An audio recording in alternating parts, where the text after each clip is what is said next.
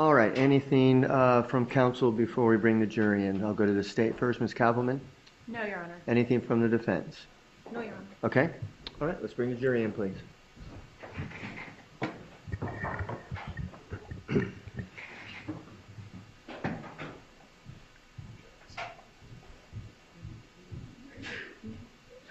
Bless you.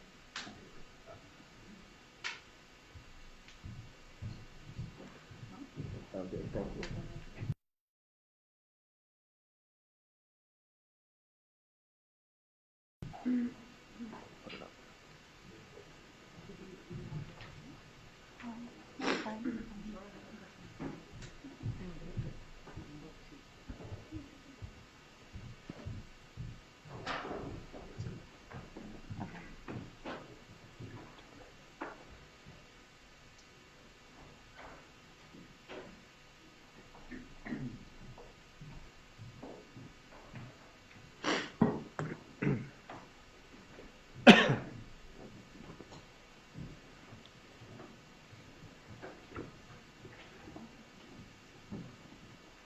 All rise, jury entering the courtroom.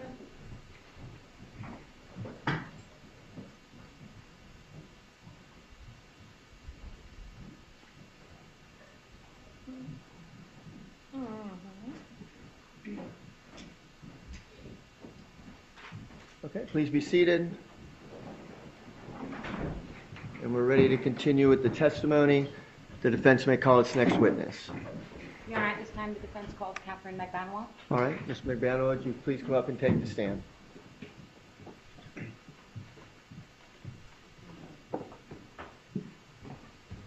Before you have a seat, we're going to swear you in.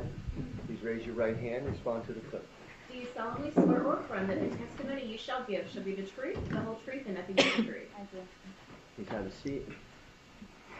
And scoot up close to that microphone, adjust it if you need to, okay? Yes, Your Honor. You may proceed. Yes. All right. Good afternoon, Ms. McBanois. Good afternoon. Okay, can you please introduce yourself to the jury and spell your name for the court reporter? My name is Catherine McBanois, Katherinemagbanua. Okay. So before we get started, I just want to ask you how you're feeling. Freaking out. Okay. Are you a little nervous? Yes. All eyes on you? Yes. A lot of eyes you've never seen before? A lot of eyes I haven't seen. Okay. All right, so if I ask you a question and it's confusing, stop me. Yes, Okay? ma'am. And I want to make sure that everything that we get out is clear for the jury, all right? Yes, ma'am. Okay. Now, we're going to be talking about a lot of stuff. Yes, ma'am. We're going to go back in time, almost 10 years, Yes, ma'am. okay? Because you know that this has a lot to do with your relationship with Sigfredo Garcia, right? Yes, ma'am. And also your relationship with Charles Adelson. Yes, ma'am. Okay. So, now, you understand the oath that you took just now, Yes, ma'am. okay? And what was that oath? To tell the truth. Okay. You understand what the punishment for lying on the oath is, correct? Perjury? Yes. Yeah. Okay. Now, you also understand, because we've talked about it numerous times, you do not have to testify today. Yes, ma'am. You have a constitutional right not to testify. Yes, ma'am. And are you doing this voluntarily and freely? Yes, ma'am. Did anyone force you to testify? No, ma'am. Okay. So let's start at the very beginning, Mhm. all right? Okay. When is the first time you ever laid eyes on Charles Adelson? I was working down in South Beach at a dental office, and he's one of our specialists, a periodontists, so he came into our office. Now, which office was this that you were working at the It's time? at Sophie Dental. It's south of 5th, I think. That's what that's SOFI stands for, right? Yes, ma'am. All right. And is it on South Beach? It's on South Beach, yes. Right. And where were you living at the time? At that time, I believe I was living in Treasure Island. That's Good. in North Bay Village. Now, what did you do? What was your duties working at Sophie Dental? I worked front desk, so I did a lot of like clerical work, answer the phones, set up appointments, insurance verification. Okay. And Was Charles someone, he didn't actually work there like you said, he would just come in and perform his specialty? Yes, ma'am. What was his specialty, if you He know? was a periodontist, so he travels up and down from, I guess, Miami to Broward County, probably West Palm. It could possibly go all the way up to West Palm Beach. Yes, ma'am. And do you remember when exactly you met him in 2013? And I know it's a long time ago, but if you can try to narrow it down as much as you can. Probably towards the end of the year. Okay, Yeah. towards the end. Yes, Right. ma'am. And I'm not pigeonholing you into a specific Yes, date. Okay, no. if you don't remember, you let the jury know. Okay. Now, at the time that you met him, had you broken up with Sigfredo Garcia? Yes, we were separated already. Now, I want you to explain to the jury about Sigfredo Garcia, okay? When did you first meet him? I met him probably right after I graduated high school. He's just like through mutual friends, and I mean, he was trying to get with me, so Were you a teenager at the time? yes, ma'am. All right. Did he go to the same high school that you went to? No, he didn't.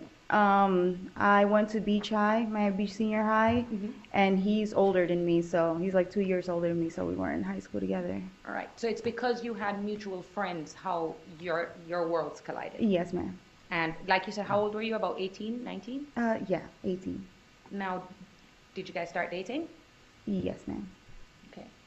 Now, at some point, did you end up going away for college?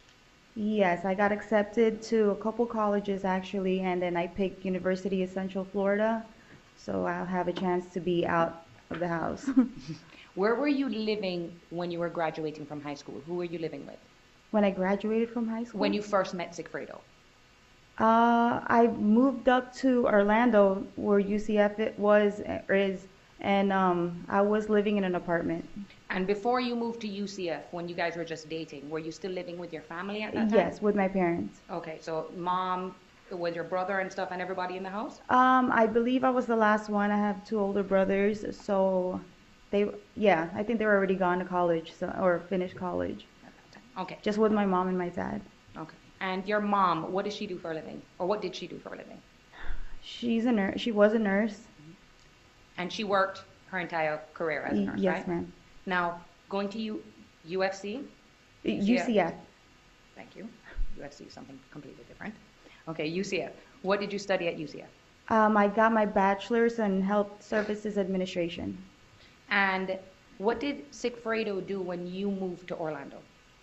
I believe he was in construction at that time. Did he move to Orlando with you? Yes, ma'am. Okay. How were things when you guys were living in Orlando? It was great. Okay. And why do you say it was great? I mean, this is the first time we lived together, and it was my first time being out of the house, so it was just, it was good. Was he giving you any problems at that time in terms of infidelity or drug use? No, we didn't know anybody in Orlando. Okay. Yeah.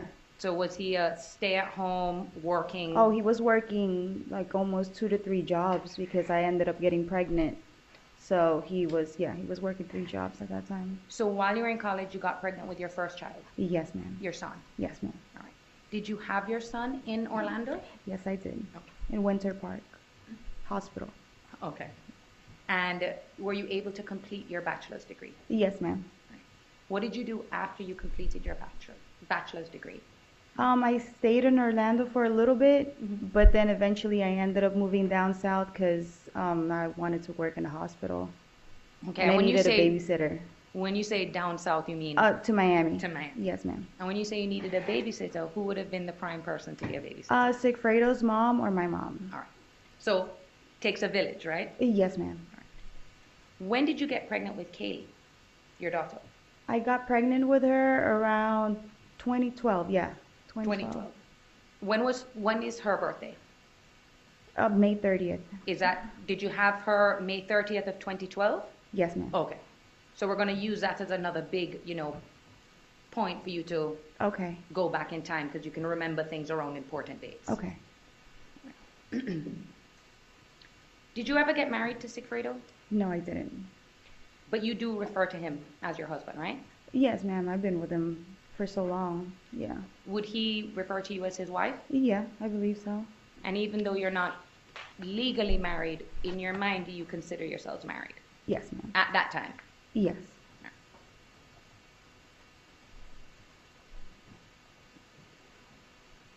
Now you come back to Miami. Do you remember how old you were at that time? I was probably 19, probably, no. I don't really even remember. I must have been like 19, 20. No, I graduated. Mhm. I had my son. I was probably 22, 23. How old were you when you had your daughter?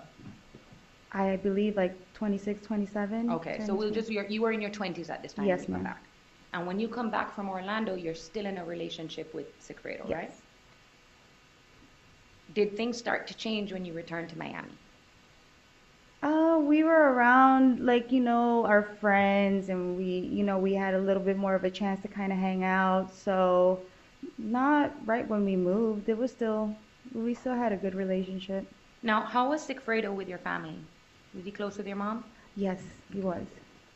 Close with your brothers? Yes. Okay, so your family was aware of Sigfredo and that he was a part of your life? Yes, ma'am. Now, at this time, is Sigfredo able to come back to Miami and get a job? Yeah, I believe so. I think he got a job in construction again. Did Sigfredo graduate from high school? He got his GED. Okay.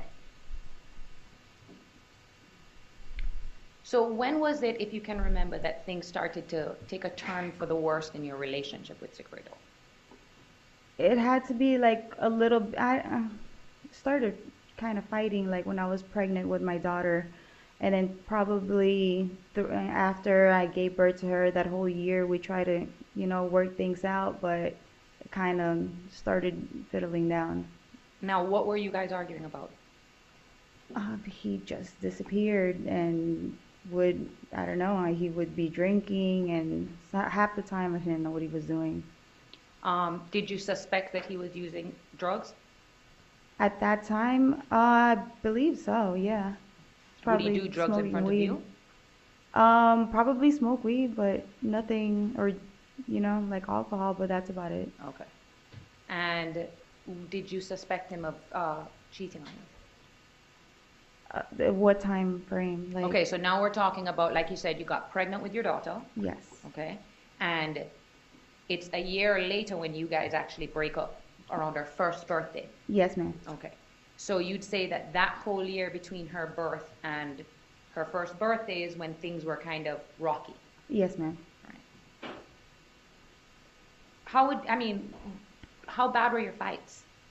Did they ever get violent, or? No, it didn't get violent like that. Like, we would just argue back and forth. Half the time it was probably me, like, screaming at him, and then he just doesn't respond, or, like, he'll leave. Okay. And now, just to remind, you're in your mid-20s, and so is Sigfredo. Yes, ma'am. So you guys are kind of young. Yes, ma'am. And were you aware that he was involved in criminal activity? I mean, I don't know if he was, or like, I mean, now it's like I'm seeing a lot more of, what's been going on, but at that time, no, I mean, he was just hanging out. And you do remember a time when Sigfredo picked up charges in South Florida, right? In South Florida? He was arrested. You're aware that he's a convicted felon, right? Yes. Okay. Yeah. And so do you know what it was he was convicted of?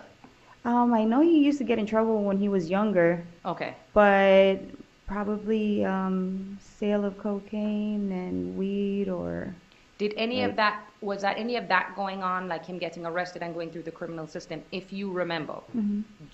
around the time of 2012, 2013? No, I don't think so. All right. And were you aware that he was selling drugs? When he was younger, yeah. So you knew he was selling drugs when he was younger? Yeah. Were you aware of him selling drugs while you two were together in your good times? No. Okay. And did you suspect that that is maybe what he was doing after you broke up, or you didn't know? I didn't know. All right. Now, is there one specific thing that caused the breakup in 2013? A specific thing, not that. I can recollect right now. Like, you know, sometimes people will say, oh, I caught him cheating on me Oh, with this. yeah, he did. One time I was going through his phone and I saw that he was like talking to another girl, or there was like text messages from another girl. Okay, and that could have been the catalyst just for the argument that caused the Yeah, split. yeah. But are you sure, or you think that's what it is? I believe that was that's one of the times. Now, because of this massive fight that you had, he was living with you at the time, right? Yes, ma'am. And was he helping you take care of the kids at the time? Yeah, he was living with me. So Was it you, him, and the kids, and that was it? Yes, ma'am. Right. And so you kicked him out of the apartment. Yes, ma'am. Do you know where he went? No. Okay. And how serious was this separation between the two of you? Around this time, this is like when Kaylee was like probably one, right? Now we're at 2013. Okay, yeah, she's around. She's one. Well, I'm sorry. What was your question? How serious was this separation between the two of Oh, you? I've had it at that time. Yeah, it was a lot of things led up to that big fight that we had. Okay. And on times that you would fight before, you'd fight, but it never got to the point where you'd kick him out the house. Yeah, no, I would kick him I've kicked him out once before that time, but nothing really. Like we would just argue and He'd come back in a few days. yeah, like he'd come back like later at nighttime and he'd be home. So would this be the first major breakup? Yes, ma'am. And you were done. I was done. Did he try to get back together with you? Yeah. I mean, he always tried to get back with me. Now, so you start working at Sophie Dental. Do you remember how you got the job at Sophie Dental? And one of my high school friends was working there, and she told me there was an opening, and she told me the hours would actually be really good for you. I already had my daughter, so I was looking for a job, and I did an application and And started working there. Mhm. Did you have any other jobs at the time you were working at Sophie Dental? I believe I was working promotions as well. You saw earlier during your trial a picture with you and some other ladies standing up behind like a table with some, like a case of beer. Like samples, yeah. Was that a good example of what the liquor promotions were? Yes, ma'am. Is that what you were doing in that picture? Yes, ma'am. Can you explain to the jury what that entails and how it is that you became involved in that? Okay, so we worked with different liquors, like let's say Absolute. It's been so long. And certain types of vodkas, and we would set up, we would buy with the money that like the company would give us. We would get it from the owner of like the store, or buy from the store, and then we would give samples out to people that are coming in. Okay. And then how would you get paid? At that time, I think I was getting paid through checks. Okay. I don't remember. Are you certain or you're not certain? I'm not certain. All right. And were you broken up with him at this time with Sigfredo? Yes, ma'am. All right. Now, when you first meet Charlie, did you know right away that he wanted something more than a friendship? Oh, yes. Okay. Explain to the jury how it is that he got your number. Well, he was one of the specialists in the dental office that I was working at. So he came in, and I think he was telling some of the girls, like, asking about me, and he got my phone and tried to put his phone number, on my phone. And I was like, I already have it, because we have to text the doctors to tell them about their appointments sometimes. Okay. And would you say, I mean, what did he ask you out right away, or how did that evolve? I think through time, like he kept, Kaylee was little at that time, so I could never like really hang out or go out. So he kept on, and then one day like we went out to go get something to eat or something. Okay. So it's fair to say he was persistent. Yes. All right. Now, I'm going to try to help you with your memory. So I'm going to go back to, now we're moving forward. Do you remember if you guys were dating at New Year's Eve in 2013? Yes, ma'am. Okay. Did you guys go out for New Year's? Yeah, we went to this place called Hard Rock Hotel and Casino, and we spent New Year's over there with Okay, some and other friends. that establishment is in Fort Lauderdale? Yes, ma'am. Okay, and it's a big casino with lots of shops and clubs and all that kind of Yes, stuff, right? yes, ma'am. And did your relationship ever get to serious boyfriend and girlfriend? No. All right. But how much, like, how about the communications between the two of you, between you and Charles? We would text. Okay, now Yeah. explain to the jury, because I know sometimes women complain that men do not communicate with them a lot, all right? Okay. Did Charles Adelson have this problem? No. He's always texting. Okay. Yeah. Is he someone too that talks a lot on the phone? All the time. Okay. And even with his job where he's working all day, he will call and text and everything in between throughout the day? Yes, ma'am. Now, when was the first time you ever met Charlie's sister, Wendy? I believe the first time was when they were talking about Yardbird when we were eating. Okay, so you remember that day? Yes, when ma'am. that was the first time you ever met Wendy? I believe so, yes. Before then, because that's in March of 2014, okay? Before then, do you remember Charles ever talking about Wendy to you? Not that I can remember. Okay. He probably said he had a sister, Mhm. but, you know, like, he had a sister and a brother, but I just didn't know when he told me he had a sister Okay, and a and brother. he never spoke to you, or you never had any knowledge of, for example, you know, Wendy's divorce? No. Okay. All you knew is he had a sister and a brother. Yes. Now, that night you went to Yardbird, Mm-hmm. all right? What is Yardbird? It's a restaurant that, like, you can eat out on the patio. It has an indoor, outdoor. And this on South Beach? Yes, ma'am. Was it daytime or nighttime? It was after work, so it was like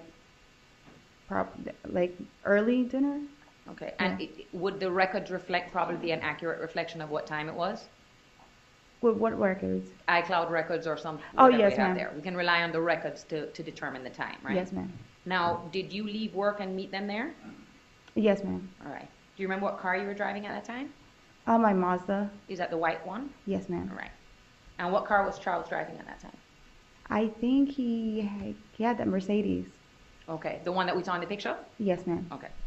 And when you get to the restaurant, are Wendy and who you now know is Jeffrey Lacoste, were they both there? Yes, ma'am. All right. They were already sitting there. And did you show up before Charlie, or you guys got there at the same time? I don't remember. And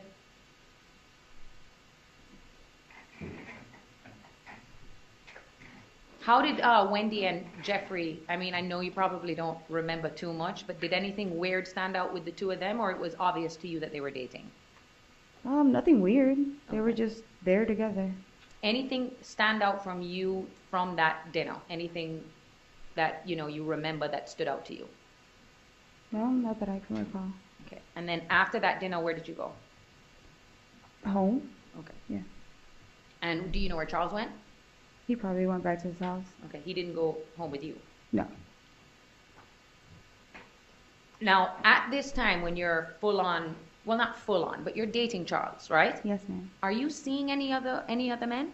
No, ma'am. Right. Did you have time to see any other No. men? I did not. How many jobs were you working at that time now? Now we're in March of 2014. Were you still at Sophie Dental? If you can remember. I think I can't remember.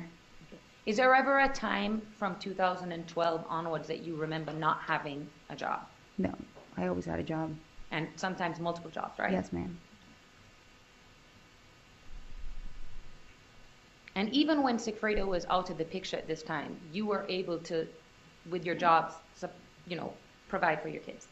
Yes, ma'am. Did you have any other family help? Yeah, my mom. Your mom would help you out? Yes, ma'am. How would she help you out?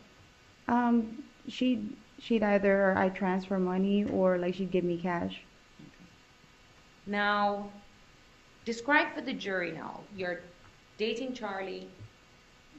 How is Sigfredo's presence in your life at this time? Where was he living, if you know? When I was dating Charlie, Yeah. I know he wasn't living, like, he was probably like living at his friend's house, but eventually he ended up living with that girl. Shrimp. Shrimp, yes. Okay. So, but you don't know when that transition took place? No, ma'am. All right. So as far as you knew, he's staying with friends, things like that. Yes, ma'am. Was it any of your concern where he laid his head at night? No, Why?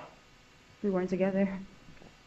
And you saw the call detail records about the flurry of communications between you and Sigfredo and Charles. Yes, ma'am.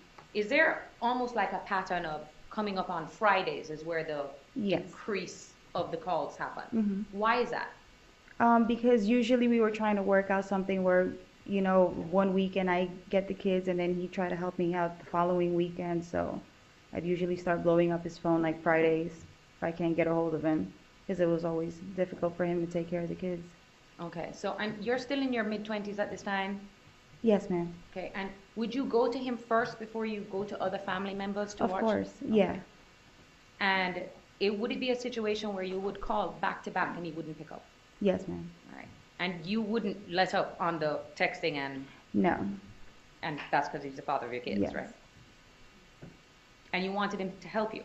Yes, ma'am. You notice anything unusual about the fact that you'd be texting the father of your kids and then maybe not get through and then maybe make a phone call to your boyfriend?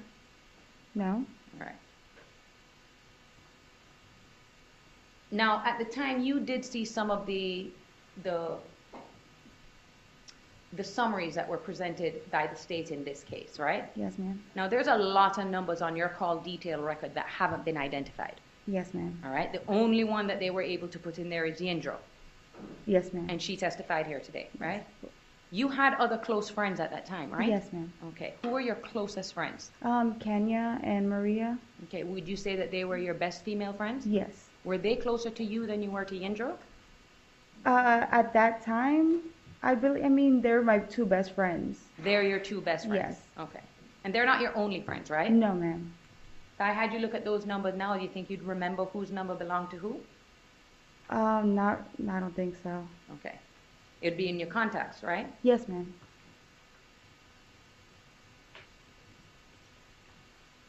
Now, as far as you knew, did Sigfredo know about Charlie, that you were dating this guy? Yes, ma'am. And why do you believe, or how do you know that? How do I know that he knows? Or me? what is it that made you realize that he knew that you were dating this guy? Did you say it to him, or did he ever make a comment? I probably did. Like, I probably mentioned Charlie's name or whatever. Okay. Trying to get him mad. Oh, Yeah. to push some buttons with him. Yeah.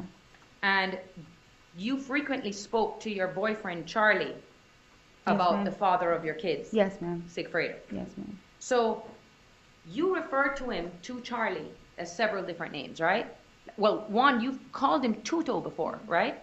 Sigfredo? Yeah. Yes. So Charles Adelson knows the name Tuto. Yes, ma'am. Okay. So when you heard on some of the recordings him saying, I don't even know who these guys are, and he keeps repeating it over and over, Yes, ma'am. he's lying, right? Of course. Now, in June of 2014, okay, that is when Kaylee's birthday is, right? Yeah. May 30th. May 30th, yes, Just a ma'am. few days before June 1st, 2nd, and 3rd, 4th, where they say the first trip happened, right? Yes, ma'am. All right. What did you do for your birthday? For For- Kaylee's birthday, if you can remember. I just had like a little gathering in the house, just like another friend of mine, I think, and her kids. Okay. Something small? Something small, yeah. How old was she turning? 1. Wait, no, this is 2014. 2. 2. Yeah. Okay. And you're still living at the same apartment? Yes, ma'am. Who was living with you at the time? My mom. All right. So it's just the four of you. Yes, ma'am. 2 kids, you and your mom. Yes, ma'am. Would Sigfredo still come over? Yes. Okay. Why is that? He'd come by every now and then, see the kids, hang out.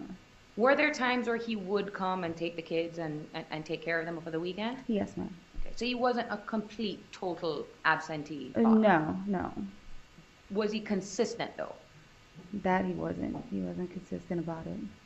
Now, around that time, you've seen these things about you pinging and going to take Sigfredo Yes, ma'am. to rent a car. Did that ever happen? No, ma'am. Okay.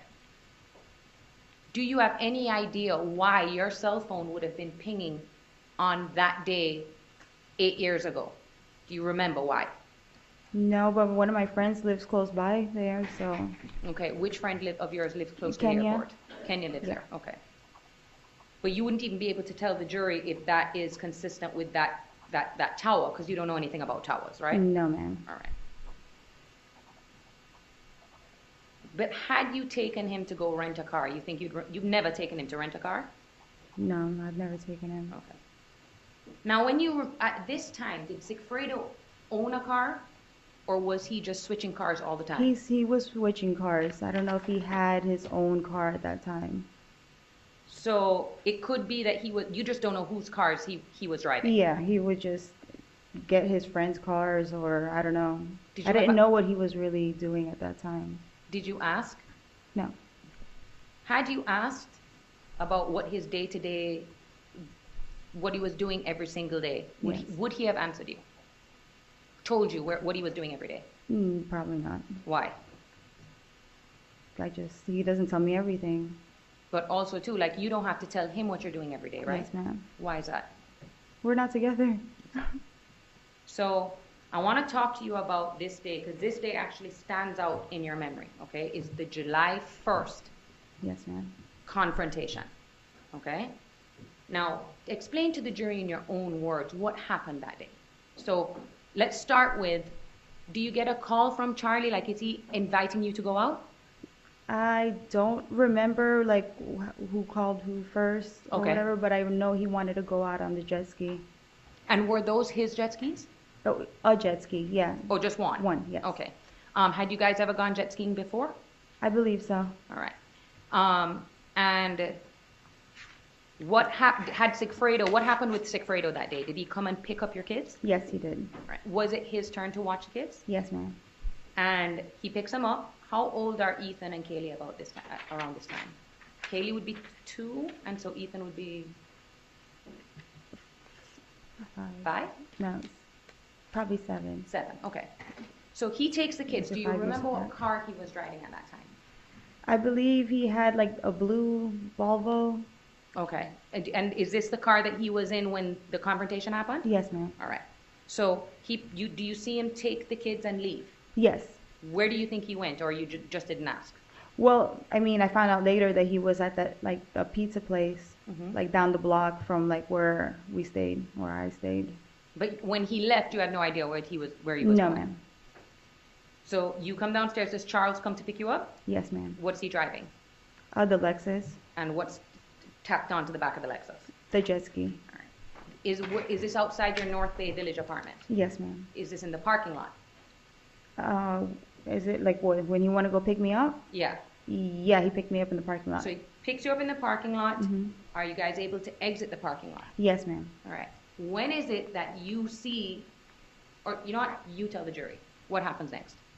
As we were pulling out of like the parking lot, we were gonna go down the way, like one of the roads, and Sigfredo cut us off and just jumped out of the car and started screaming in the middle of the street. So you're on a roadway. Mm-hmm. Okay. He blocks in. Do you immediately recognize that that's Sigfredo's car? It was fast, but he jumped out of the car and like stood in the middle of the street, so I knew it was him. Now describe for the jury, because he's not a small guy, Sigfredo, right? No, ma'am. Okay. He's a lot taller than you are. Yes, ma'am. Okay. And at that time, was he, working out, or Yeah, he was fit. he stood up in front of the car, and what did he do? He just started screaming in the middle of the street, but I didn't know what Was he he- was saying. Could you hear what he was saying? No, ma'am. Were the windows up? Yes. All right. And do you know if he was screaming in English, Spanish? I don't know what he was saying. Now, when you see him, what was your reaction? I was shocked. What was Charlie's reaction? Oh, he was petrified. Now, when you say he was petrified, what do you mean? He looks at me and then he's like just trying to find a way to get out of this, like the one, because the street is very narrow. Mm-hmm. So he was trying to figure out how to basically do like a turn with the jet ski so we can go the other way. Okay, so basically turn around because now Sigfredo was blocked off the other way. Yes, ma'am. All right. Did Charles ever get out the car? No, ma'am. Did Charles ever say anything to you in the car? Say something to me? Yeah. About Sigfredo. No. He was just Not trying to that I get... can yeah, he was trying to his focus was to get out of the way. Now, did he get out the way? Yes, ma'am. What happens when you guys drive off? Sigfredo like kind of pulls, so he jumps back in the car and he pulls up next to us and he's just screaming, and I'm just looking at him like why are you, he was acting crazy. Did you see him get on the phone? Get on the phone while Yeah. while he was driving? At any point at that day, did you see that he had gotten on the phone? Not that I know of, no. Okay. Now, did you find out that at some point after you left that he had made a phone call to the Adelsons? Yes, ma'am. How did you find out that that phone call had been made? I don't quite remember. Do you know did Charles tell you or did Sigfredo tell you? I think this was already on the way when I came back, like when I was going to pick up the kids from Sigfredo. Mm-hmm. So he was like trying to, we were fighting about something, I guess the whole situation, but I went out to the jet skis already. Like we already went out and this was on the way back. Oh, so you'd already I was already gone going out. to pick up the kids from Sigfredo. Where was Sigfredo with the kids? Do you know? Remember? I think I pulled up in front of Shrimp's house. And that's where he was with the kids? The kids might have been inside the house because it was, or he left them with his mom, but I was talking to him like we were outside and he was on the phone. Okay, so that is when as far as you know, is making the phone call. Yes. Okay, Yes, could you ma'am. hear what he was saying? No, ma'am. Okay, did you know who he was speaking to? No, ma'am. Was he talking? Yeah, he was talking and then he walked away. Like he was talking on the phone and then walked away, and I'm like chasing him in the middle of the street. All right. Were you able to get his phone from him or anything like No, that? ma'am. And why is it that you end up calling Harvey Adelson after that debacle? Because he left a message apparently on his phone. And what was your purpose of calling the Adelsons? Were you embarrassed? Yes. What did Charlie ever say? Did he ever talk to you about that afterwards? About, what happened with Sigfredo doing that? I don't remember. Okay. So you don't remember him specifically discussing that with you or saying anything about it? I think about leaving a message on the phone on his dad's phone. Yeah. But besides that, not that I can recall. Did he seem upset that this is what had happened? Like, oh, your psycho ex-boyfriend is like, I can't be with you because he's so crazy? I mean, I guess. No, did Charlie ever kind of say that to you? Like that, because of that incident, that is what would have caused your later breakup? No, ma'am. Okay. Did he ever talk badly to you about Sigfredo? Not really. And you would talk to him about how frustrated you are with Sigfredo, right? Yes, ma'am. Mm-hmm. All the time. Yeah. About how he doesn't help take care of the kids. Yeah.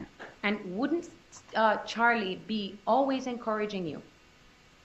Yeah, That's the he's father always- of your kids. Yes, ma'am. Okay. And it was always kind of encouraging you not to end everything with him. Yes, ma'am. Who's Yindra? Mascara, Yeah. I've worked with her. I mean, she was a high school friend too, but she was younger than me. And we started hanging out when she said, I guess her birthday, one of her birthdays. And did that sound right to you that you Yes, remember? ma'am. Okay. Yeah. And so you guys got back to, you met, you see each other at the club, it's her birthday, and your Yes. friendship kind of starts there. Yes, ma'am. All right. Now, she actually worked in the clubs with you, right? Yes, ma'am. Now, let's talk about the 2 clubs that you worked at. Were there more clubs that you worked at, or it was just those 2? At that time, I think it was only those 2. What is the first club you worked at? I worked in Fate. Okay, so Fate nightclub. first? Yes, ma'am. Okay. And that's the one where your former boss came in here, Mr. Nabel. Yes, ma'am. Okay. Now, explain to the jury how it is that you made money and how you were paid at that job, at Club Fate. I did bottle service and I bartended as well, and we would get cash tips or on credit cards. Okay. And was what he said, Mr. Nabel said it, fairly correct, that the only thing they can really track from you guys is what's written on the credit card receipt? Yes, ma'am. All right. Did you declare all of your cash tips? No, ma'am. Okay. As far as all the other employees, did you know if they all declare their cash tips?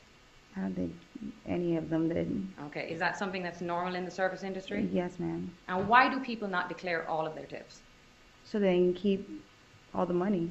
and not have to pay too much taxes, Yes. right? Mhm. So, how long do you remember working at Club Fate? The dates have been so off, like I don't even remember anymore. Okay, so we should rely on things that are in records to Yes, determine. ma'am. Okay, because I don't want you to, if you don't remember, you don't remember. Yeah. Now, what would you do with your cash? Every time you made cash, did you just go to the bank the next day and deposit it? No, I usually saved it Okay, and where would you save it? At home? Or? at home. All right, but you did deposit some of your cash into the bank. Yes, ma'am, and when I had a chance to. Okay, and you have two bank accounts, Yes, ma'am. and you deposited cash into both bank accounts. Yes, ma'am. All right, and that's something you've been doing since you've Yeah. had a bank account. Yes, ma'am. Even before you met Charles Adelson. Yes. Did Sigfredo ever come out to the clubs and see you working? Not that I know Okay, that probably wouldn't have been a good idea, right? of. Probably not. All right. And did Charlie ever come out to Club Fate while you were working there? Not that I know of. All right. Did you have other jobs while you were working at Club Fate? I don't remember. Were you, because you saw on the chart, your employment overlaps sometimes. Yes, ma'am. So was there a time when you were working at Club Fate but not holding any other jobs, or you'd have a 9 to 5 and then just do the Club I Fate? believe so. I usually have 2 jobs. All right. And after Club Fate, what was the next club you worked at? A Hollywood Live. All right. Now you saw that photograph that the state presented as to what Hollywood Live was, right? Yes, ma'am. Okay.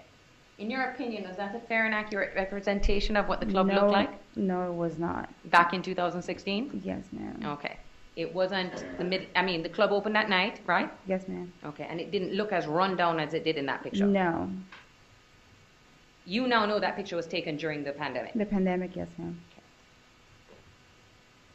Do you know someone by the name of Dan Markel? Yeah, not now. I mean, not now, but. I'm now just I going to do. ask you right now, and you can tell the jury.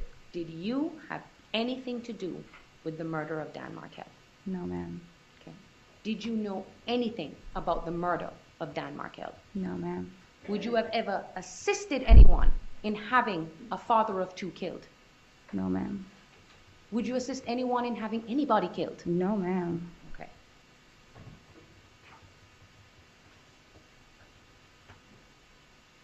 Did you know anything about Wendy Adelson's divorce? No, ma'am. Did you know anything about her custody battle over No, her ma'am. kids? No, ma'am. Did you even know she had kids? I knew she had children, yes. Okay.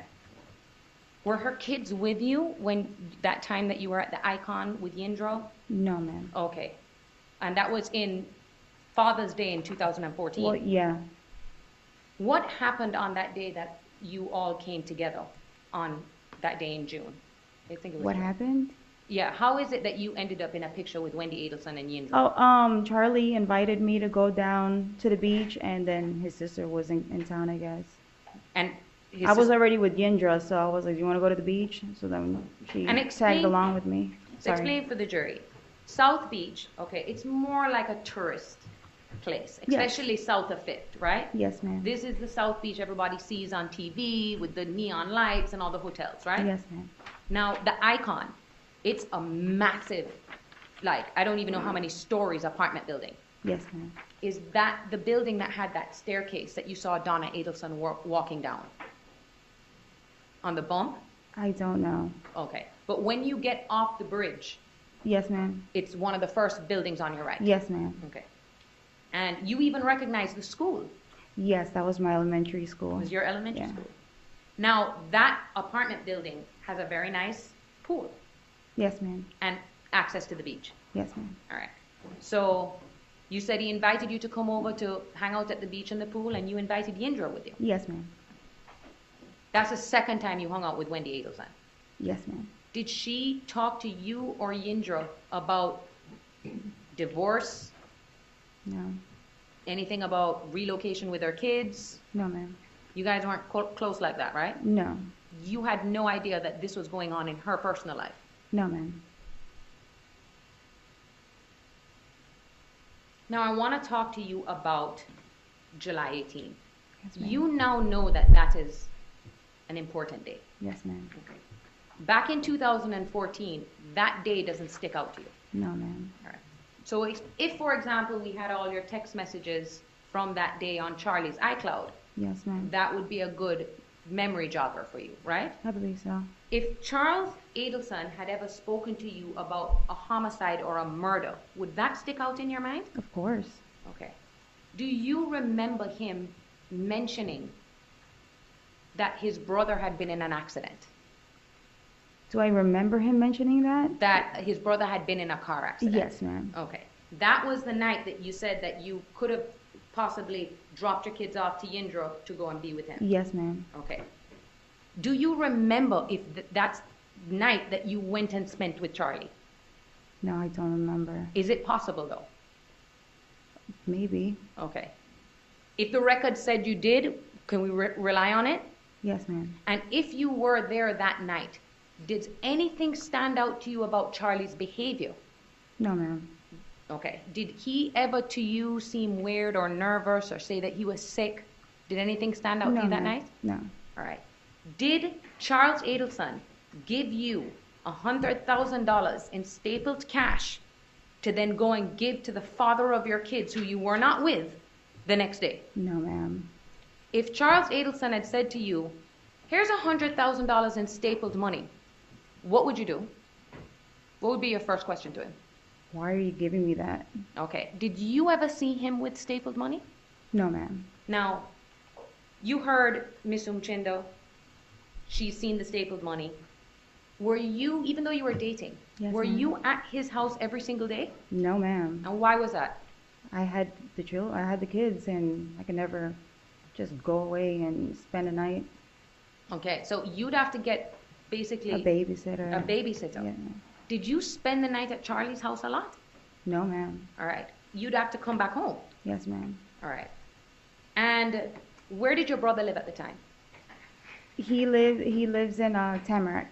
All right. Close to the Adelson Institute? Yes, ma'am. Okay. Very And- close. Very close. Yeah. And your brother married with kids? Yes, ma'am. Okay. Now, the next day you say, well, they say that the next day, the July 18th was a Friday, okay? I'm telling you, it was Yes, a Friday. ma'am. I'm sure you don't remember. The next day is July 19th, where there is this allegation that you went over to Jessica Rodriguez's Yes, house to ma'am. drop off money. Yes, ma'am. Okay, let's talk about that. You know Jessica Rodriguez, right? Yes, ma'am. How do you know her? She's Tato's girlfriend, ex-baby mama. So were you guys close before she got pregnant, or it was only until she got pregnant? I think after she got pregnant. Okay. Or I think I knew her when she had the baby, like when she had the belly. Oh, when she actually Yeah, had yeah. the belly. Okay. And even though you and Sigfredo weren't together, you and her bonded. Oh, yes, ma'am. Was she having the same problems with Louis that you were having with Yes, ma'am. Sigfredo? Hmm. She has no idea where he is and all of that? Did she complain about him to you? I believe, yeah, we probably spoke about it. Did you know that he was a Latin King gang member? I did because of the Crown. Like now that they talk about it, like all the time with the Latin Kings. I don't know at that time if I knew he was in the Latin King, but I do now. You do know? Yeah. Okay. Was Sigfredo, to your knowledge, ever in a gang? No, Sigfredo was not in a gang. All right. And so on this day, did that happen? No, ma'am. You never went and were trying to find Sigfredo and to get him to drop off money for a murder? No, ma'am. I was looking for Sigfredo, but not for that. And in your text messages, you see that from that day, you actually was trying to get Ethan and you were going to go take him to the pool. Yes, ma'am. Okay. But it's a weekend. Yes, That's ma'am. Saturday. So it's not unusual for you to be looking for Sigfredo. No, ma'am. It was probably his weekend. And he wasn't picking up the phone. Yes, ma'am. Okay. You heard Luis Rivera say that you called him first. Yes, ma'am. That's not true, is it? No, ma'am. He called you. Yes, ma'am. You were looking for him. Do you remember if who you called was Anthony Ortiz or Jessica Rodriguez? I don't remember. Okay. Would that be normal that you would try one of them to try and find out where Sigfredo is? Yes, ma'am. Why? If I couldn't find him and I was blowing up his phone, it'd be the next person that I would think would be around him. And that's Hibaro, right? Yes. That's Anthony Ortiz. Yes, ma'am. He was close to Sigfredo. Yes, ma'am. All right. And you would probably go to Jessica first before you call Lewis. Yes, ma'am. All right. That number that they found in your phone turned out to be a wrong number for him. Yes, ma'am. You don't talk to him that much, do you? To whom? Back then, you didn't talk to Lewis a lot? No, ma'am. Ever on the phone? No, ma'am. And they only got your records from May forward, right? Yes, ma'am. We're unable to get any of your records past then, before then, right? And that time that you tried to reach out to that number, that's because you didn't know what his new number was, No, ma'am. okay? And you had an old wrong number for him. Yes, ma'am. Well, I've had the same phone forever. How long have you had your phone? I've had that phone since I was in high school. The same number? The same number, not the phone, the same number, yes. Same.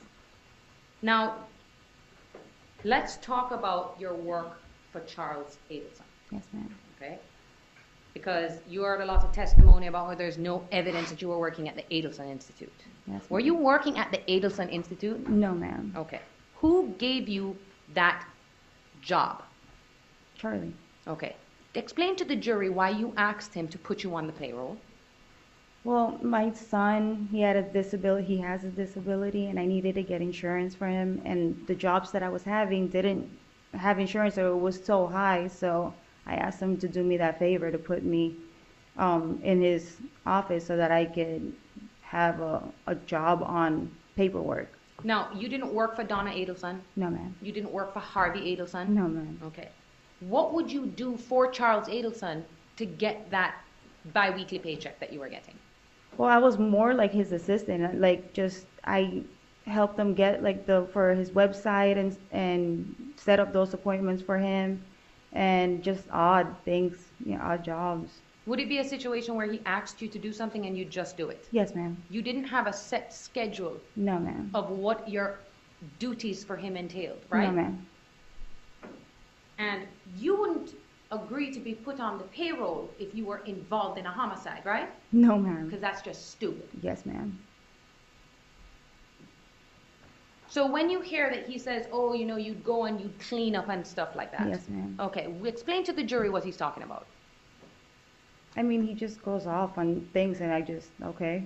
Are there Like- times where you would go and clean up if he had asked you to? Have I ever Yeah. go to the office? hmm I mean, I think like I lied about it. Like I told him that I did, but I really didn't.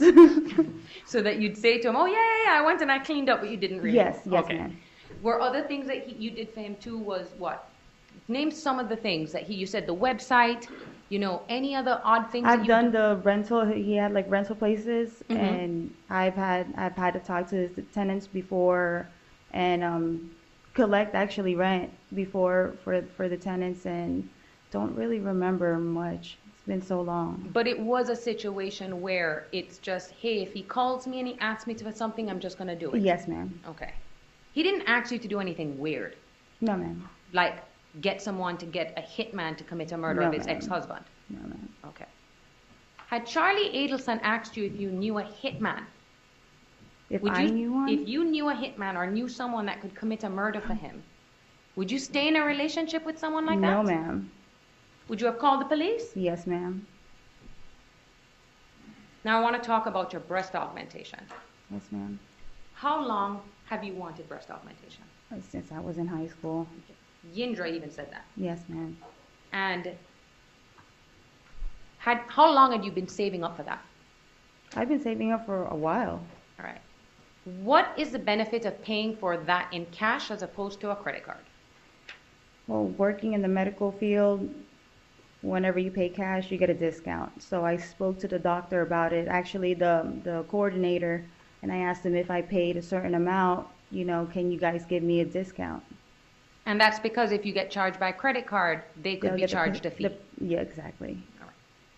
Did Charles Adelson give you money or pay for your breast augmentation? No, ma'am. Who paid for your breast augmentation? I did. So Sigfredo didn't pay for it either. No, ma'am. When you had your breast surgery, do you remember when that was? When was it? I believe it was like October, around October. Had you broken up with Charles at this point? Oh, no. never really like broke up because we never really had like a specific day where we would start going out. But I don't think I was like we weren't hanging out as much at that time. Do you remember, explain to the jury how it is that things kind of tapered off with you and Charlie? How it kind of like dwindled down. Yeah, because I'm sure he was, you know how he is, calling you all the time and you Yes, guys ma'am. talking to each other all day. Yes, ma'am. And then at some point, did it kind of, he was just not calling you as much? Yeah, it just kind of, well, dwindled down. I see Well- now from the text messages. All right. And you can see now from the communication how right after the murder it just goes. Yes, ma'am. He never said anything to you though, like about why that happened. He just kind of No, ghosted you. ma'am. Yeah, yeah. Were you aware that he was also, that he began talking and seeing to another woman? No, ma'am. Did you ask him about that? No, ma'am. That wasn't your business. That was my business. Now, even though you guys, the intimacy in your relationship kind of dwindled down, because you were never formally boyfriend and girlfriend. Yes, ma'am. Okay. So when that kind of dwindled down, did you remain friends with Charles? Yes, ma'am. Did he constantly keep in communication with you? Yeah, we would text. All throughout up until Sigfredo was arrested.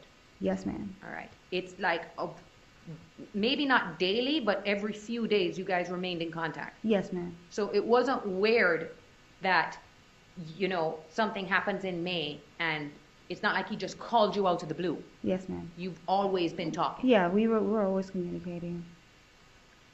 Now, when did you move out of the Treasure Island apartment and move to the other townhouse? After the Treasure Island, I believe I stayed like in 125th, around that area at an apartment, and then I moved to the townhouse when I was with Sigfredo. Okay. Now let's talk about when it is that you remember you and Sigfredo getting back together. Well, that Pacquiao fight. Okay, it so that's sticks correct. out. Yes, ma'am. Okay. Was that like the official day that you guys kind of said, okay, we're back? Yes, ma'am. That was over a year or about a year after the murder of Dan Markel. That was in May 2015. May 2015. Yes, ma'am. And Luis Rivera was there, right? Yes, ma'am. Okay. But then he got arrested right after that. I believe so. When he got arrested, did everyone find out what he was arrested for? I believe so. About that Rico? Mm-hmm. Yes, ma'am. Were you surprised? Not really. Were you worried that Sigfredo was going to get arrested? No, because he's not in a gang. Okay. Did Sigfredo ever say anything to you about Luis's arrest? Not that I remember, no. But I think everybody knew about it. Like, you know, it was all over social media. Not social media, but everybody, like, knew about it. I don't know if Yendra mentioned something about it to me, and then we all But it kinda spread knew. amongst all your small group of friends. Yes, ma'am. And it's not even a group of friends. These are people who all went to high school together. Yes, ma'am. A lot of them remained in Miami, right? Yes, ma'am. And now, when you moved out of the Treasure Island apartment, did your mom go with you? Out of Treasure, no. Okay. I just moved with the kids. Okay, and so it was just you and the kids? Yes, ma'am. Do you remember an accident with Sigfredo Garcia What kind of accident? on a motorcycle? Yes, ma'am. Okay. Do you remember when that was? I believe that was in the beginning of 2015. Mm-hmm. Did you find out who it was that he was on the bike with? Yes, ma'am. Okay. Was that an issue for you? Yes, ma'am. Was Sigfredo trying to get back together with you at that time? I think he was trying to get me to take care of him, but I was like, you're on your own because you just got in a car, you know, like this girl was just in a motorcycle accident with him. And you had no idea that he was still seeing Shrimp? I mean, at that time, I don't think so. Okay. And because he was still seeing her, that probably put a little wrench in him getting back together with you? Yes, ma'am. All right.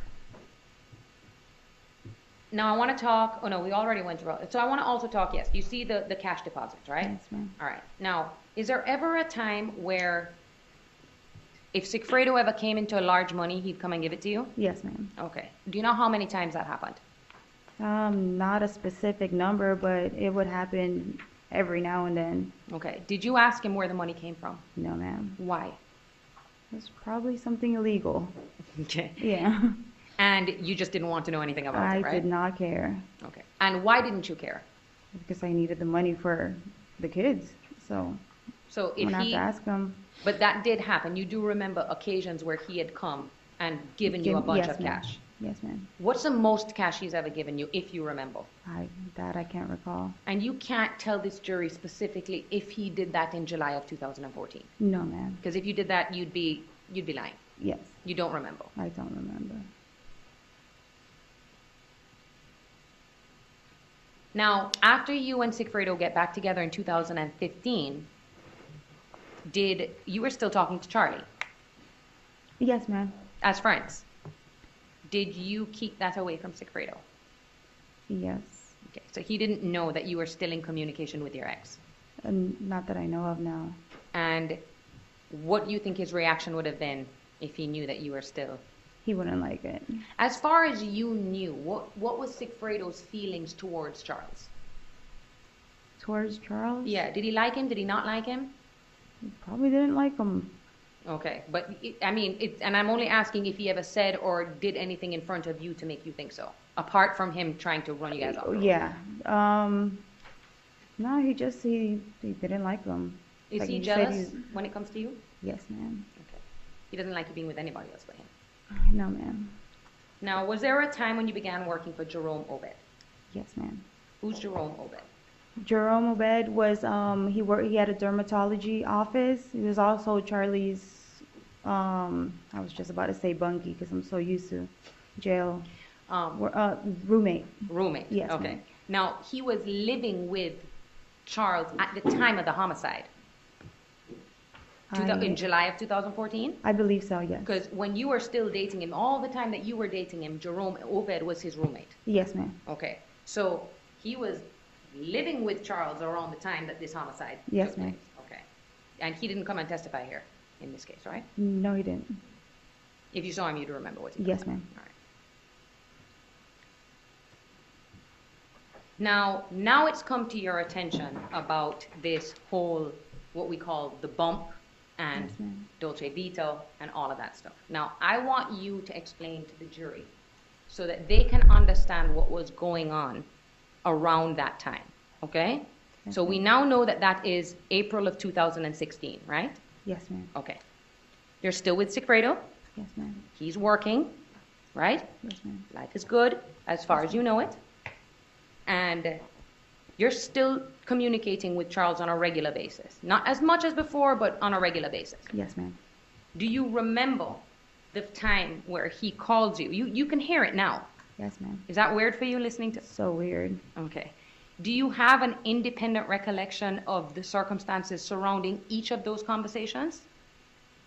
A recollection of it? Like, does it almost sound sometimes when you listen to it, it's almost as if you're listening to it for the first time? Because it's been so long. Well, it's not the first time that I've ever heard from the last time, but do I have yeah. Okay, so let's a talk little about bit. let's talk about what you do remember. Okay. Because the best person to explain what was going on in those conversations It's me. is you. Because Sigfredo's not here, Yes, right? ma'am. They didn't tap his phone. No. Charles is not here, right? Mhm. Do you know where he is? In jail, Okay. Do you know how long he's been in jail? a month. Okay, so we'll get to that in a second. So he reaches out to you, and you heard that phone call where he tells you, oh my God, someone came up to my mom on the street. Yes, ma'am. Okay. And he said to you, they mentioned something about an ex-girlfriend. Yes, ma'am. All right. What was your response to him?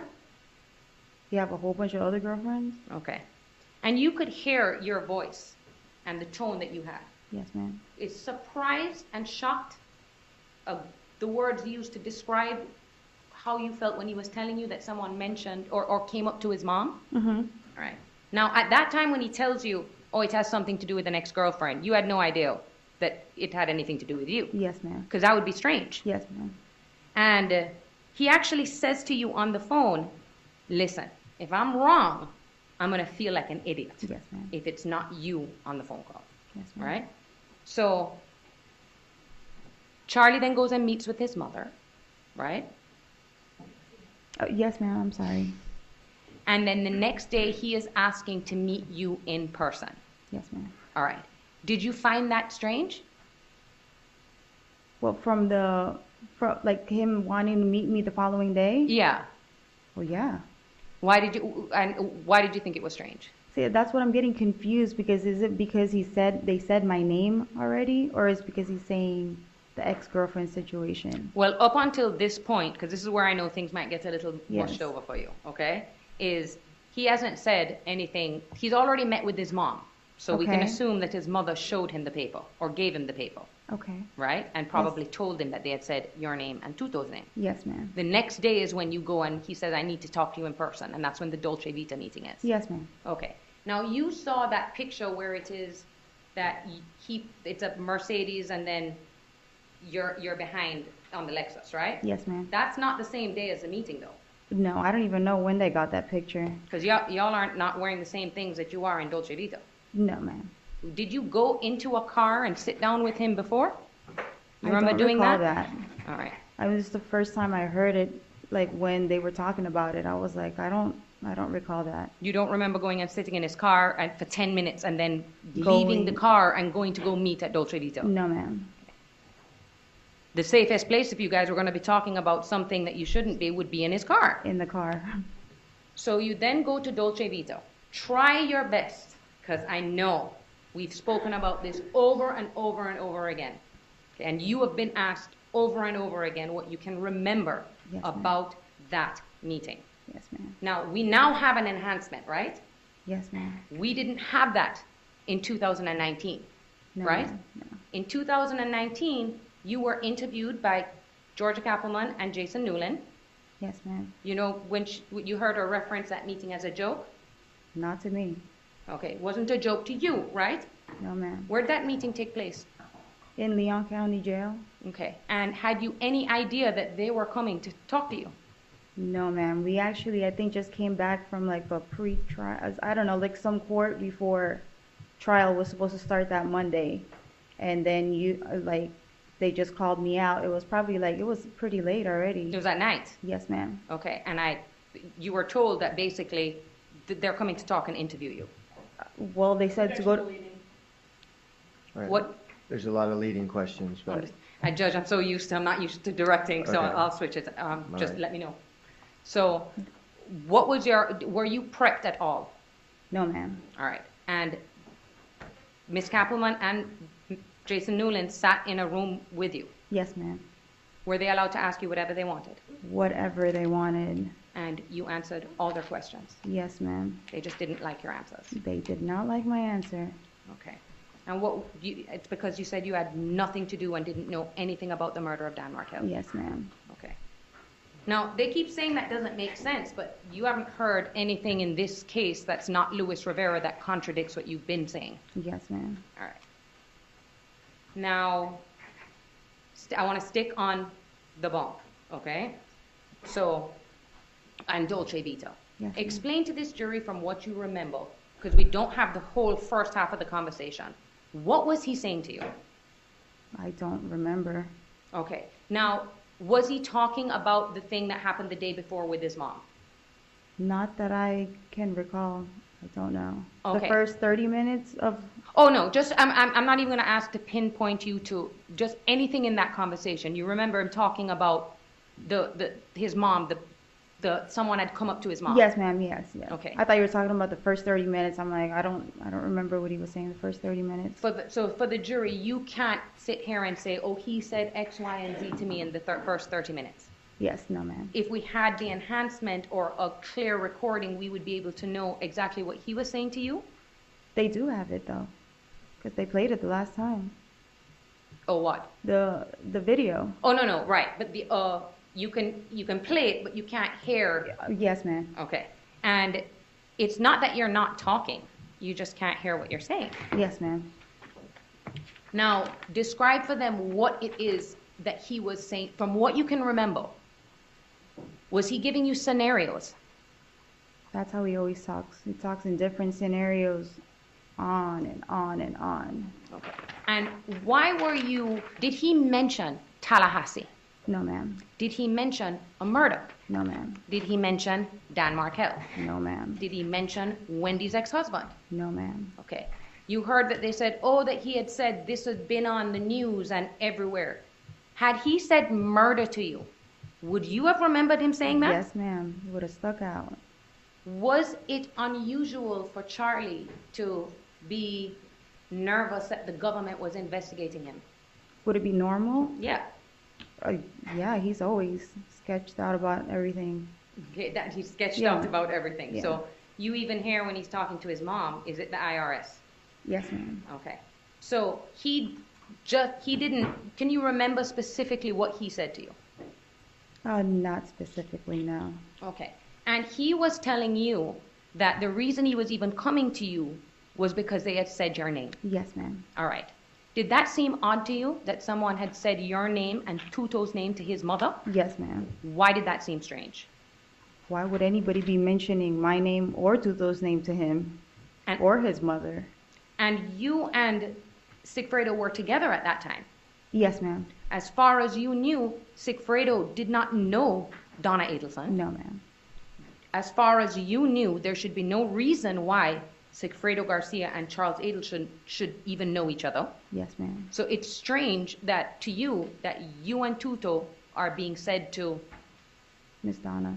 Yes, ma'am. Donna Adelson, right? Now, was he trying to convince you to call the number? Yeah, he was trying to convince me the whole time. That's why he goes off of scenarios and this is what I want you to do. Did he say to you in that meeting, because I have nothing to do with this, Yes, ma'am. I don't know what's going on. Yes, ma'am. You know, you go and find out, and I hope that this is the police. Yes, ma'am. Okay, doesn't sound like something that people who are conspiring to commit murder would say, right? Yes, ma'am. If you would have been freaking out, Yes, ma'am. would you have been freaking out I if would've that been. happened? Yes, ma'am. All right. And are you able to fill the gaps for the jury if you were to sit down and listen to that enhancement to try and fill in what it is? Do you even remember what you were saying to him? No, I don't recall. All right. But did he ever show you that paper?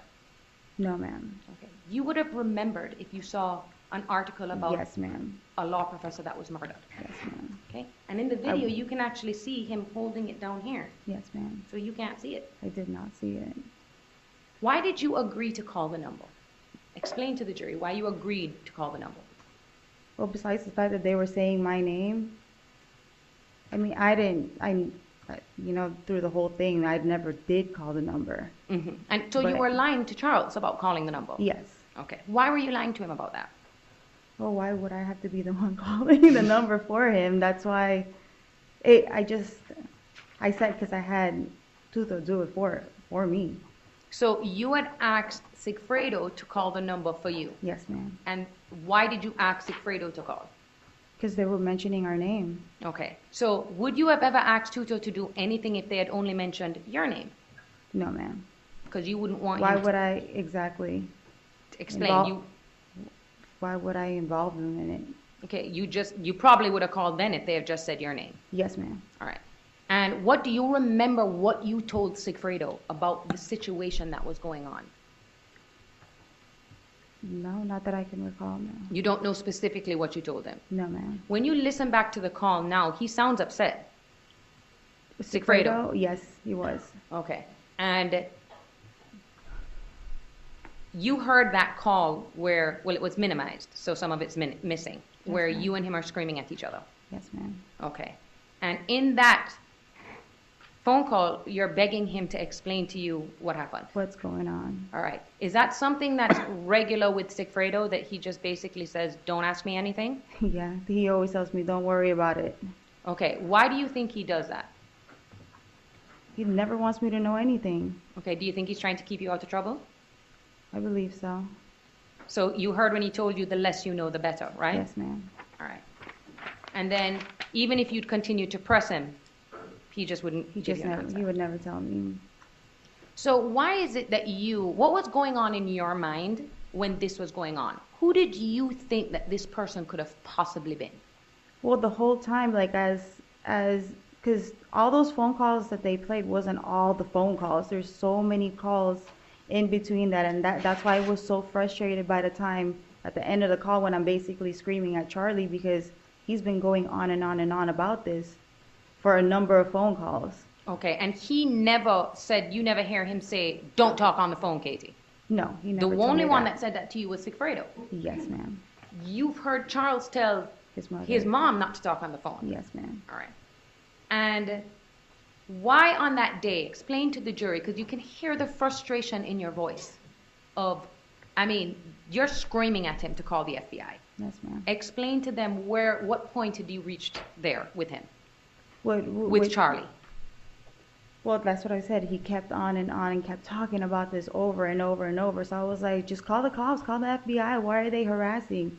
But like I told you the whole time, since I don't know when they had mentioned about a brother and Tato and all that stuff, so I thought it had to do with drugs, that or somebody that's trying to extort money from his family, which is like from Tato's family, from somebody that Tato might know.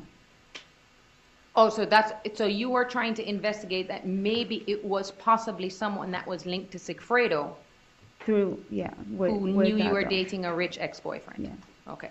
So because of Sigfredo's background, it didn't seem that unusual to you that someone might have done that. No, ma'am. All right. And who Sigfredo used to hang around with. No, ma'am. Okay. And why didn't you call the police? I mean, how was I going to call the police when somebody else was getting harassed? Like, I would sound weird. Like, what am I going to tell them? I have a friend their mom is getting harassed that mentioned my name, so you need to go investigate them. If they had walked up to you, would you have called the cops? If who walked out to me? Someone walked up to you and Oh, tried- yes, I would. Okay. Now,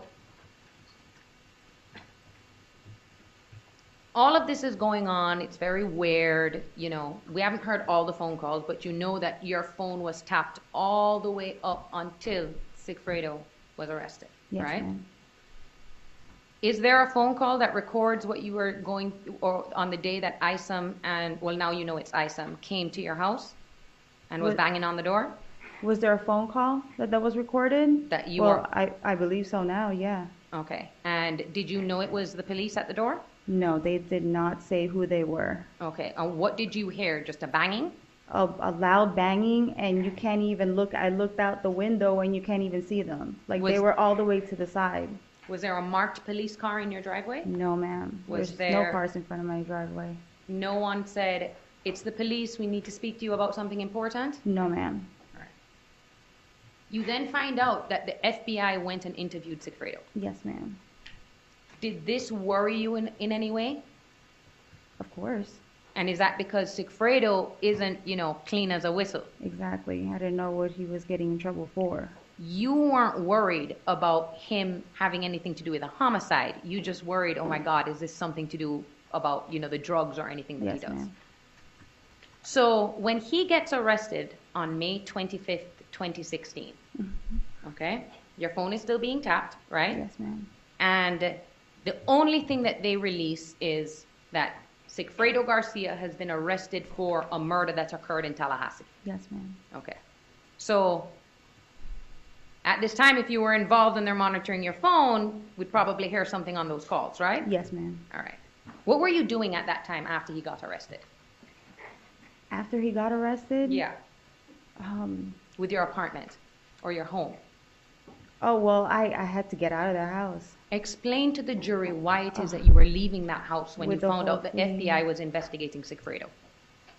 Well, he got like this is after he got arrested, Mhm. correct? Well, after he got arrested, my brother told me you should just get your stuff and move up here because we don't know what he was getting in trouble for at that time. I don't know if I already was, I looked up online what like his arrest was for, but he just wanted me to be close with the kids over there up north in Tamarack. So up north, even though you left a 305 area code, all you did was go move closer to your brother. Yes, ma'am. I Okay. still had the apartment. I still had the apartment, but eventually I even had to talk to my landlord, can you give me some time so I can get all my stuff out and move out because I wasn't going to be able to stay there. And at that time, what was it like in the media with Sigfredo being arrested amongst your community and circle of friends? Well, everybody was kind of like blowing up my phone and aside, and I was like really distraught. I don't know why none of those phone calls are played, but I mean, I didn't know what was going on. I tried to retain an attorney for him, and I was just trying to figure everything out.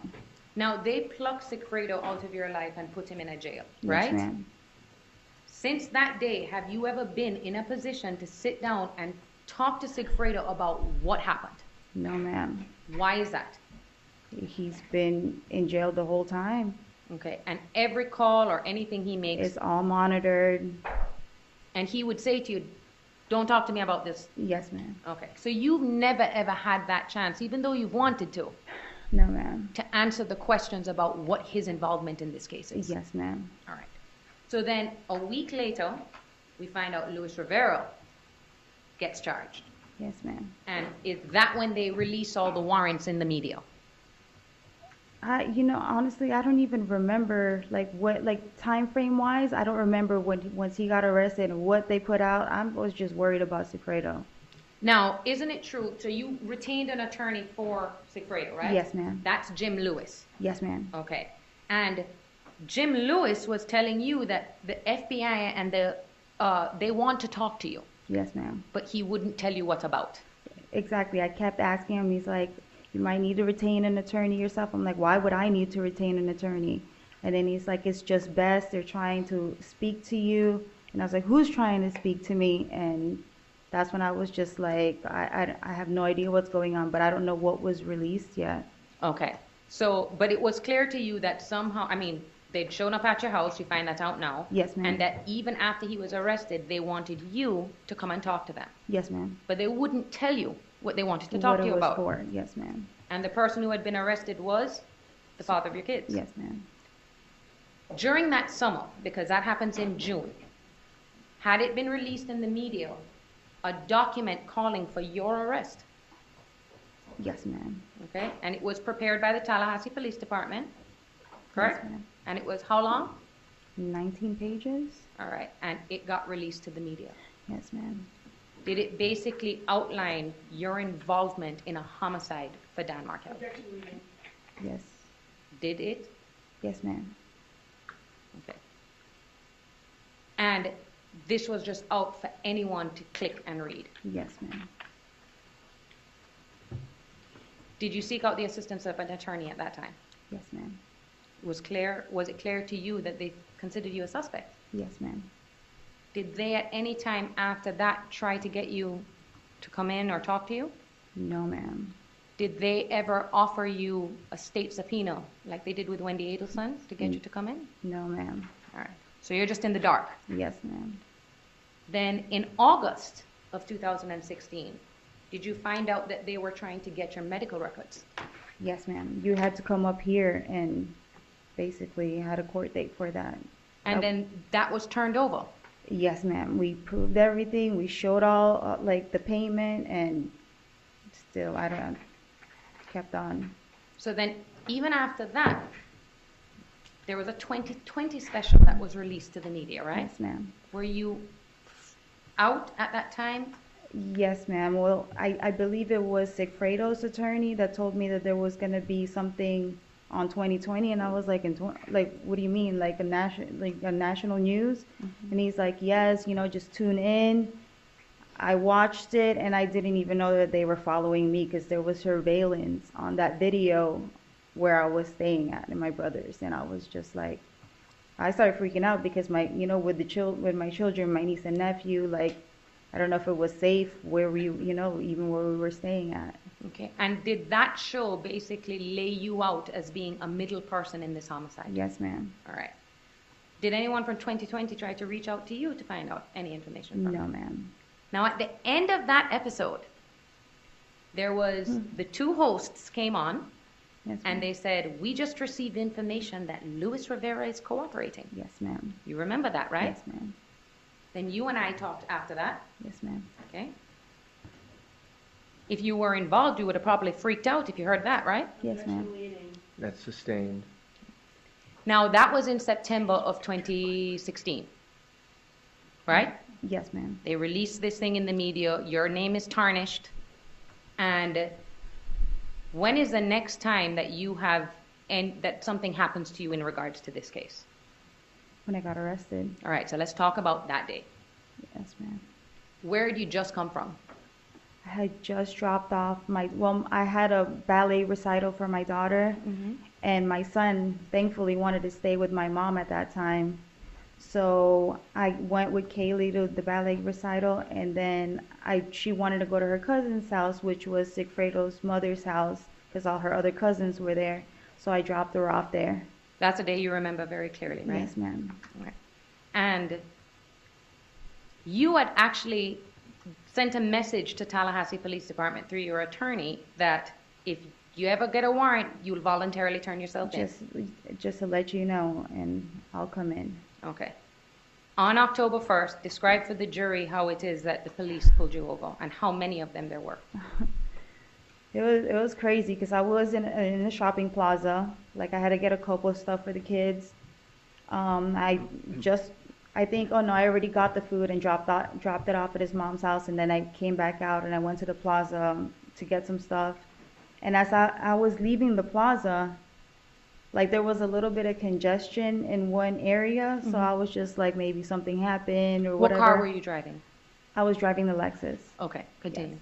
So as I was leaving the plaza, they just like swarms of like guys just had all these guns pointed at me, telling me, stop the car, stop the car. So I put up my hands because at that time there was a lot of shootings that was happening. Like, so the officers would like just shoot if they thought that you were, like you were doing something. Yeah. So I put up my hands and they're like, put it on park, put it on park. So I parked the car, and then I got out, and I was like, that's when I was so nervous that I really urinated on myself. Okay. And that's from just the way it's because of all these guns coming at you. You thought you were going to get shot. There was, they had like the big guns, and they were all pointing it at me, a whole bunch of like SWAT team. Broward SWAT, right? I believe so. Now, there's two faces that you recognize that day, though, right? Yes, ma'am. You recognize them now. Yes, ma'am. Who are they? I retired Isom and Sanford. Okay. And they actually took your phone from you. Yes, ma'am. The one that the same one I've they were always monitoring. had. You've Yes, always ma'am. had. They unlocked the phone for you, Yes, ma'am. and they allowed you to call me, Yes, right? ma'am. To let me know that they were going to take you to jail. Arrest me. Yes, ma'am. All right. Now, we had a conversation, right? And then a couple hours later, I came up to see you in the jail, right? Yes, ma'am. Was well, I- I think they already had me handcuffed, so I don't know if they were, like, it was unlocked, so then I think it was Isom, and he had me, I'm like, put it on speaker, and that's when I was talking to you, and then he walked away with my phone, and I don't know what he was talking to you about. So you had your unlocked phone. Yes, He ma'am. could have gone through it if he wanted to. Whatever he wanted to do with it. But he's had it since then. Yes, ma'am. You haven't seen your phone again. At all. Okay. Did any of them say anything to you? No. Okay. Now, when you go to the jail, Yes, ma'am. myself, and that's the first time you ever met Mr. DeCoste, right? Yes, ma'am. All right. Did I have a warrant with me? No, you didn't. Actually, I was asking you, why am I being arrested? Okay. And I wasn't able to tell you that, right? No, ma'am. And why wasn't I able to tell you that? Overruled. You didn't have a warrant, and I wanted to know why I was getting arrested for. What information was I able to give you as to why all of a sudden they were able to arrest you? At that time, I don't recall. I just know that, like, the warrant that you're trying to get was, like, redacted. Well, it Like, ended when up it's being redacted. Yeah. But, so we had no idea what had changed from the Exactly. 19-page probable cause affidavit to now give you probable cause, Yes, ma'am. right? And when we were there, I explained to you that now would be the time if you know anything, Yes, ma'am. okay? And I'd also explained to you that those detectives were there with the specific purpose of me talking to you about cooperating. Yes, ma'am. We had that conversation, Yes, we did. and I had no idea what it was, evidence that they had against you, Yes, ma'am. right? What did you tell me That day, that day? When So I who said if wanted you to know talk? anything at all, talk now, I knew Objection nothing. to hearsay. Overruled. okay? I knew nothing. All right? Were you under the belief that if you did have the information they sought, that I would be able to get you home? Yes, ma'am. All right. After that, were you then transported to Leon County? I believe I stayed there for like 10 days. We were still trying to figure out like what was going on, what was the whole probable cause. And I think they transported me like probably on the 10th day. And it wasn't until October 4th, when Luis Rivera cooperated, that we found out what it was. Yes, ma'am. That he had said that he heard you on the phone, Yes, ma'am. and then that's why you got arrested. Now, Yes, ma'am.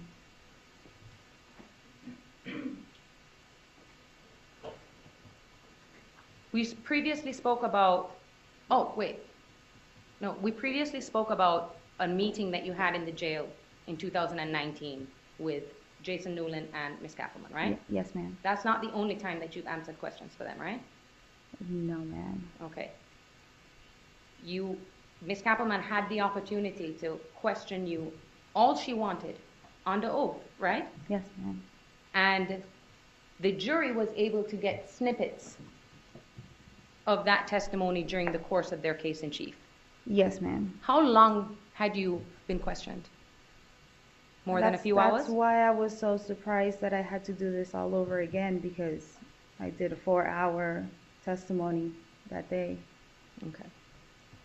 And you explained to them and to whoever was listening everything you knew about Dan Markel?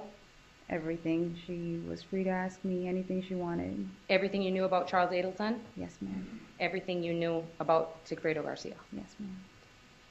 You've heard also that the state said they wanted you to cooperate, Yes, ma'am. okay? Now, you tried. Yes, ma'am. Why do you think that this is not, that it didn't turn into anything else, It's not the answer they wanted. okay? What do you think that it is that they want from you? What do they think? What Well, do they you believe wanted- they want from you in terms of cooperation? Well, they wanted Charlie, and after, Objection to speculation.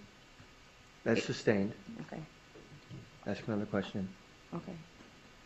Did you know that they wanted to arrest Charles Adelson? yes, ma'am. All right.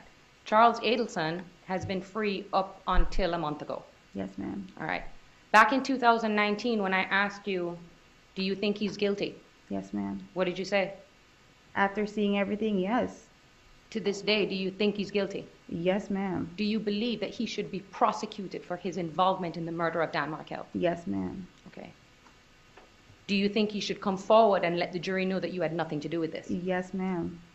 That's why I just don't understand why I'm still doing this right now when he just got arrested a month ago.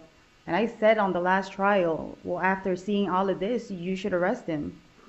And still nothing until, I guess, I don't know, it's the Dolce Vita video, which I already testified to, and I already said exactly what was happening to my recollection of that day, and it took him 3 years to enhance a video that I testified for 3 years ago. So in your mind, nothing is changed? Nothing has changed. I actually told them what happened that from what I recollected on my last testimony 3 years ago. And it turns out that that's consistent with the Dolce Vita video. Yes, ma'am. Your Honor, can I have a moment, please? Yes. Thank you, Judge.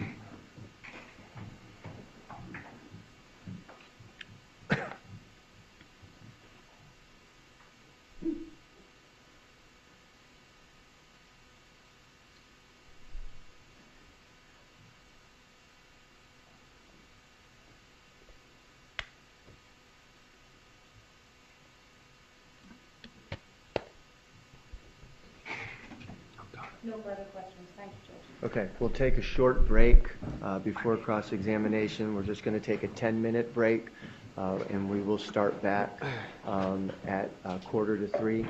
So the deputy will take you back, and then we'll be back out promptly, okay, so that we can stay on schedule for today.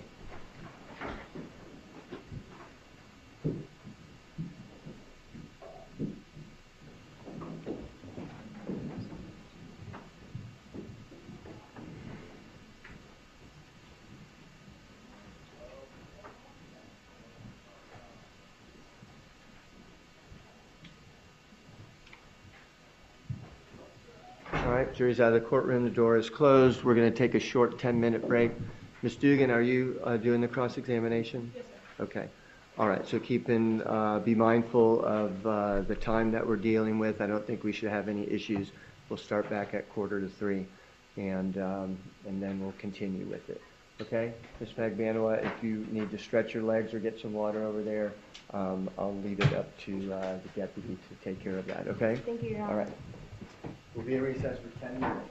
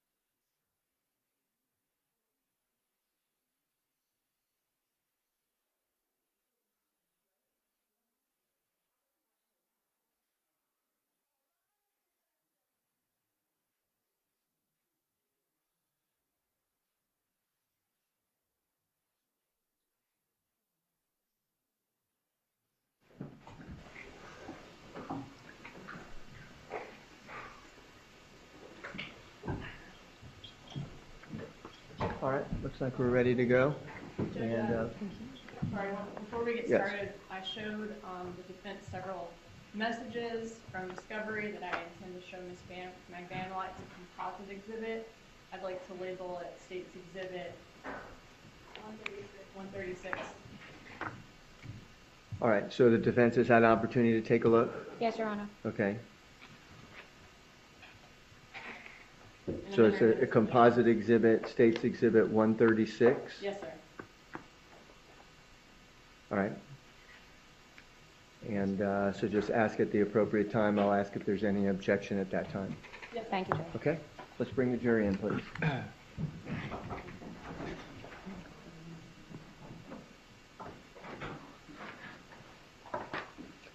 That's perfect.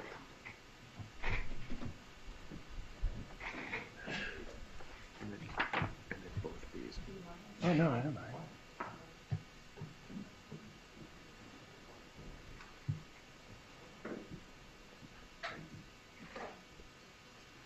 Whenever you need to be comfortable.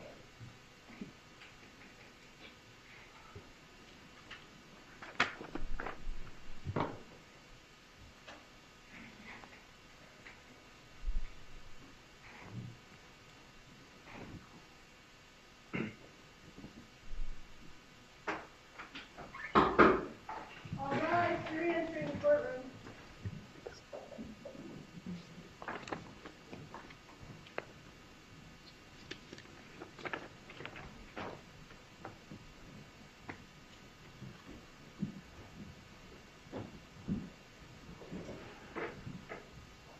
Please be seated.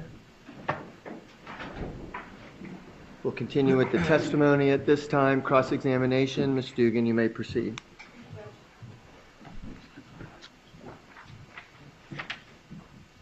All right, so I want to talk about what you just talked about with your attorney. Yes, ma'am. You said that you and Charlie Adelson were together in July of 2014, right? Yes, ma'am. No, July 2014? Yes, sir. Yes, ma'am. And then you broke up in August, you said? I believe so. Okay. And then you became friends after that? Yes, ma'am. Okay. And then you became his personal assistant in September of 2014. Yes, ma'am. Okay. So that all goes on in the matter of those 2 months, July to September 2014. Yes, ma'am. If you're someone's personal assistant, you have to see or talk to them every day, right? See and talk to them every day? Mhm. Talk to them on the phone, but Right. not have to see them. Okay. Did you and Charlie continue to talk on the phone every day, multiple times a day, since you were his personal assistant? Multiple times a day? I don't remember. Well, every day then? I don't remember if it's every day. Okay, well, how often would you talk to him?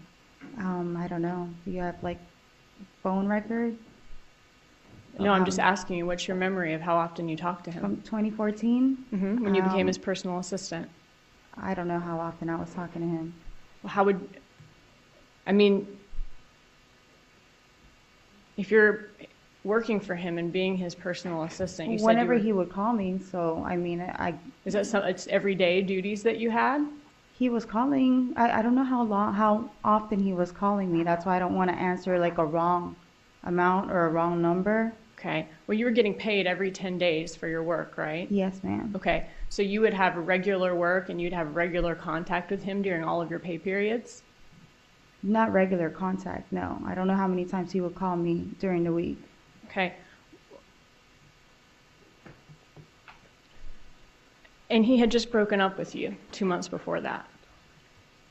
Like I said, like I was telling Ms. Mhm. Kawas that I never had like a definitive date when we stopped like talking. Sometime between the murder, though, and when you became his personal assistant, he broke up with you, though. That was your testimony? Like it was dwindling down, like our relationship. I Meaning that guess. he was ghosting you? That's what Something your like that, attorney yeah. said in her opening statement? ma'am. Okay. Why would he want you working as his personal assistant if he was ghosting you? Well, I told you that I needed that favor for the insurance purposes. That's why I put that I was working for him. Uh-huh. And you needed that favor, though. You needed that favor, and you asked him for that favor actually in June of 2014, didn't you? If that's what the records show. Showing the first composite exhibit state 136. All right, well, let's make sure we're going to get it. You're asking that State's Exhibit 136 is admitted into evidence? Right. No objection. It'll be admitted as State's Exhibit 136. Permission to public. Yes. Sorry about that. I thought we'd That's done all that right. last time. All right. Looking at this, you asked him for this favor. Baby, I need your help with employment.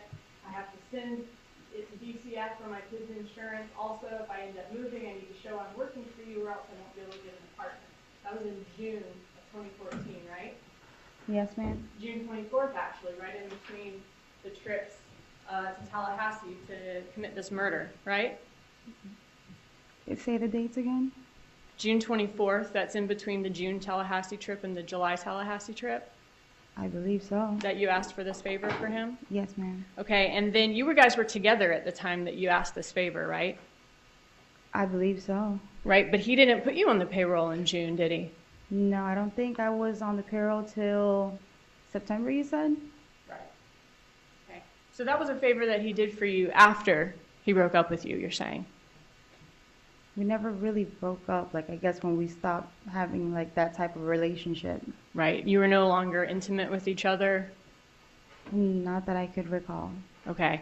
You said that y'all broke up sometime after the murder of Dan Markel, and then about in May, that's when you got together with Sigfredo Garcia, right? I got in 2015. Mm-hmm. Right. Yes, Yeah. ma'am. But you said that in August, that's when he broke up with you. I don't know the dates that when we stopped, or not stopped, but like when our communication dwindled down in the relationship. Okay. You asked him for that favor in June when y'all were definitely together, though. I believe so. And he ghosted you after the murder of Dan Markel. That's what the argument is, right? Okay. Right? Yes, ma'am. Okay. But at the same time that you're saying he ghosted you, you're also saying he asked you to become his personal assistant. Yes, ma'am. Okay. Does that make any sense?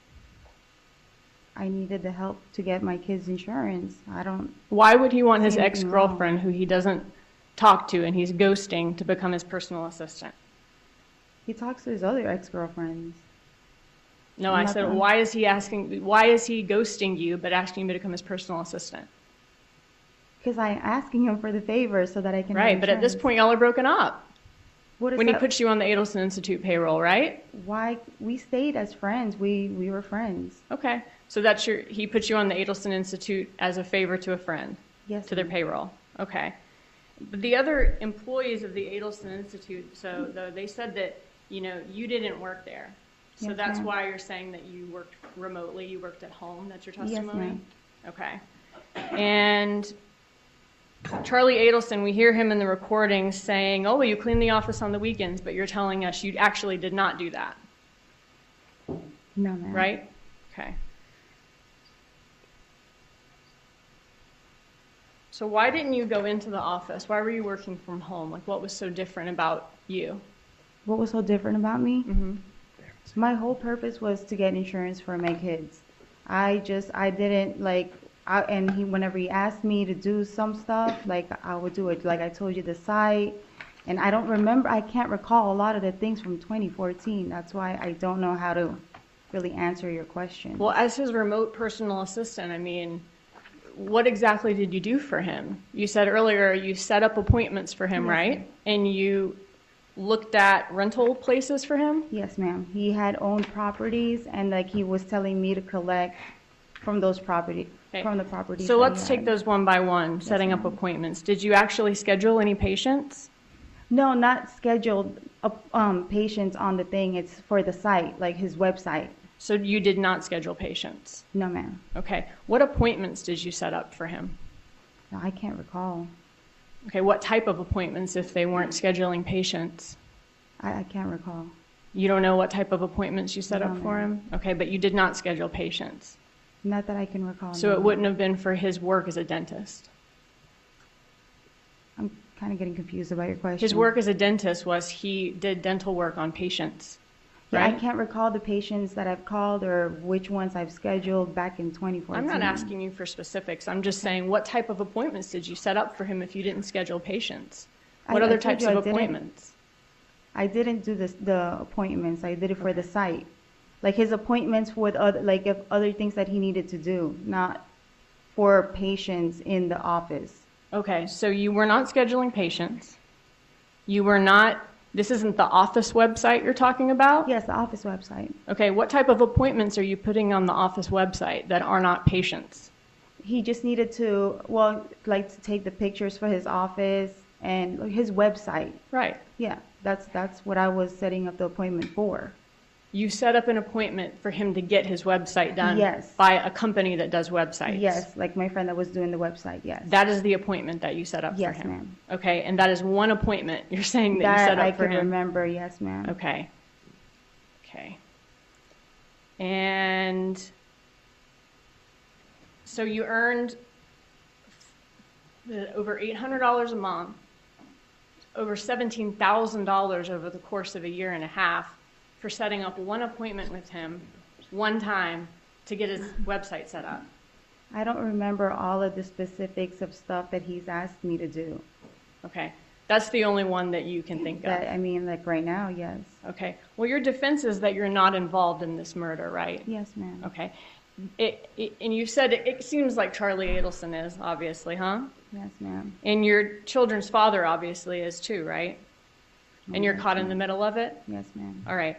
And if you're collecting money from Charlie Adelson for no legitimate purpose, that looks suspicious. It looks like he's paying you for or keeping you happy for your part in this murder, doesn't it? No, ma'am. Okay. If you're doing something to earn those payments, then that no longer would seem suspicious, right? Well, I just don't understand when it's like, you're talking about like the checks, right? Right. If you're doing something to earn that money, that would no longer seem suspicious. I'm not understanding your question. My question is, you're telling this jury Yes, that you ma'am. did something you set up some type of appointments for him, but it was not scheduling patients. The only thing that you can tell us today that you ever set up for him, though, is one time you That I can called a recall. website company to have his website, him to have an appointment with them for them to set up his website. Isn't that true? That I can recall, yes, ma'am. Okay. And in that message, that's one of the ones that your attorney showed you, it was an investigator Isom when he was on the stand the other day. Yes, ma'am. That was actually in August of 2014. That was a month before you started getting paychecks from the Adelson Institute, wasn't it? What was the message? About, hey, I called this person and he'll do your website. That was in August of 2014, wasn't it? That's what the text message showed. Okay. So that was before you ever received a paycheck from the Adelson Institute, wasn't it? July, August, If August is before September. September? I believe so. Okay.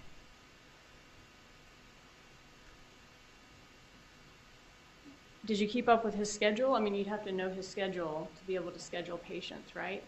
Or to set up appointments for him, I mean?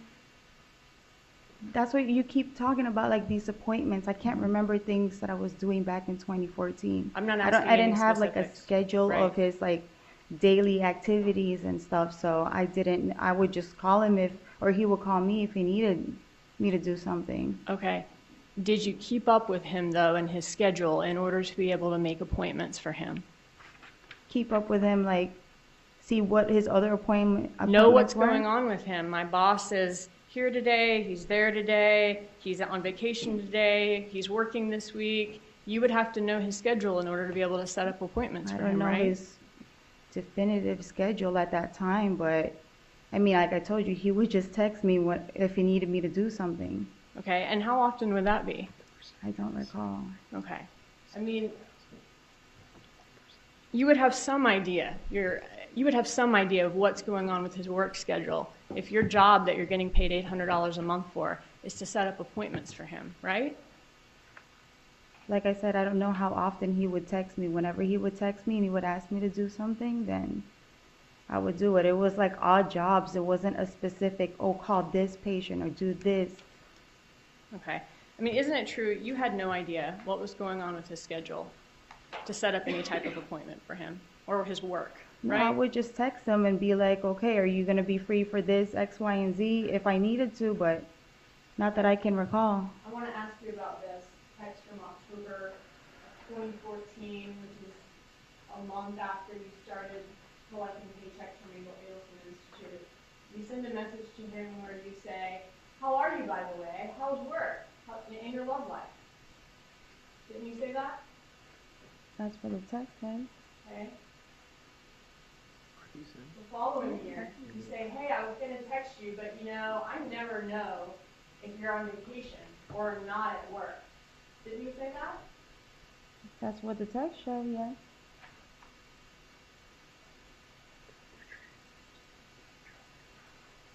The following month, you text him and you say, and this is December in 2015, and you're getting text from the Adelson Institute.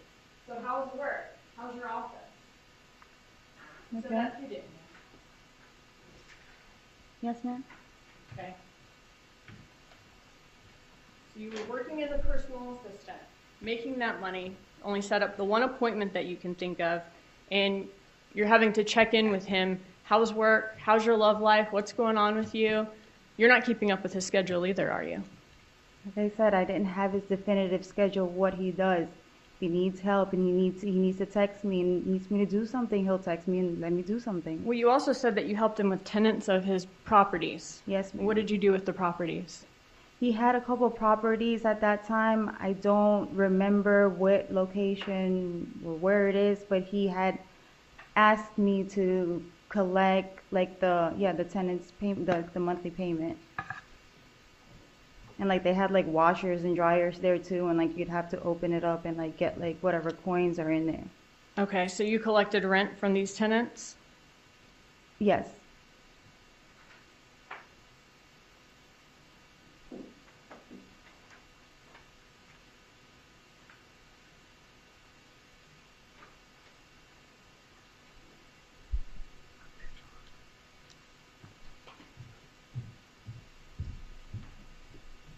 Do you want me to look at it?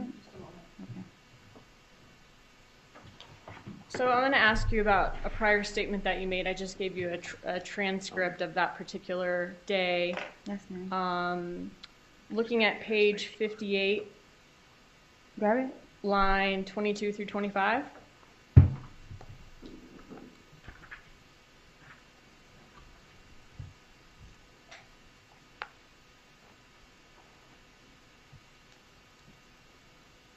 Okay. Okay. When you were asked in October of 2019, would you be responsible for collecting rent? You said initially he wanted me to try to collect rent, but those tenants were so difficult, so I just didn't do it. Isn't that true? Yes, ma'am. Okay. So you didn't actually collect rent. No, he wanted me to collect it. Well, obviously here it says that I didn't. Right. And today, though, you're saying that you did. I said he wanted to. He wanted me to collect. I don't even remember what I just said. Right. I now. just asked you if you collected rent, and you said you did. Well- And that was a lie, wasn't it? I just said I didn't in this testimony. Okay. And if you said that you collected rent from him today, and you previously said that you did not collect rent from his tenants, he wanted you to do it, but you never did it. That's a lie, right? I should have told you to refresh my memory instead of saying that. Okay. Was that a yes? Yes, ma'am. Okay.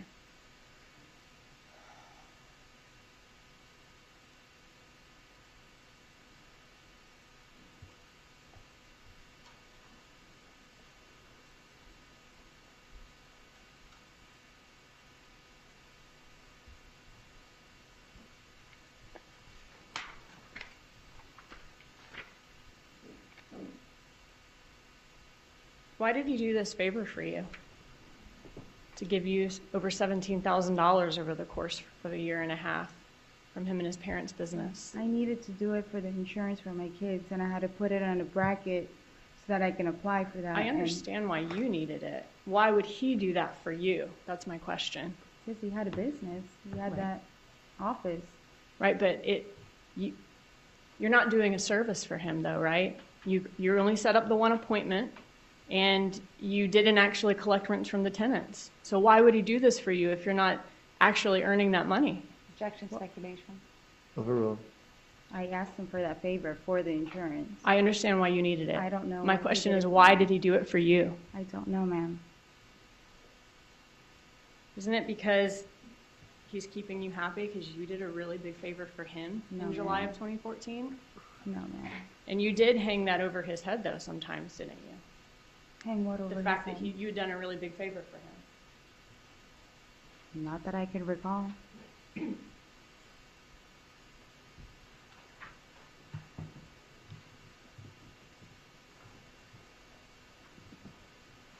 Here, this is part of a conversation you're gonna have with him.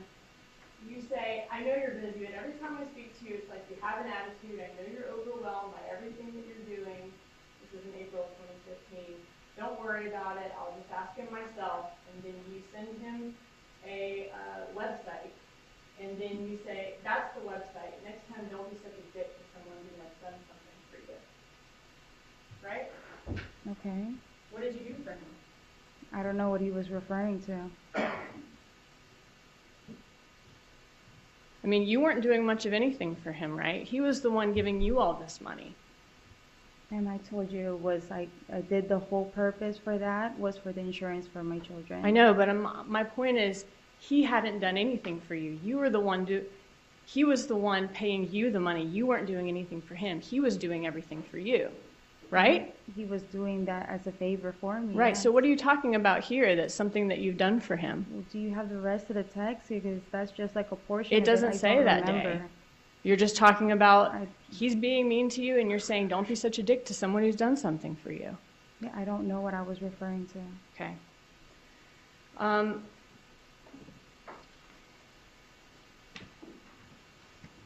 And that favor, you say it was to get insurance, and you're talking about Medicaid is what you were trying to get? Yes, ma'am. Okay. And when you get insurance through Medicaid, I mean, the taxpayers are paying for that, right? Yes, ma'am. Right. That's all of us, Yes, right? ma'am. Okay. And there's nothing wrong with that. A lot of people need Medicaid. It's a serious thing, right? ma'am. Okay. But you were getting Medicaid at the same time that you were paying thousands and thousands of dollars in cash for a boob job, right? Well, I've already saved up for that. That was a long term, like for the insurance was a long term for my son because he has a disability. I understand you said that. But I'm just saying I you know were you- getting Medicaid at the same time that you were paying thousands and thousands of dollars in cash for a boob job, right? That I've saved up for, yes, ma'am. Okay. You say you saved up for it, but you had a habit of depositing money into the bank. We saw all your cash deposits by day, and you deposit, I mean, sometimes multiple deposits every day in the bank of different cash, in different banks, Yes, ma'am. in cash. Okay. So you make all those deposits in cash every day, sometimes at different banks, multiple times a day, right? At different banks at the same day. Yeah, you deposit a lot of cash in the bank. You do it, sometimes it's not just like a once a month thing. You do it almost daily. Sometimes you do it at multiple different banks in a day. If that's what the records show, I don't remember what I was doing at that But time. you're saying for this particular breast augmentation, you did not deposit that money. You kept that at home. Yes, ma'am. Okay. And it was just all the other money that you had, you deposited in the bank, except for that.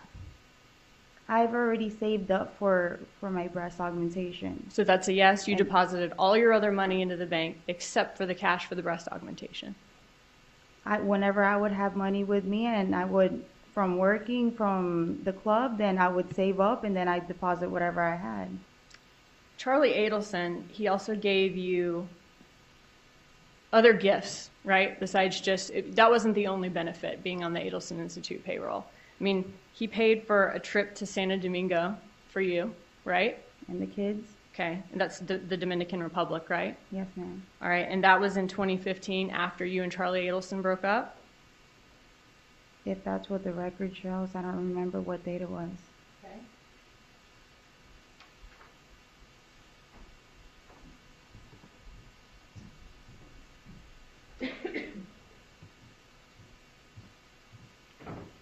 And he also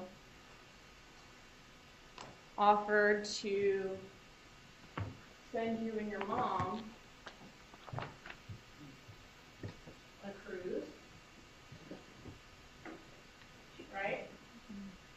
Where am I In looking at? October of 2015?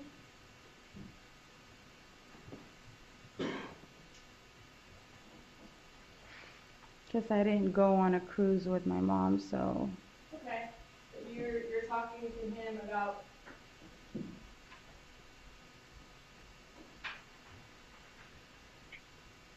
You're talking to him about.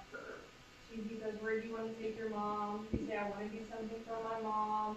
Let me see if she has days off on Thanksgiving."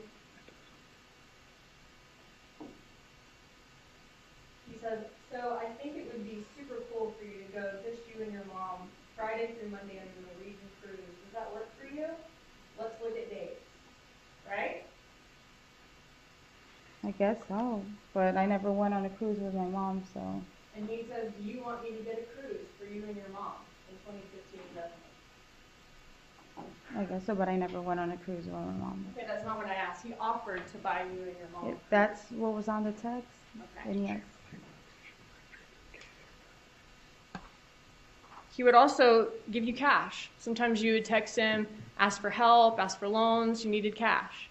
If that's what the text says. Well, he would give you cash, right?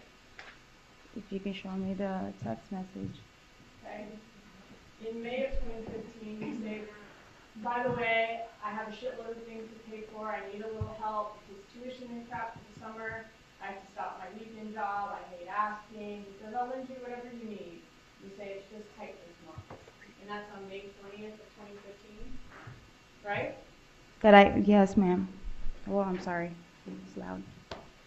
Right. Okay.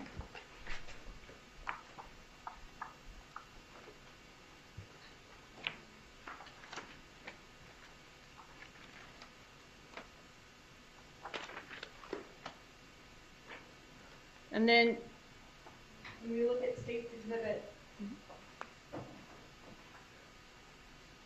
81B, all your daily cash deposits, and a couple of days after that, on May 26th of 2015, you deposit $1,400 in cash, right?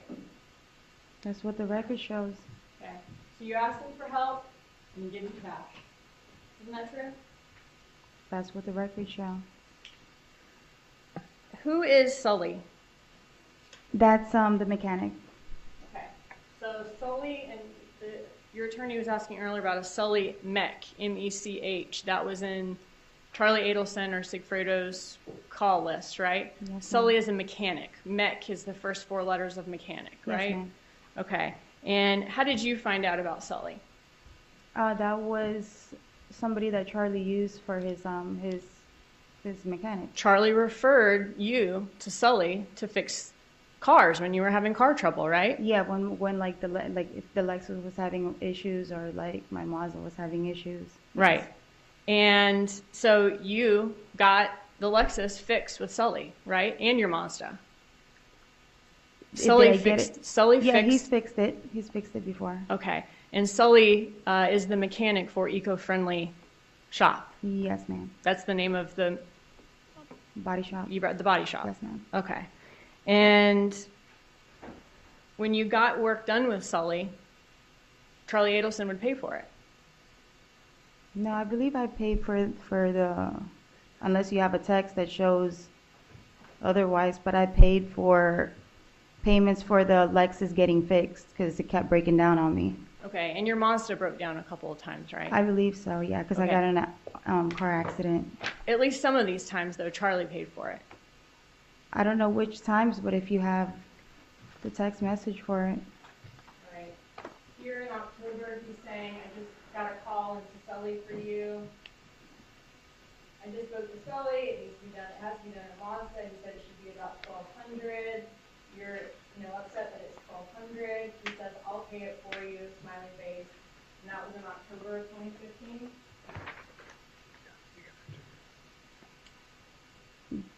Yes, ma'am.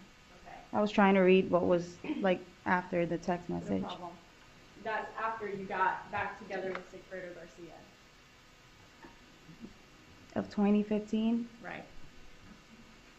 Yeah, I believe I was already with him. Okay. And Sigfredo Garcia would drive the Lexus too, right? Every now and then. Okay. We'd switch sometimes. And whenever the Lexus had a problem, y'all would take it to Sully at Eco-Friendly Shop because that's the mechanic that Charlie had referred to you. Well, there was also another mechanic that I think I was trying to use for the Lexus, but since Sully's been working on the Lexus, like we've taken it over there. Okay. Yeah.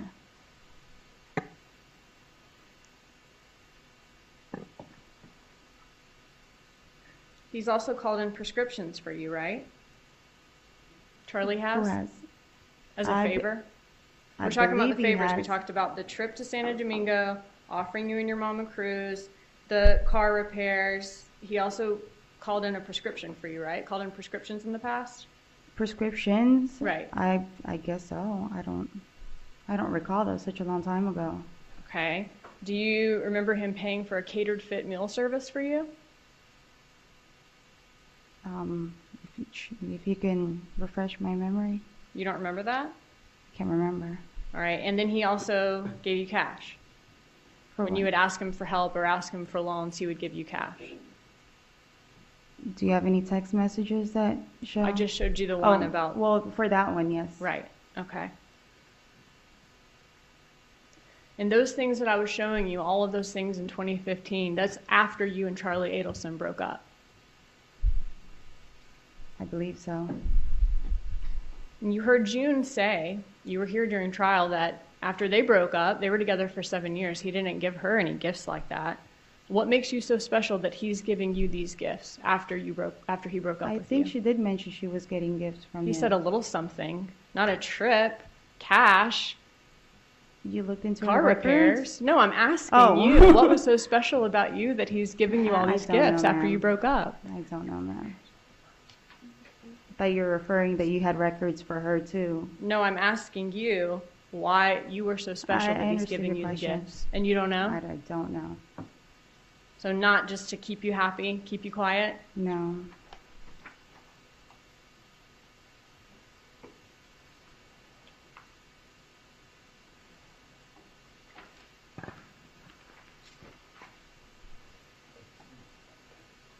All right, so we saw in the financial records that you had a big cash spike Yes, ma'am. in August of 2014.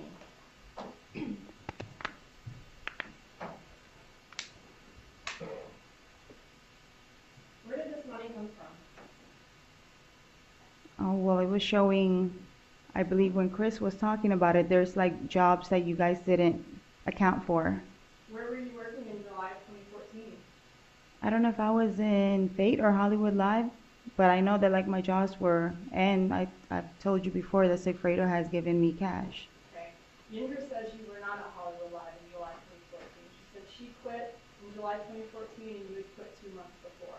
So you weren't at Hollywood Live in July 2014, were you? Not that I can recall. Okay. And she said, you said, actually, today, you worked at Fate and then you went to Hollywood Live, right? Yes, ma'am. Okay. So where were you working in Well, July 2014? I believe it was Fate, Hollywood Live, and I think Fate after that, like because there was a little bit of a gap between the Fate and like me being in Fate. Okay. Where were you working in July of 2014? I don't recall where I was working. Okay, so you can't tell us anywhere you were working at that. Not that I know. Like, where Do you did have any go? records of where I was? No, I don't. And now I'm asking you, where were you working? I don't recall. That was back in 2014. I don't recall. Where did this money come from? I don't recall where I was working or if Sigfredo gave me money on 2014. You don't remember whether it was money that you earned or money that he gave you? No, ma'am. I mean, this is over twice, $13,200 in August of 2014. That's over twice the amount of money that of the most you've ever deposited before that in those 3 years. I wish I could remember, but I don't know where from 2014. Twice as much money, over twice as much money as any I- other month. I wish I could remember. I don't even remember what I did yesterday. You don't remember depositing $13,200 in your account in August of 2014. No, ma'am. You don't remember depositing $17,000 from the day of Dan Markel's murder to the end of August 2014. No, ma'am. When I look at the records that you guys have, it's crazy. Even when I to see how you guys put it and make it out to be like on my account. Wouldn't that be a memorable thing for you if all of a sudden Exactly, it you would got be. over twice the amount of money you would normally have? That would definitely be memorable. I mean, before July of 2014, you hadn't deposited $5,000 even close since January of 2013, over a year and a half before. Ma'am, if I wish I knew and I could recall and remember, but I don't. And then over the course of these 3 months, you've got over 5,000 here, over 13,000 here, over 5,000 again here, and you're saying you have no memory of depositing that money or any idea where it came from. I don't have a recollection.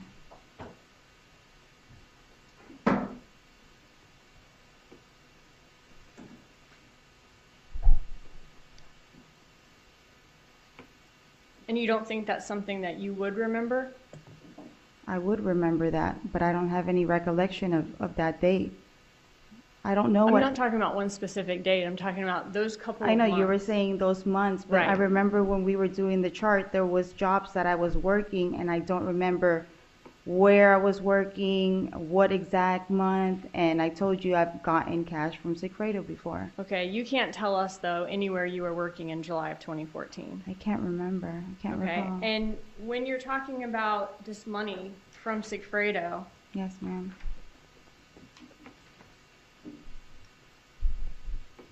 you said he didn't steadily give you cash. It was just whenever he had it, he'd show up with it. Yes, ma'am. How much were you making at Fate nightclub?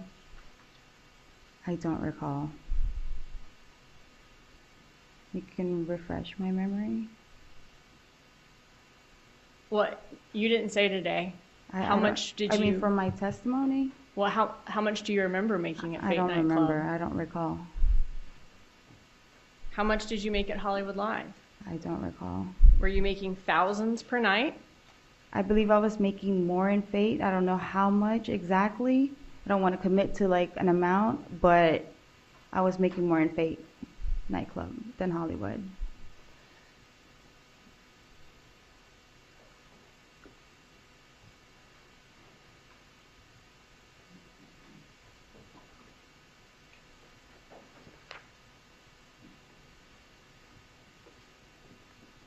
Looking at page 36,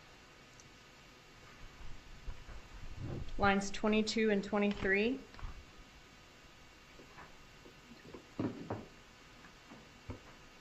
Okay. In your prior testimony, you said that a good night for you, you would walk out of there at $1,000 to $1,500. Isn't that true? Yes, ma'am. Okay. And you said that you would work there sometimes 2 times a week? On the next It page, page yeah. 37? Yeah. That's what you or- said back in 2019? Yes, ma'am. And you gave that testimony that you would walk out of Fate with between $1,000 and $1,500 a night. And that was before Ramsey Neighbor was a witness in this case. Isn't that true? Yes, ma'am. Okay, that was before we had Ramsey Neighbor to come in here and say, the club was not successful, it did not work, my employees were not making that much. It was successful when that was happening, because even like his time frame of like he was talking about like it being a hip hop club and then it became like a trance whatever club, but in hip hop nights we were making a lot of money. No, he said that his employees made between $200 and $250 a night every time they work. So why are you saying back then that you made $1,000 to $1,500 Because a we were night? making that much money. We were. Okay, we have a paycheck from Fate where it says that you made $985 for a whole month of your tips. Yeah, don't that we? was the credit card tips. Right.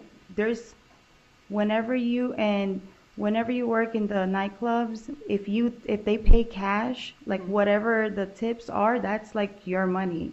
When it's credit card, then that's when they do like the percentage, and then that's why we got that percentage for the month. Like, I guess they added everything up for the whole month. I understand. Ramsey Neighbors says that 90% of their sales was in credit cards. No, it wasn't. It's credit card sales. Well, that's what he testified to, right? I understand that. That's why we wanted to get those records so that it could show it, but they didn't have the records available. If you were making $1,500 in cash every night at Club Fate, why were you making only $985 in credit card tips then? That was the percentage. I can't recall how much the percentage was. So every single time in the month that they would collect all the percentages from the credit cards, that's the check that we would get. If you were making $1,500 a night in Club Fate, why were their checks bouncing if they were that successful? When it's cash, when the patrons pay cash, and it's a hip hop club. They're paying their cash Yes. to the club for the drinks, right? Yes, and then whatever our tip out is. I understand that that's doesn't money that you can keep. I understand ma'am. that. I'm saying, why were your checks bouncing from Fate if I- you were making $1,500 there every time you worked? Objection, speculation. Overruled. I can't recall why the checks were bouncing. It's because Fate was not a successful nightclub, right? It wasn't They weren't making successful. money. Even on, like, if you look back and you'll see all the events that they had, we would have artists come in there. It was a very successful nightclub. Okay, so successful that Yindra says that you left because you were not getting paid. Because of those bounce checks. Right. After a while, whenever you work in clubs, there's times where it's like you're making good money and then it'll kind of die out. That's why we switch from place to place. I understand that, but you're saying that you made $1,500 in cash per night when you worked at I Fate. understand that, yes. Right. The owner says it did not take off. It was not successful. They made $200 per shift. I understand what you're saying. And your checks were bouncing from there, from what, Your Honor, I'm in your gonna bank ask records. Isn't that objection. true? Hold on a second. If she could let the witness finish answering, I'm All going to right, object to let's badgering. let's let the witness finish answer. Let's ask a question and then go to an answer. All right? I want people talking over each other. What's the question, Ms. Dugan? Isn't that true? I'm trying to explain to you that that's why they needed the records, because it will show on the records how much we were making. We were making a lot of money. I worked there. Okay. Why would you leave Fate then, where you're making so much money, and go to Hollywood Live? I believe I did both, or one kind of overlapped with the other. I can't quite remember. You said when your attorney was asking you questions that you worked at Fate and then you left and you went to Hollywood Live, and that's what Yindra said too. And I believe I went back to Fate after that. I can't fully recall, but I know when I was working in Hollywood Live, I was doing bottle service and I was a bartender, and I was making really good money in Hollywood when I was bartending. Okay. And Yindra said that she told us how much she made per night. But Yindra was working as a bottle service in that club. Mm-hmm. It wasn't the same amount of money, and I've already explained that before. So you were working in as a bartender in Yes, in ma'am. Hollywood Live? Okay. And how much money were you making a night at Hollywood Live? I don't recall in that club, but I know that I was making pretty good money, because you can work there throughout the week as well whenever they have events as well. Was it less than Fate or more than Fate that you were making As a at Hollywood bartender? Live? Yes, whatever you did at Hollywood Live. It might be a little bit lower than being a bottle service in Fate, but I can't recall this exact amount. Well, I then was why did you making. leave Fate, where you're making $1,500 a night, to go to Hollywood Live, where you would make less? And I told you at that time too that sometimes we have peak seasons and it starts dwindling down, so that maybe that's why I went to Hollywood. I can't recall. This was back in 2014.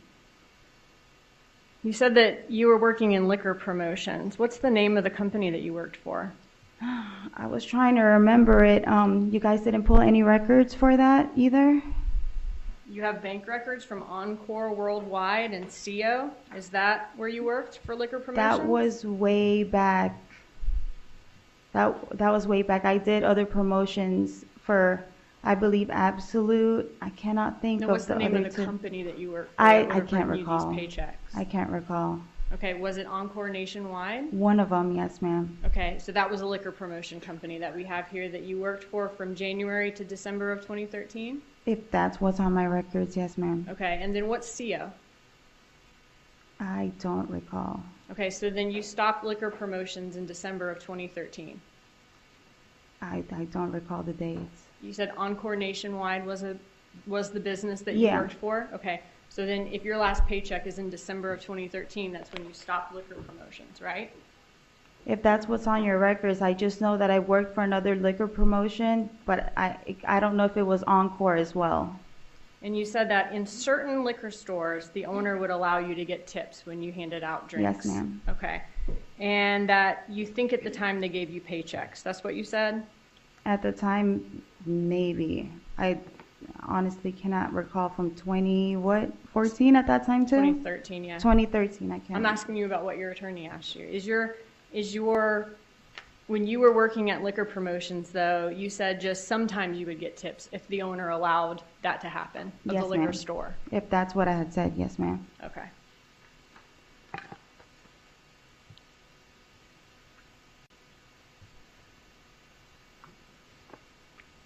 All right, today, you said that this 2014, this cash spike was from your nightclub work and then from Sigfredo Garcia. How much of it was from Sigfredo Garcia? I can't recall the amount. You don't remember? No, ma'am. When you were showing me that chart, Mm-hmm. I'm telling you, I wish I could remember. I don't remember because you're asking me exact amounts and where I worked and Well, he names didn't. I can't remember. He didn't provide you much money that often, right? It wasn't like a steady thing. And not that I can recall, no. So- I mean, it's whenever I guess it would come up on something, then he would give it to me. If he showed up and handed you $5,000, $10,000, $13,200, that's something that you would remember, right? That never happens. It's not that it never happens. I told you like it would happen. I don't know the exact amount that he would give me. I don't want to commit to an amount that you're trying to tell me. I can't remember back in 2014. In your prior testimony,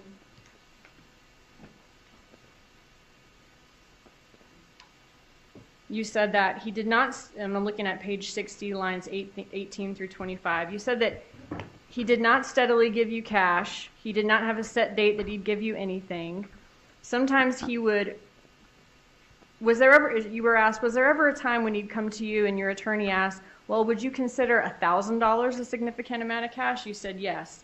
Would then he give you a significant amount of cash? And you said yes. So you never said in that prior statement that he gave you anything more than $1,000. Which page number again? Page I'm 60. sorry. 60 and in which line? Lines 18 through 25. I just said that there wasn't like a set amount that he had to give me anything. Right. It would be whatever he had. Your attorney asked, did he give, would you consider $1,000 a lot if he would give you $1,000? And you said yes. Right? Yes, ma'am. Okay, so $1,000, him coming and giving you $1,000, that would be a lot from him. For my testimony, yes, ma'am. Okay, and so if he came and gave you $5,000 in July or October, or $10,000 or $13,000 in August, that would be very abnormal. It wouldn't be abnormal.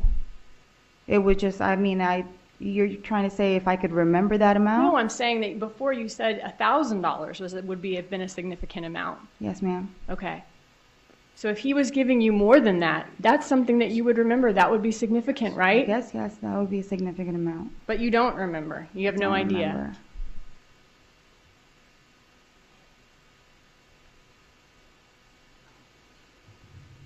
Isn't it true that the reason that you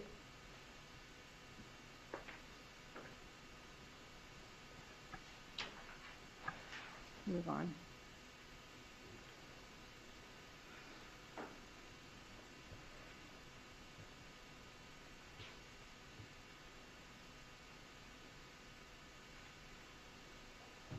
I want to ask you about this night at Yardbird you told us about. Yes, ma'am. In your prior testimony,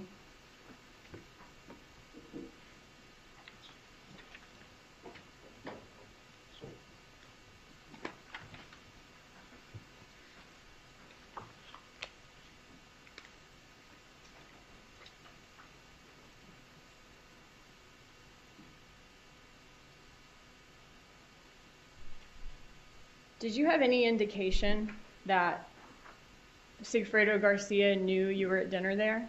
Or knew that you had gone there for dinner? No, ma'am. Okay, so Sigfredo Garcia didn't say anything to you that would lead you to believe That was, that he knew you were at dinner. with yeah, that was the Yardbird. first time I mean, not the first time this time around, but I heard it through the trial. of- Okay, so you had no indications that he knew that. No, ma'am. Okay.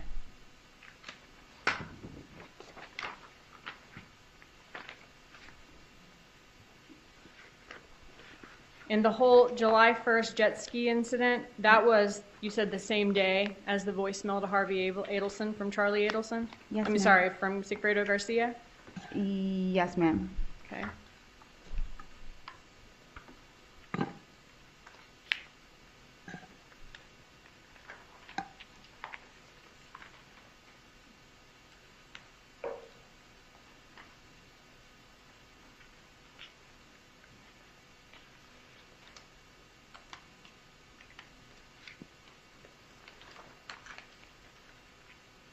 All right, so with this wire, Charlie Adelson gets contacted by his mom. She says she was given paperwork, which turns out to be this article about the murder.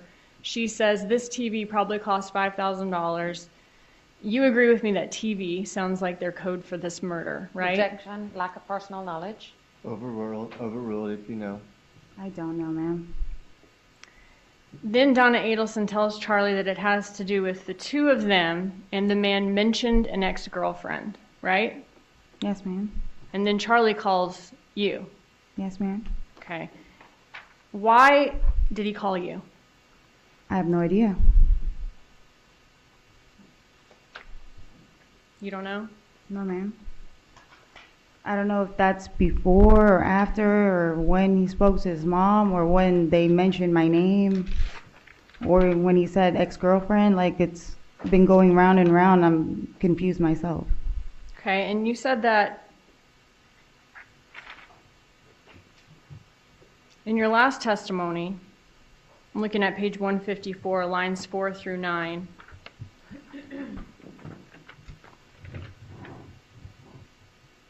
Which lines, ma'am?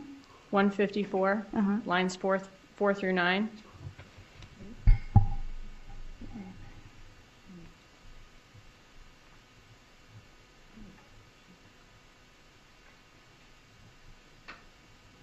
Yes, I was saying that I'm his last ex-girlfriend. That's what you said in 2019, right? Yes, ma'am. That you were his last ex-girlfriend. Yes, to my knowledge, yes.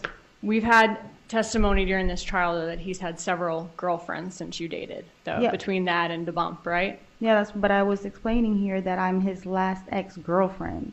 Like he was dating June, I think, at that time. Mm-hmm. So I didn't know about Whitney, so I was his last ex-girlfriend. You didn't know about Whitney? No, I heard about it now. Wasn't that like his first serious girlfriend after you and him broke up? I don't know. That's why I'm getting confused, because I'm learning so many things from here that I don't know when I knew that that was his girlfriend, or I knew of that girlfriend. I know about June because she testified over here. Okay, I mean, you knew that he was talking to lots of girls Yes, ma'am. and dating lots of girls. Yes, ma'am. And you would actually chastise him in the messages about like him dating so many girls, moving them into his house, letting them drive his cars, right? Yes, ma'am. And you would check in with him about these girls. You would say, are you still talking to this girl, right? I might have mentioned it, but just to say it, you'd have to show me. Okay. In December of 2015, you say, are you still talking to the lame chick, the girl who's hot and is really not? And he says, yes, or I'm still seeing her? Yeah, but I don't know which one that is. Okay. I guess my point is, you knew that you were not his last ex-girlfriend. To my knowledge, I was his last ex-girlfriend because he was dating June. Mm-hmm. Didn't really know. I didn't know about Whitney. I don't know if I've learned it from trial, but I was his last ex-girlfriend. If he was dating June and he dated me, I'm his last ex-girlfriend. Well, by your own admission in the wiretap call, you say you've had 1 million ex-girlfriends, right? I understand that, but I'm saying I'm his last ex-girlfriend. We're talking about this. Right, but you and him had broken up in the fall of 2014. and this bump is in the spring of 2016, right? You'd been together with Sigfredo Garcia again for a year at that point, at the time of the At bump. that point, okay. Right. He had dated tons of girls in between that, right? I believe so. Okay. You were not his last ex-girlfriend then. But I'm saying from the timeline from June, like June, the girl June, Right. I was his last ex-girlfriend. We were talking about it in here. Like you're talking about wasn't this from the That was bump? from October of From the bump, though? the Like, transcript you're looking at is from October of 2019 when you say you were his last ex-girlfriend at the time of the bump.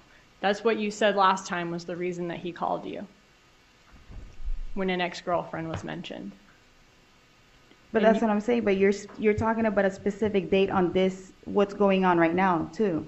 This is not on the 19th. This is the transcripts from the 19th. Right. I'm saying, though, that you knew you were not his last ex-girlfriend. Isn't that true? I'm confused because I'm saying that I was his last ex-girlfriend. What are you talking Okay. about from when we were talking in Dolce Vita? Right. So you Okay. thought that you were his last ex-girlfriend Objection, before. ask and I'm answer. so. No, Judge. So you're going to ask it one more time. Yes, and sir. then that's it. You believe you were his last Yes, ex-girlfriend ma'am. before the bump, and that's the reason he called you? Yes, ma'am. Okay.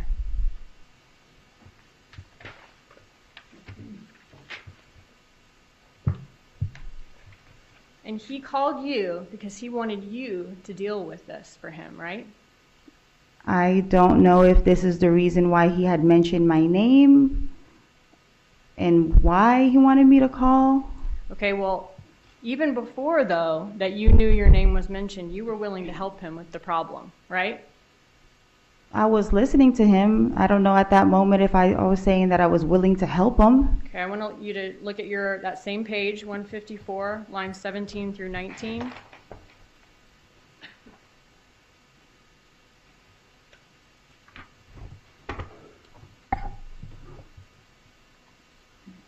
In 2019, you said, before your name was mentioned, you were willing to help him with that problem. I said yes, ma'am. Okay.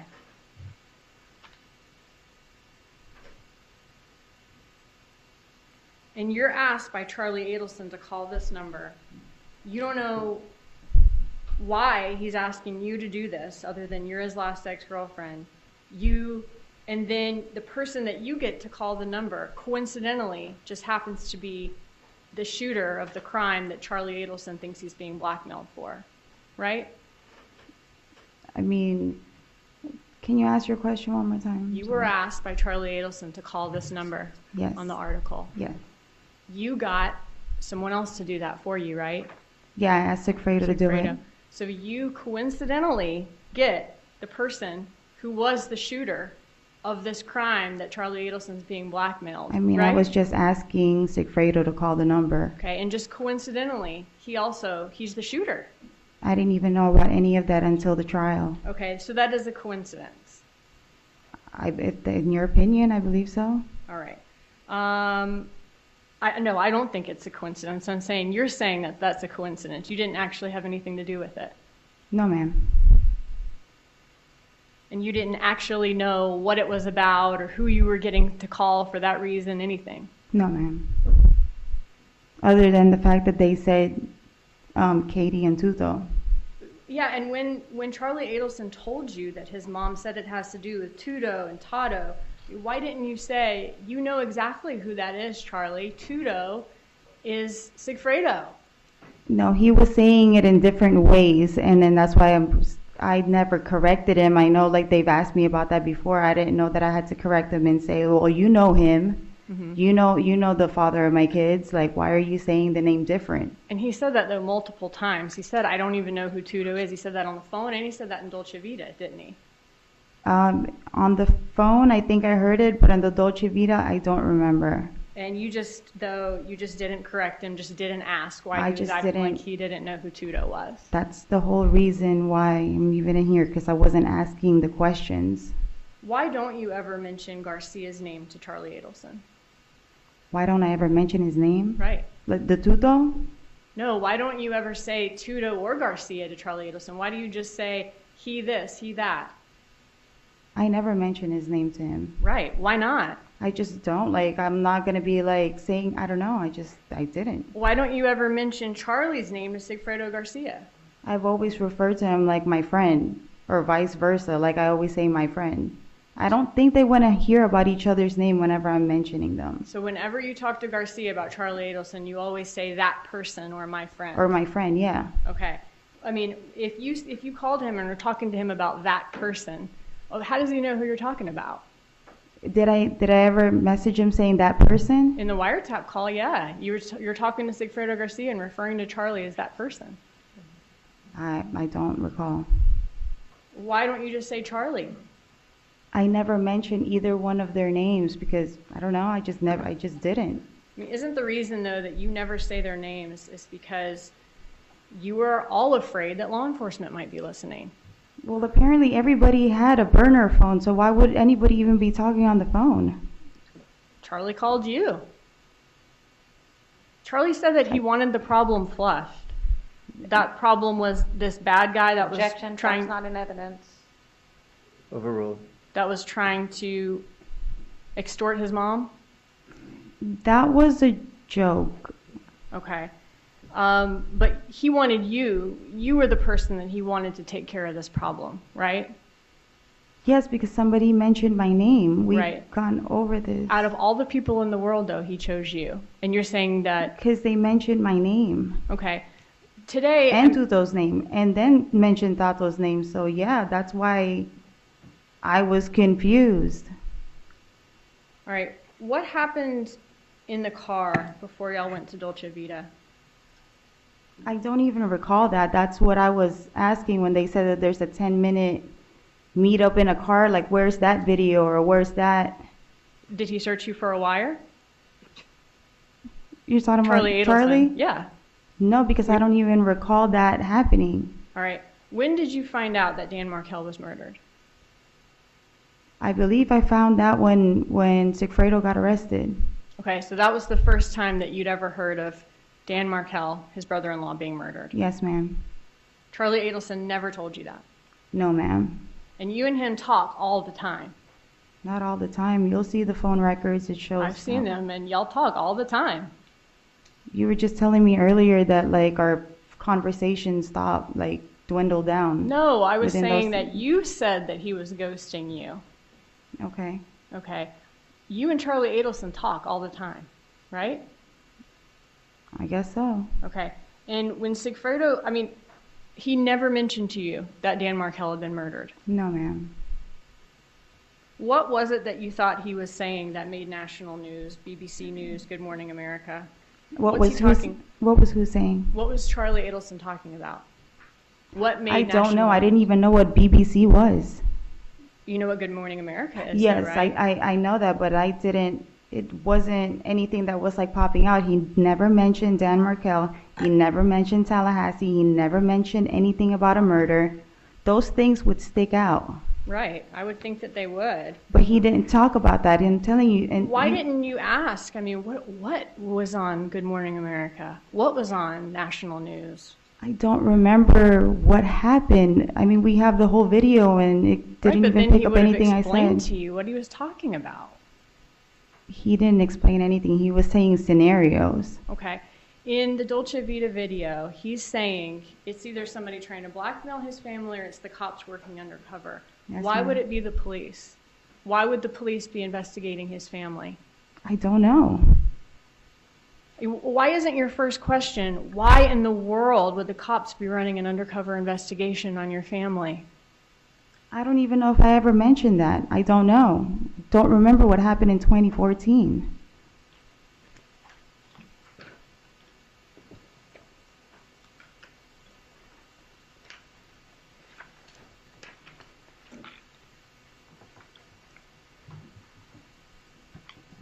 Looking at page 155, lines 3 through 11.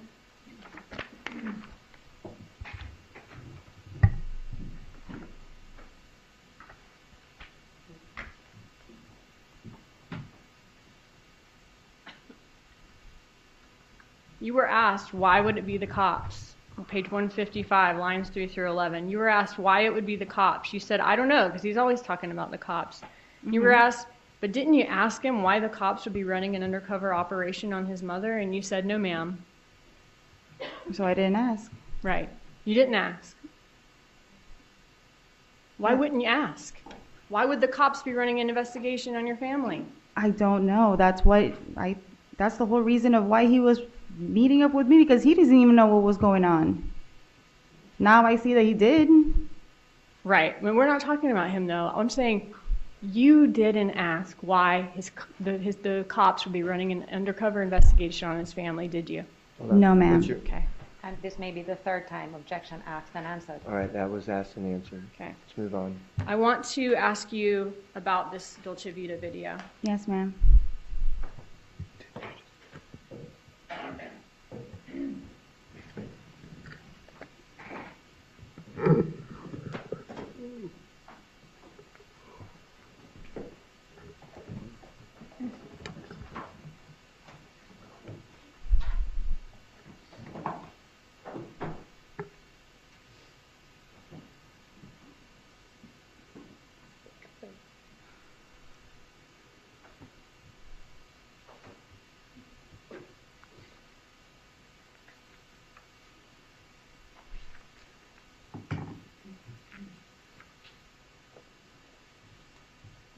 I'm gonna have to put on our headphones for this.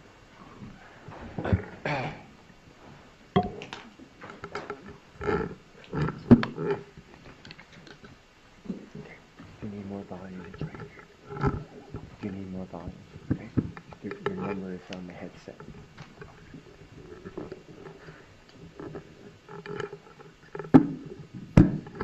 Okay. Just tell me.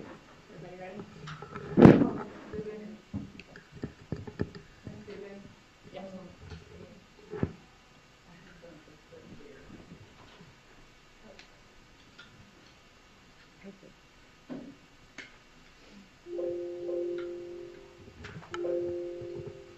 Ow.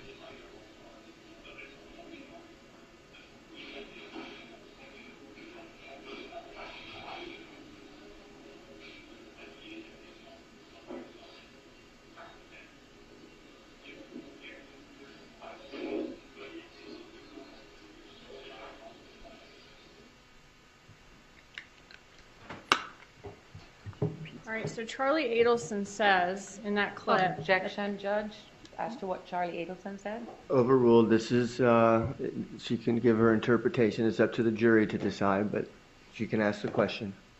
When he says at the very beginning of that clip, if they had any evidence, we'd already be gone to the airport by now.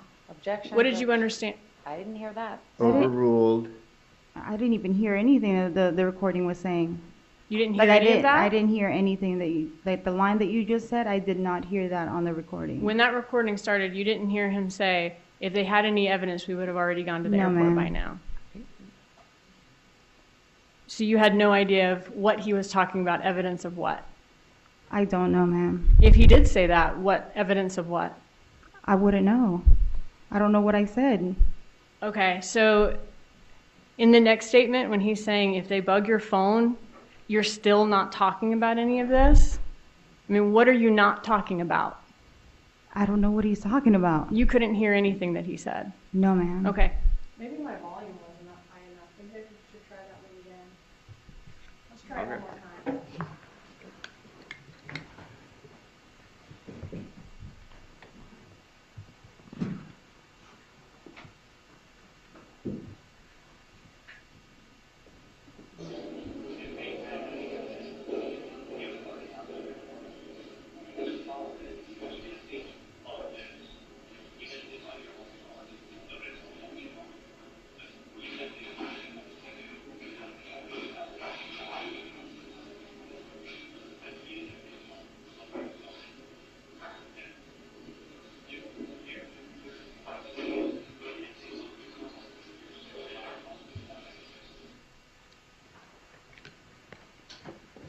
beginning of the clip that time when he says, if we had any evidence, we would have already gone to the airport by now? The only thing I caught was bugged phone. Okay. I didn't hear anything in the beginning. If he had said to you, if they had any evidence, we'd already be gone to the airport by now, what was he talking about? Evidence of what? I have no idea. I told you he was saying scenarios, and I can't remember what he was talking about at that time. So he wouldn't have been trying to ease your mind, let you know if this is the cops, they don't have anything on us? No? When he says, even if they bug your phone, and at the end he says, you still have not been talking about this. I didn't. What have you not been talking about on your phone? I didn't hear anything that said anything about me not talking on the phone. When he was talking about even if they bug this, even if they bug your phone, Okay. at the end of the clip, he says you still have not been talking about this. So even if your phone is bugged, you're But still is not he talking implying about this. to me like he might have been saying scenarios? You guys keep taking things out of context, and it's not. I don't even know. I can't answer that question if I don't know the whole thing. Okay, so I'm telling you what I'm hearing on here, and I'm asking you about it. What You're you're saying- Judge, hearing? that's improper. All right, I don't want to get argumentative. You've already asked and answered that question. Yes, Let's sir. move on. You never went to Tallahassee, did you? No, ma'am. And you never shot anybody, did you? No, ma'am. I want to play the next clip for you.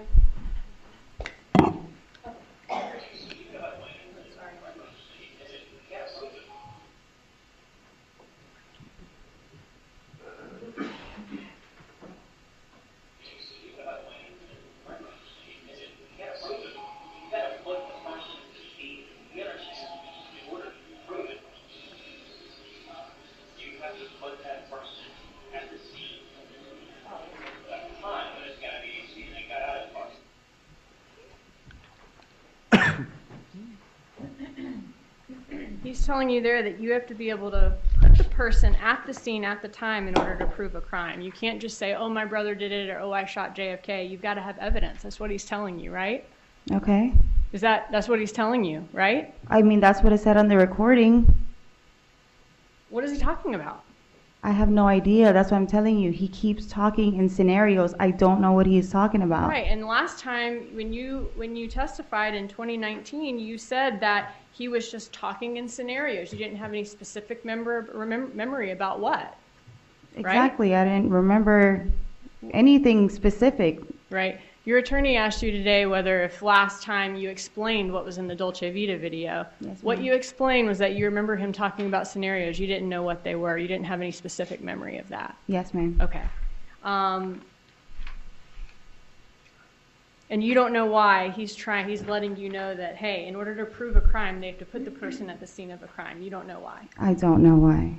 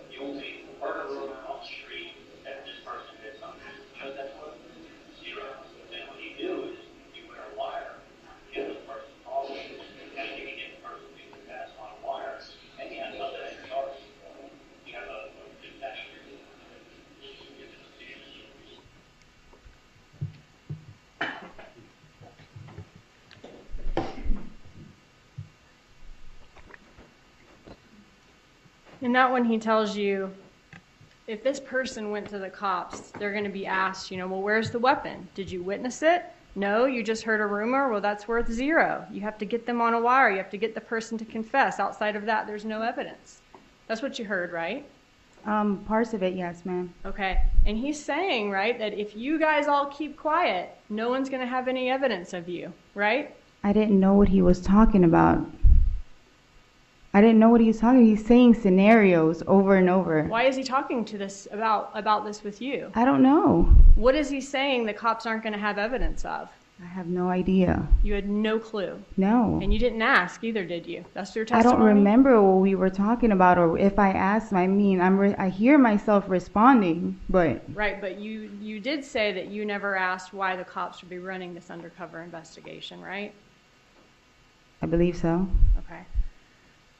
You were in this Prius that Garcia and Rivera rented for the July trip to Tallahassee. You were in it at some point, right? No, ma'am. You never sat in it? Never sat there. Never rode with Garcia just to get food or something? No, ma'am. All right. The father of your children was in that Prius, though, right? Well, with the picture that they've showed, you see, yeah, he was in that Prius. Okay. And in this video, Charlie Adelson is giving you examples of how just because a person was in a car that someone used to commit a crime, that doesn't mean anything, right? On what video? On the Dolce Vita video. I don't recall that part. Okay. Let's listen to 2 more clips.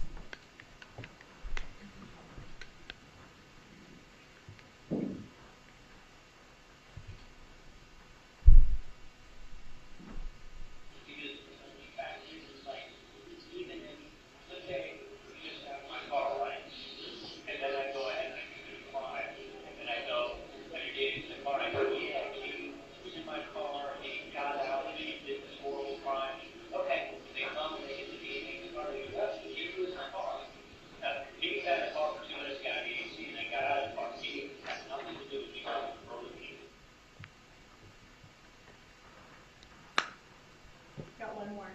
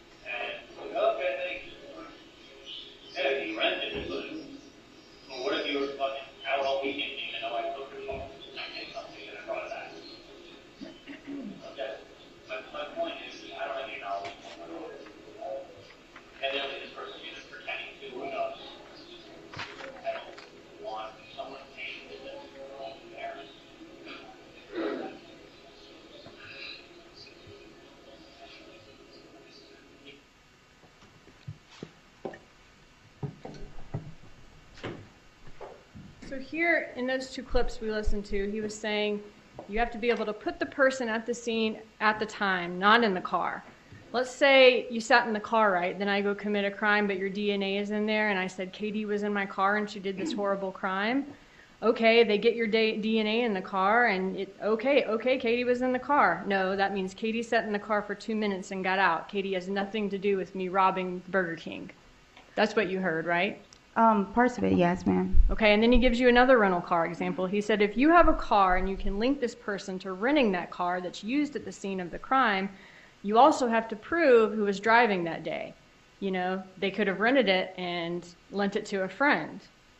Then he gives you another one, doesn't he? He says, you rent a car and I asked to borrow it. I drive to Orlando, rob a McDonald's, and come back. Yeah, you rented it, but you were out. You didn't even know I took your car. Isn't that what you heard?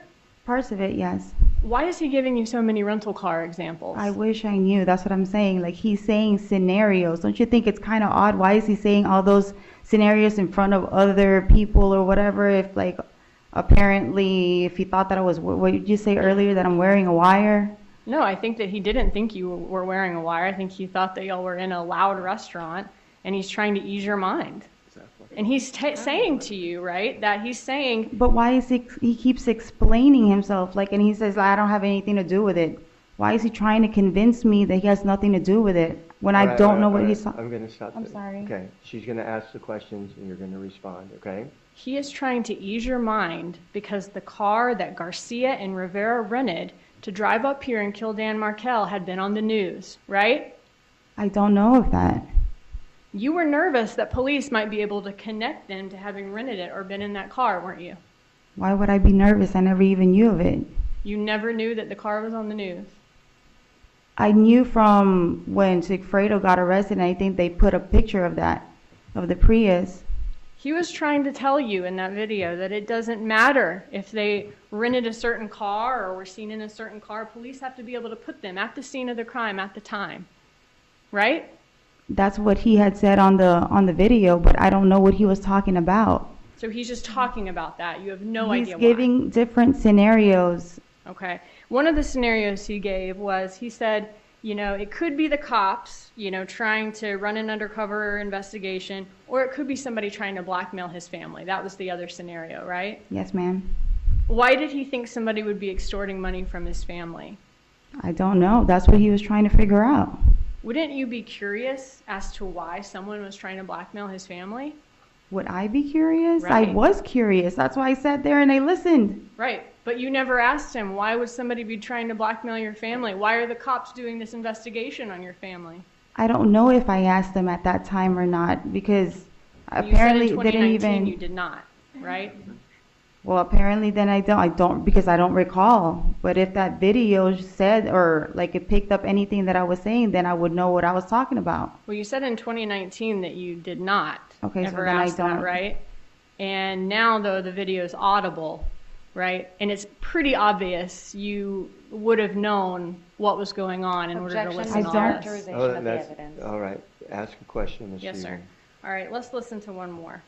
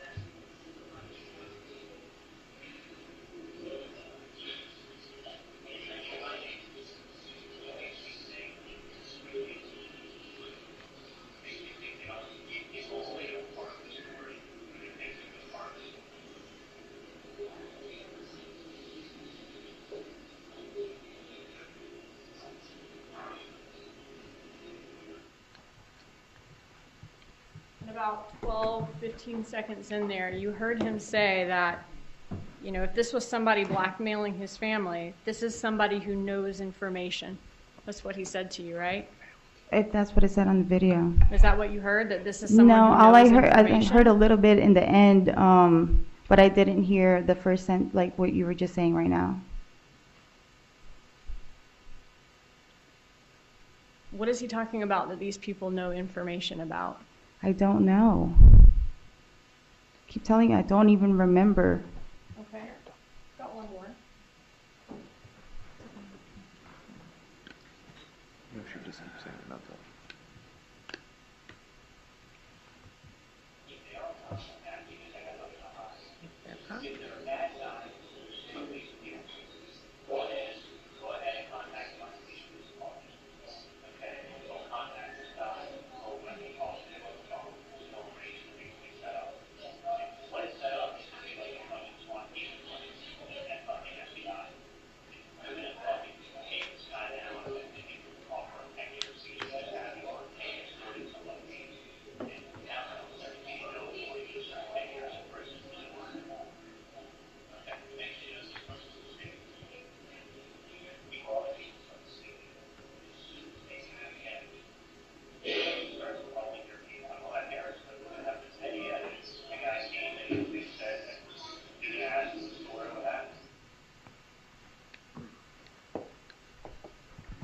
All right, so in that clip, he's saying if this is a bad guy, there's two ways of dealing with it. We can go ahead and call the police. They'll contact him, arrange a setup, take him down. But then he'll be telling everything he knows, or else he's going to serve 10 years in prison. And the next thing you know, that person's singing, and he's going to start calling your name out. And my parents are going to have to say, they're going to be asked the story of what happened. Isn't that what you heard? I didn't hear that, like not all of everything that you're saying, but like I said, I don't know what he's talking about. Well, you heard him say at the end of that clip that they're going to be calling your name out, that My blackmailer. name? Right. No, I did not hear that. With this bad guy who knows is going to tell the cops information, why would he be calling your name out? I don't know. All right, got one more.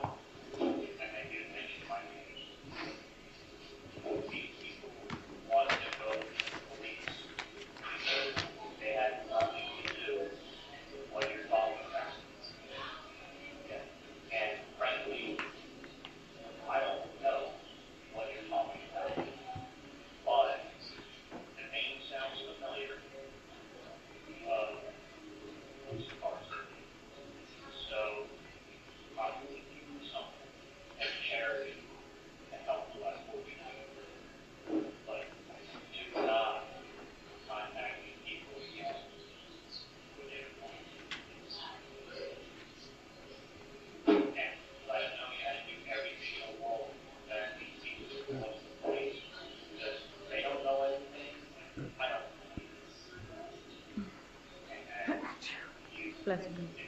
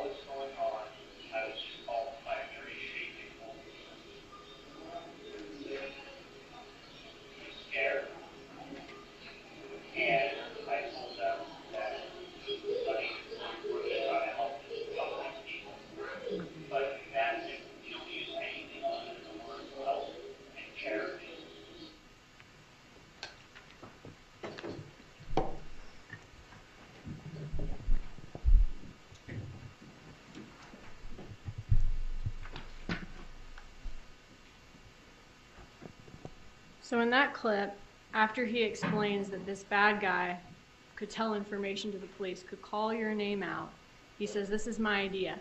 And he gives you very precise instructions, doesn't he? In that Yeah, clip. he was talking about the calling to say it's, yeah.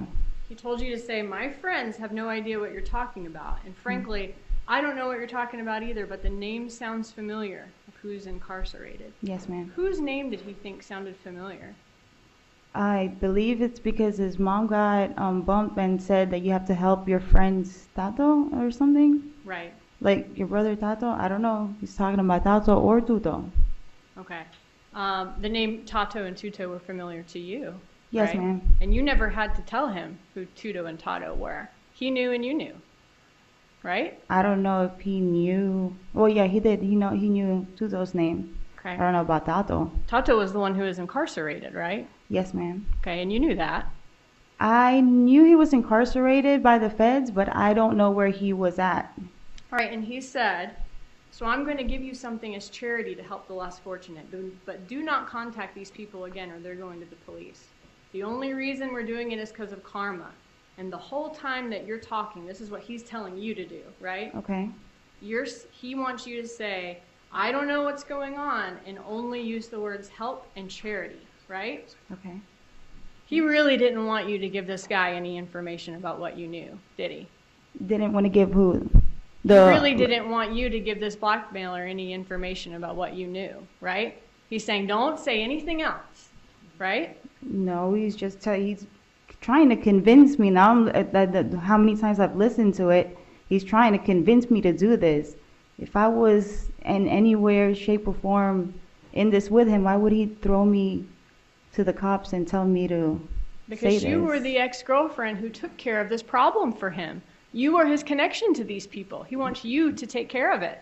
No, they mentioned my Right. name. They mentioned Tuto's name. Right. And then they mentioned about a brother being incarcerated, which was Tato. I know. And then he starts So- talking about Sigfredo Garcia right after that clip, right? That we just heard. He starts talking to you about Sigfredo Garcia, doesn't he?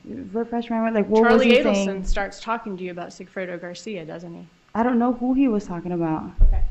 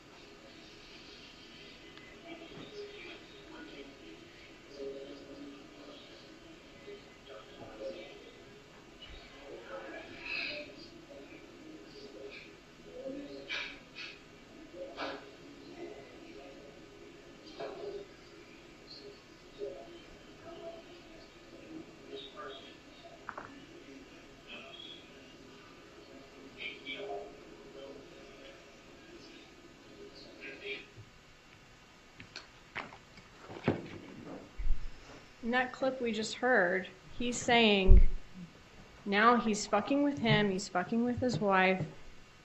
If he's fucking with the king himself, you better kill him because he's going to be a big problem. He knows who you are. And if he can't do it, have someone else do it. Right? Yeah, but he's not talking about Tuto there. Like, where? not? No. Okay. Well, let's keep listening, but 1 second. he's telling you, though, in that part that I just talked about, how mad Garcia needs to be about this, right? Some guy is messing with you, putting your name out there as part of this, and you need to kill him or he's going to be a big problem. He either needs to do it or have somebody else do it, right? That's what I'm saying. Like, I don't think he's talking about Sigfredo there. Okay. When he says that to you, why don't we see you jumping up from the table? Why don't we see you raising your voice saying, whoa, kill? What are you talking about? We don't... Yeah, I would have said something like that, but I didn't even know what you're saying about kill. Obviously, I didn't react that way because it wasn't something that's like... Well, you heard him say he better kill him or he's going to be a big problem. Either he can do it or have someone else do it. You heard him say that, right? Part of it, yes, ma'am. Okay. And you didn't jump out and run out of there? No. Okay. You didn't raise your voice and start, whoa, I'm not being a part of anything like this, did you? No, but if he's like saying scenarios and he's talking about stuff, like I'm probably not even, like it's nothing that like made me like, oh my God, like what are you talking about? Like, why are you even talking, period? Charlie said, so help me God, if they fuck with my family, it's going to be Nazi shit. This will be done. I mean, Katie, I don't care what I have to spend. I swear to God. Mm-hmm. He's telling you that he needs this guy killed and he doesn't care what he has to spend. That's what he's saying, right? Overruled. I mean, if that's what he's saying, I can't say what he was stating it for. What did you understand him to mean when he said that? Charlie's always talking about different, you've heard people say that he's always talking about some weird stuff.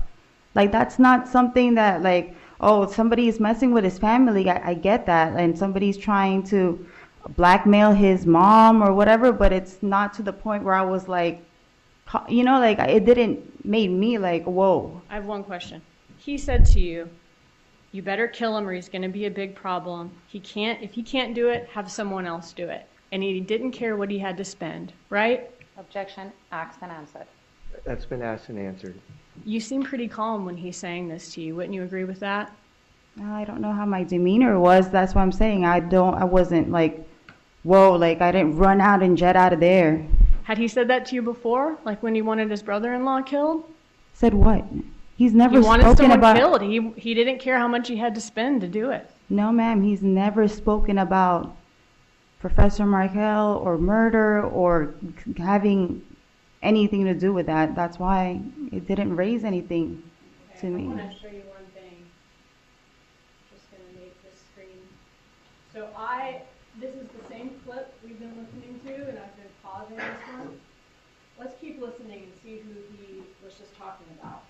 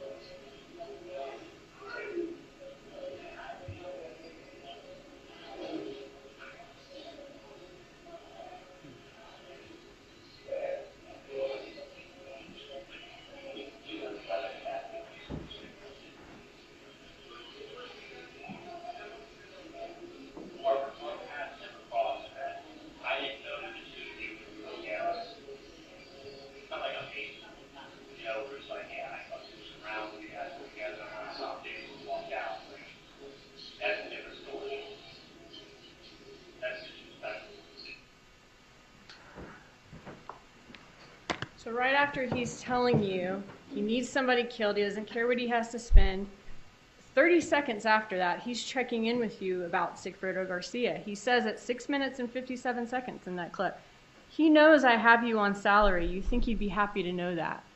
I didn't hear that. You did About not a hear that? salary or nothing, no. He says he doesn't have any bad feelings towards me, does he? Our paths never cross. That I can assume that maybe he was talking about Sigfredo. Right. He says, I didn't know the two of you would be working out. He's talking about Sigfredo there. I believe so. Like with what he's saying at that part, yes. Right after, for what we just talked about, he's saying this guy needs to be killed. If he can't kill him, find somebody else to do it. He's going to be a big problem. He's fucking with me. He's fucking with his wife, right? Objection, asked and answered. Overruled. He's talking about Garcia right after that. I don't know if he was talking about Garcia. You He's just- talking about Garcia now that the part that where you're saying that, oh, our paths never crossed or whatever. I can assume he's talking about Sigfredo, but at that time, I don't think he's talking about kill and all of this and saying that it was him. Why didn't he just say his name? You do admit, though, he's talking to you about Garcia right after he's telling you that he needs to have someone killed, and if he can't do it, find someone else who can do it. Objection, asked and answered. Asked and answered.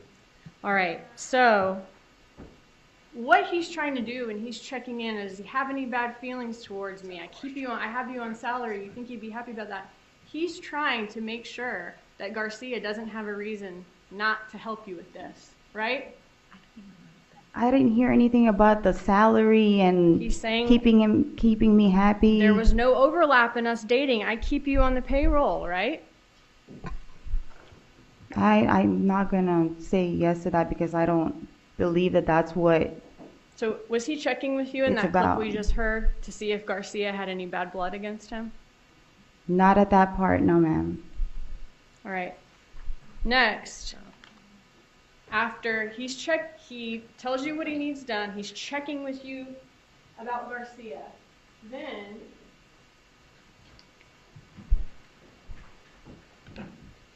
about 20 seconds later,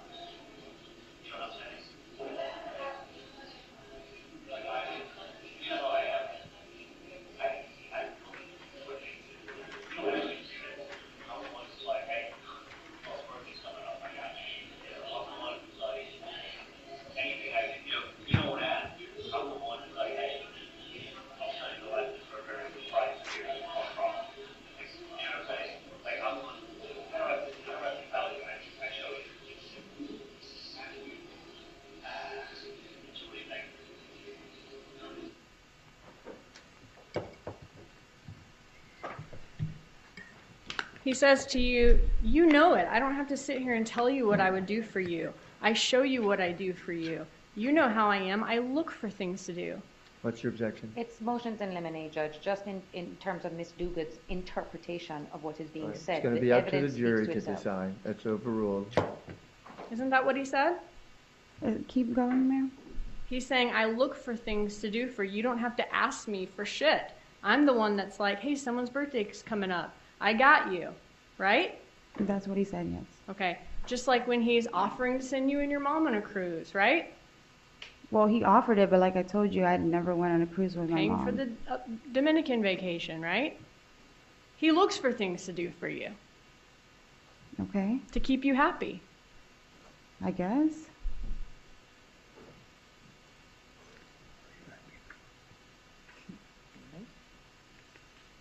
When you were with Charlie Adelson, you were sleeping with both Charlie Adelson and Garcia at the same time, right? I mean, They I weren't can't- aware of each other. I mean, they knew of each other, but they didn't know you were with both of them at the same time, right? not that I was. I mean, it might have overlapped, but I don't remember. I don't remember that. Okay. I mean, I don't remember if it was. at the Charlie same Adelson time. didn't know that there was any overlap. That he didn't know. I don't know what he knew. Okay, well, he told you we didn't have any overlap. Oh, with the from the video. Right. And you tried to keep them separate. That was something that you did when you were with Charlie, right? You tried to keep Garcia separate from him? Well, I didn't think they'd like each other. Right. Garcia was jealous of Charlie. I believe so. We heard Charlie say he helps you out when it's somebody's birthday. Who's he talking about? I have no idea. I don't know if he's talking about Sigfredo because I know there was a comment about like some GoPro or whatever, but When's Garcia's birthday? the 27th of April. Of April? Okay. So is he talking about getting Garcia birthday presents? Not to my knowledge. I don't know. I'm assuming maybe that's what he's talking about, but Why would he get Garcia a birthday present? he always jokes about stupid things like that. Why would he get his ex-girlfriend's boyfriend a birthday present? I wouldn't know, but he'd make jokes like that before, just like the GoPro, but he never got him a GoPro camera or whatever it was. After your discussion about Garcia, he checks in on Garcia's gang connections, right? See if those are still there? Who checks in? Charlie Adelson. Checks in. Objection. Facts He's not never in been in a evidence, Judge. gang. Overruled. Okay. Garcia's not in a gang. Let's listen to him another minute.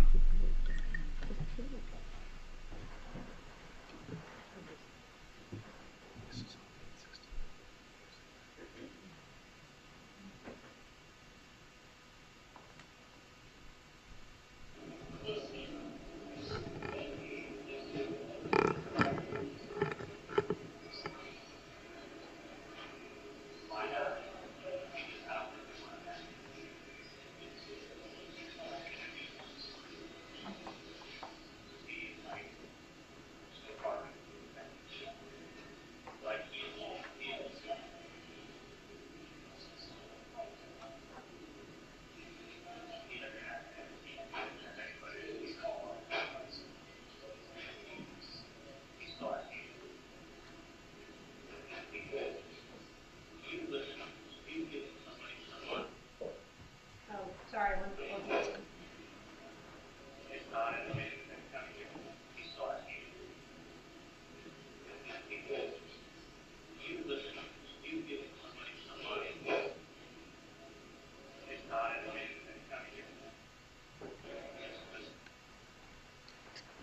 All right.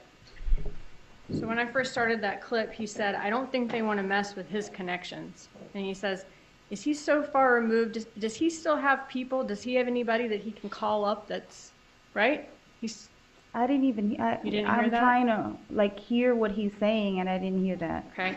He then says to you at the end of that clip, listen, you giving money to somebody is not an admission of any kind of guilt. I heard that part. Guilt of what? I don't know. What would you be guilty of? Exactly. I don't know. Well, then why is he saying that to you? I don't know. What did you understand it to mean? I don't know. I can't interpret what it was happening at that time. Like, I don't know what it means. He was saying that because you were concerned that giving this $5,000 would make you look guilty, right? That it would make me look guilty? Yeah. If that's your assumption, but I didn't do any of that. All right, I have two more very quick ones. We're almost done.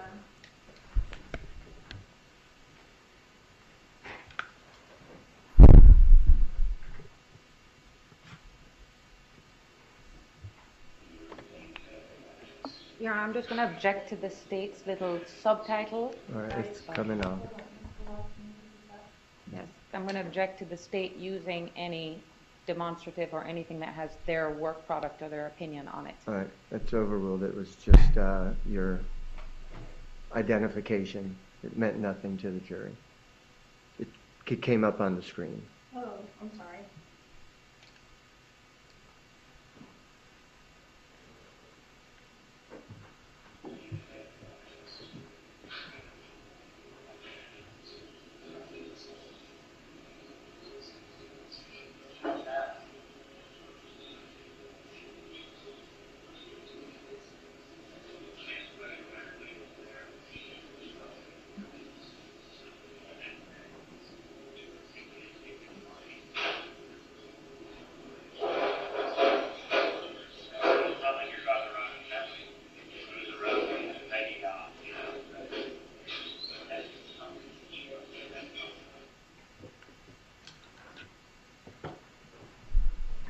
All right, he says, let me ask you a question. When everybody was there the next day, did any of you take any money? It's not like you're driving around in a Bentley, cruising around in a mega yacht. You heard that, right? Yes, ma'am. What did you understand that to mean?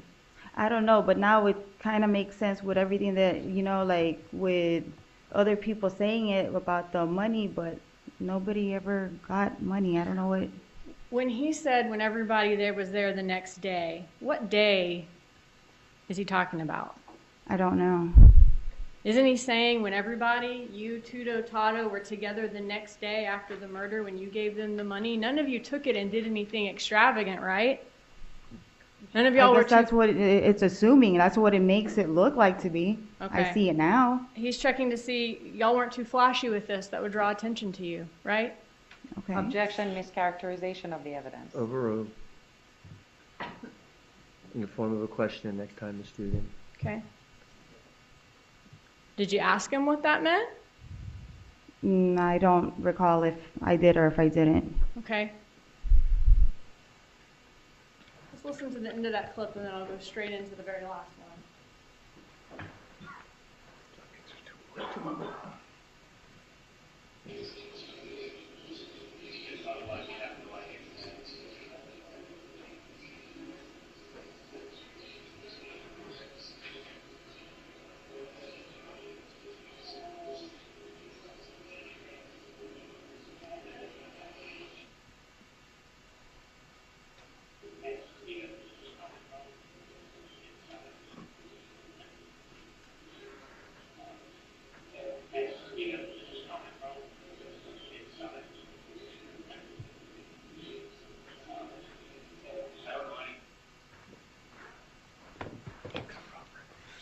At the end of that conversation in that last clip, he says,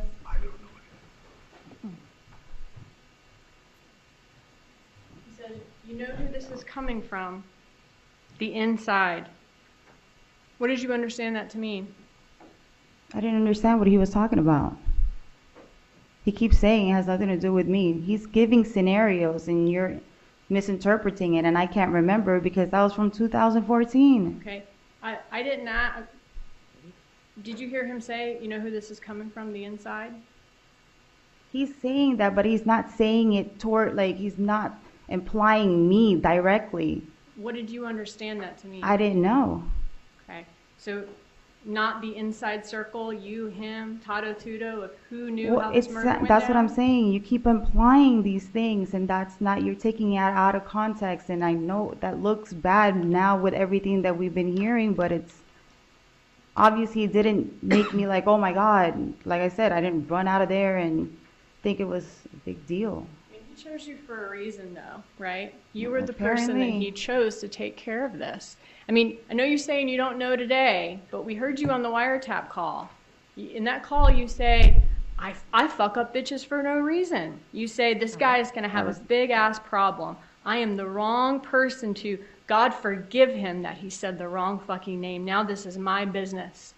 You Yes. said that, right? Yes, ma'am, and that's taken out of context as well. Well, you were I was pretty- angry by that, yeah.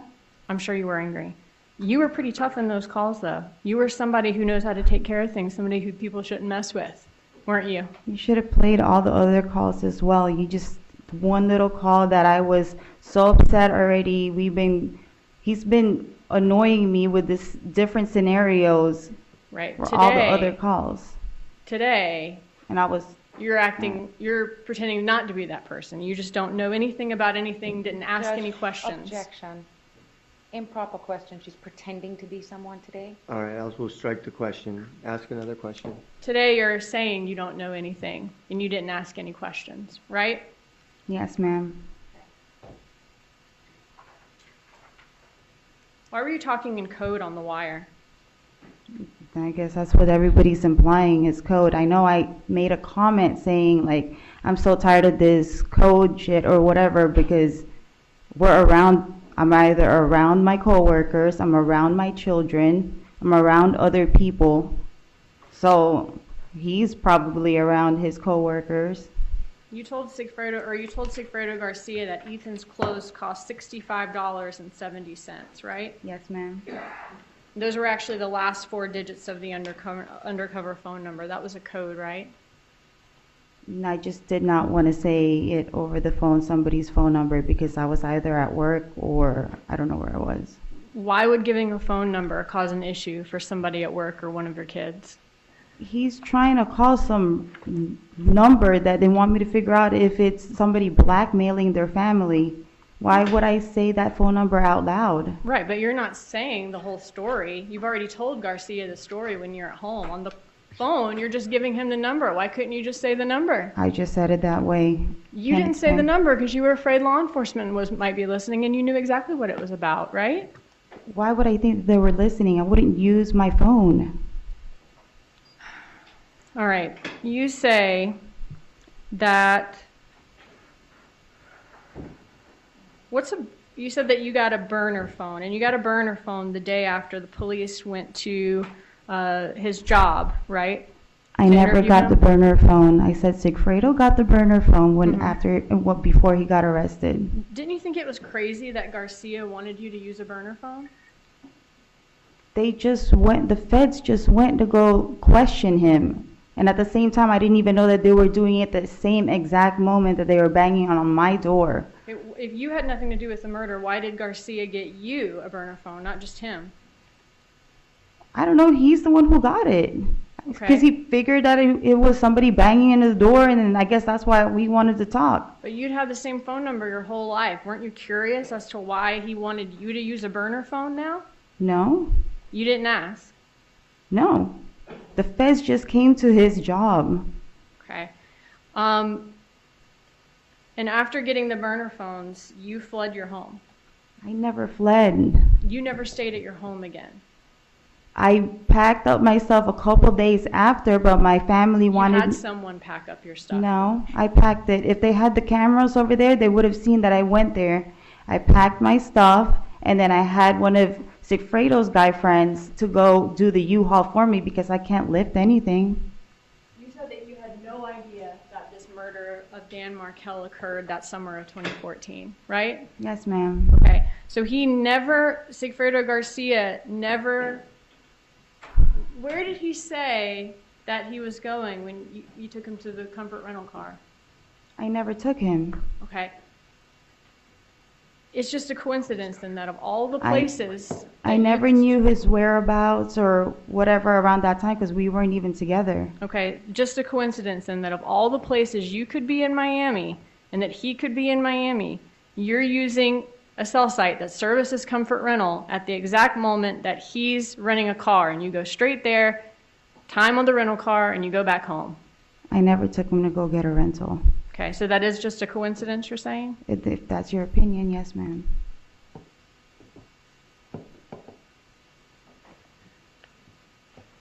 And he was also in that rental car as soon as he got back from that trip to Tallahassee. That was outside of your apartment, right? They had that The car, GPS ping? yeah, the GPS ping on that parking lot, but that parking lot, other people live there. Okay. Did you ever see him in the rental car? No, I did not. Okay. And you went right back to that area later that day?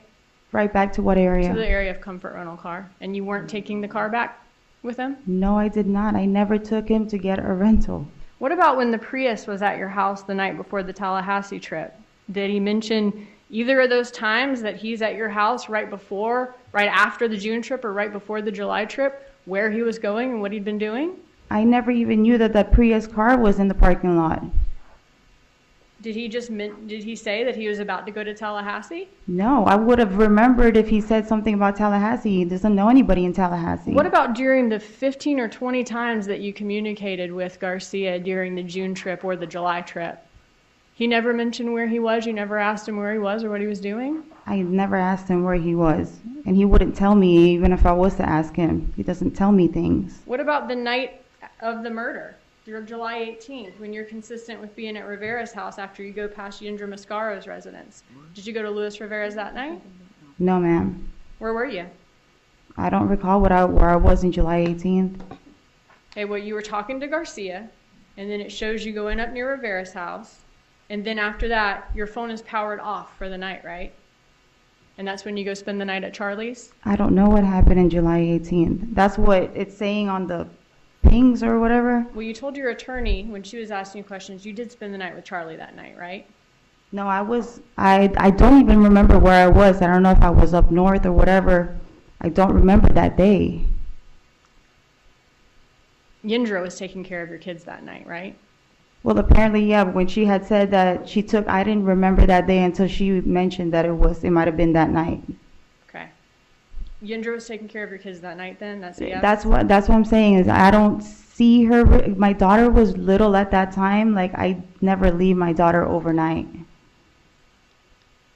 That's why it wouldn't make sense to me. I never leave my daughter like overnight at So somebody's Yindra house. was not telling the truth when she No, said that? I don't know if she babysat that day. I just don't remember. I don't recall ever leaving my children at night. I was living with my mom at that time. Well, If that was the case, I would have had my mom because the kids would have been more comfortable. if Charlie invited you over, you're going up there, your phone's powered off for the night, and you're coming back for that direction that next morning. That's the route that it's showing, but I don't remember what I did that night. Well, you There's no stayed with text Charlie messages. during that time, though, right? No, I didn't. I don't remember what I was doing. Okay.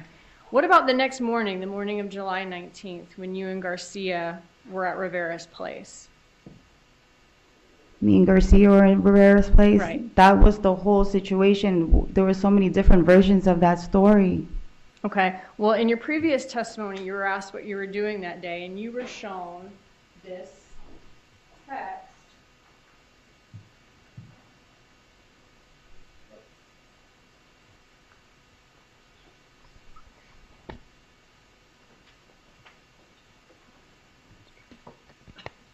You were shown this text.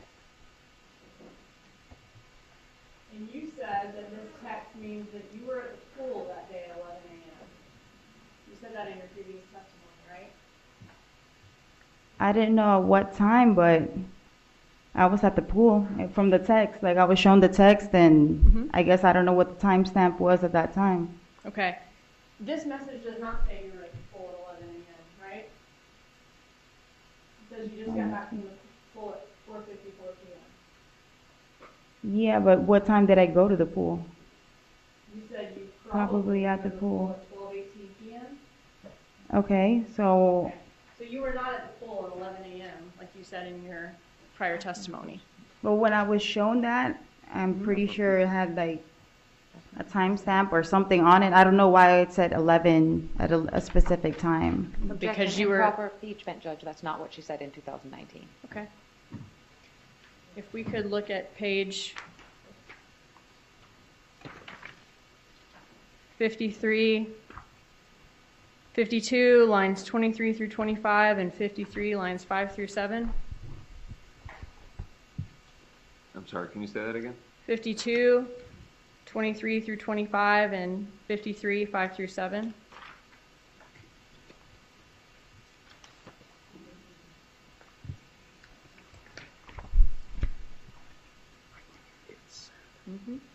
Objection, improper impeachment. That's what it says. I just said that. It said, All right, okay. hold on a second. Ms. Dugan, you take a look at it first. Okay. You were asked, where were you that day? You said you took Ethan to the pool. You were shown that message. You said, do you remember what time? And you said, I believe it was 11. That's That- not correct. You're not reading. You're right. I'm looking at page 53 at the top. Say, I believe it was around 11 in the I morning. believe it said around 11. All right, that's proper impeachment. Okay. Wow.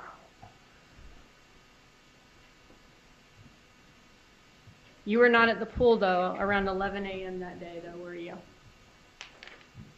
For me to have said this day because I didn't remember what I was doing, and for me to come up with that time, it's because I was shown something. Well, To these are the state that. messages about you going to the pool that day. I see your messages now, but at the Right. time when we did this, and I was shown what time I went to the pool, I wouldn't have just come up with it at 11 o'clock without seeing a text message with the time. You said in 2019 you took Ethan to the pool around 11 a.m. I because believe that it- means that you wouldn't be at the money drop around 10:30 and 11 a.m., right? Mischaracterization of what she said in All right, 2019. that's sustained. Mr. You can Okay. move on. This has been asked and answered. All right. You We need called. to be mindful of the time also, because I Yes, have to sir. give time for redirect. I'm almost done. You called Luis Rivera during the June and July trips. You called his old number, right? That 934 number you had in your phone as Tato I called the number, but Right. I never spoke to Luis. when you couldn't get in touch with Garcia. You called that I number. believe so. And you didn't talk to Garcia because that wasn't his phone at the time, right? What, the 934 number? Right.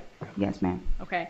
You never talked to Luis Rivera on the phone, usually. Not that I recall, no. Okay. You did talk to him though. You called him those 2 dates and then you talked to him the day of the money drop, July 19th, right? It said that he had called me. Right. You called him, he called you and then you called him back, right? I believe so. That's Right. what the call log says. And you spoke to him. You tried to call him in June and July because you knew that he and Garcia were together in Tallahassee during that time. I didn't know that they were here. Well, then why would you call Luis Rivera? I don't remember why I called him. I called him in June and in July. Yeah, on the June trip and the July trip. If he was with Garcia, well, maybe I was trying to get a hold of Garcia. But those were the only times all summer, though, that you called that number, though. I don't That's what recall the that. expert said? I don't recall that's the only time. If you were always trying to call Rivera whenever you were looking for Garcia, you would have called it more than 2 times the whole summer, I right? don't recall that. And then on July 19th, the reason that y'all were talking that day, you and Luis Rivera, was because that was the day you were supposed to deliver money, right? I never delivered any money. You said, so the only time that you call him is during this June and July trip to Tallahassee and the day of the money drop that summer. And your phone locations are consistent with being at his house. But those are just all coincidences. You didn't have anything to do with this murder. That's what you're saying? Yes, ma'am. Aren't you mad at Garcia and Charlie for doing this and you're innocent and you're having to answer for it? Am I mad at them? Yeah. Yeah, I've been upset. If you were mad at Garcia, I mean, just not long ago, just this month, you said on a recorded call to him, I can't talk to you, I can't touch you, I can't see you, I can't feel you, and you were crying about it. Yeah, he's the father of my kids, so I'm gonna love him forever. And this $17,000 cash spike during the 6 weeks after the murder being put on the Adelson payroll, even though you didn't collect rent, you made the one appointment, your $4,000 breast augmentation, all of that within the 2 months of the murder, those are just all coincidences to it. You didn't have anything to do with this. The money had nothing to do with anything that you did. I've explained everything already. Okay. All the favors that Charlie did for you after you and him broke up, the trips, nothing with that had to do anything with the murder. That was just a coincidence too. Just him being nice. I guess so. Okay. The fact that he called you out of all of his ex-girlfriends after his mom just said an ex-girlfriend was mentioned, that's a coincidence too. I guess so. The fact that your husband committed a murder for your boyfriend, that's also just a coincidence. You didn't have anything to do with it? I didn't have anything to do with it. I mean, those are some pretty unbelievable coincidences, right? Objection improper. That's sustained. Okay, you either have the worst luck or you did this, right? Objection improper question. Sustained. Garcia would never do anything to help Charlie Adelson, would he? I wouldn't think that, but with everything that's all in the evidence and stuff, I mean, it looks pretty bad. And you said in 2019 he would never do anything. I did say that because I would never think that they would like each other in any way or do favors for each other. Okay. I see why I'm in the middle. I'm smack in the middle. I see Right. it. That's why I'm fighting for my life. And so you did say Garcia would never do anything to help Charlie Adelson. In my 2019 testimony, yes, I did mention that. Right.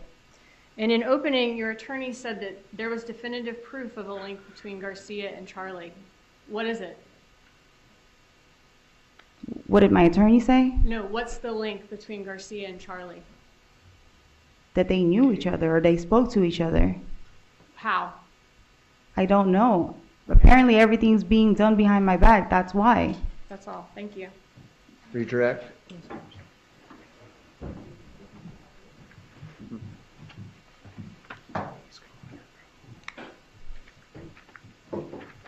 Ms. McDaniel. Yes, ma'am. let's talk about your memory, Yes, ma'am. all right? Miss Dugan was not present at Dolce Vita, was she? No, she was not. Okay. And as much as she's trying to insert her opinion as what is being said, it's just that, right? Yes, ma'am. You have ears, correct? Yes, ma'am. So does the jury. Yes, Yeah? ma'am. So they can listen for themselves of what happened at that restaurant. Yes, ma'am. Now, I do want to talk about some things that Miss Dugan purposely left out that we could all hear on that video. Like the time when he said, "If they are the cops, I'm happy because I have nothing to hide." Yes, ma'am. You remember when that was played, Miss Dugan skipped over that part and went to what she thought she heard afterwards, right? Yes, ma'am. And that's because that makes no sense. Of course. If you are all involved in a homicide together, why is Charles Adelson telling you that if it's the cops, I'm happy? That makes no sense. No sense. Okay, because if you were all involved in a homicide and it was the cops, what would happen? He'd get arrested. And if you were involved, what would happen? I'd get arrested. All right.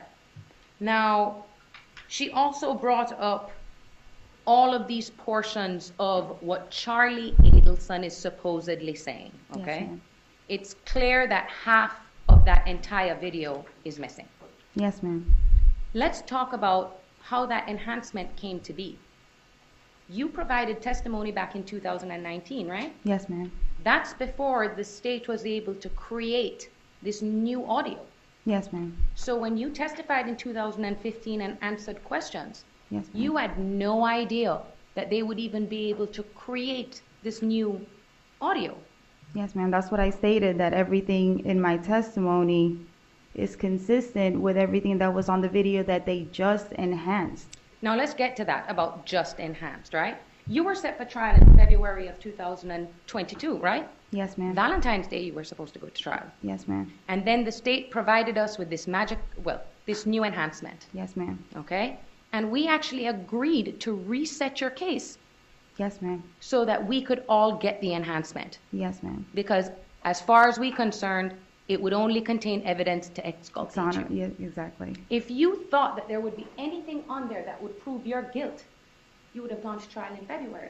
Exactly. You wouldn't have even given them an opportunity if you thought anything on that video Yes, ma'am. would have come up against you. Yes, ma'am. And as we sit here and listen to this video, this covert undercover thing that they did, do you hear any direct evidence in there of something to do with a homicide? That's why I stated that I've never heard Dan Markel's name. I never heard homicide. I never heard murder. I never heard Tallahassee. Nothing. And I'm telling you that he is going on and on about different scenarios. Like one of the clips that she played where he says, he starts talking about a scenario like if I go to Orlando and I rob a Burger King. There's no robbery of a Burger King, right? Yes, ma'am. Are you here for a robbery of a Burger King? No, ma'am. Okay, but that's what one of the scenarios he presented to you. Yes, ma'am. He also mentioned about something about, Miss Dugan says, he says something about robbing a McDonald's, Yes, ma'am. okay? He doesn't say any scenarios about a homicide Yes, ma'am. or a murder. Yes, ma'am. It sounds like he is just trying to justify why it is that they would say your name. And for me to make a phone call. Okay. How many times did he repeat to you, it's because they said your name? If you can remember. On this video, I can't recall. How many times have you had an opportunity to sit down and listen to the video that we just received a couple of months ago? I haven't even seen it in its entirety because they can never get anything to the jail. And so Can't this, get that evidence. was this maybe the second time in this trial that you were able Yes, to listen ma'am. to it? This is like the second time. Okay. And we still don't know what the first half was, or this time that I went to the car for 10 minutes. Like, They have no record of that, right? apparently, that's what I wanted to know. Where was the record for that? There's no video of that? No video. Okay. And had they been able to enhance the entire audio, not just bits and pieces of what Charlie is saying, we wouldn't have to speculate about what that conversation was, right? Exactly. That's why I didn't want to commit to a certain thing that I'm saying or how I'm interpreting it, because clearly it wasn't big enough for me to be like, oh my God, why are you talking about this? Or, oh my God, we got to call the cops, or me run away because you said this. It's like everything was taken out of context. Just like my phone calls, just like this video, and everything that we've all sat down and listening to, every single thing, there is no direct evidence of you being involved in a homicide. no, because they've had this video forever. I would have been arrested a long time ago. Let's If talk that- about that. These wiretaps and this Dolce Vita, that was all known to them in May of 2016, right? I believe so. Before Sigfredo was arrested? Yeah. Yes, ma'am. They released your probable cause affidavit, right? Yes, ma'am. And said it's because there was no probable cause to arrest you. Yes, ma'am. So they didn't have probable cause to arrest you until Luis Rivero was arrested, right? Yes, ma'am. Obviously, if they had some direct evidence in those wiretaps, they wouldn't need Luis Rivero. Yes, ma'am. Okay. So everything is innuendo and speculation. Yes, ma'am. You would expect, if you are wiretapping people who are involved for over 400 recorded phone calls, that there would at least be one thing in there, right? Yes, ma'am. In the Dolce Vita video, you can hear that you're talking, Yes, ma'am. okay? Your voice isn't raised. No. You don't sound like you're, well, we can't hear you at all, Yes, ma'am. okay? So where Miss Dugan keeps asking you about things of what it is that you said, we won't know because they can't clarify your voice, right? Yes, ma'am. This case has always been focused on Charles Adelson. Yes, ma'am. The video was pointed at who? Charles. Whose voice is the only one that was able to be amplified? Charles. And you're always the person that is left in the dark. Yes, ma'am. Now, I want to go over some of the text message that Miss Dugan tried to commit you to try and explain what they meant, right? Yes, ma'am. Okay. Can you tell me what we talked about, I don't know, 4 months ago on February 23rd of this year? No, ma'am. Okay. Do you even know what day of the week it was on February 23rd of this year? No, ma'am. Right. You were asked questions about text messages over the course of 2013 to 2016. That's why I was getting a little upset, because I can't remember those times, and I know they want me to commit to a certain date, certain time, certain scenarios, and I want to be able to provide that information, and I can't.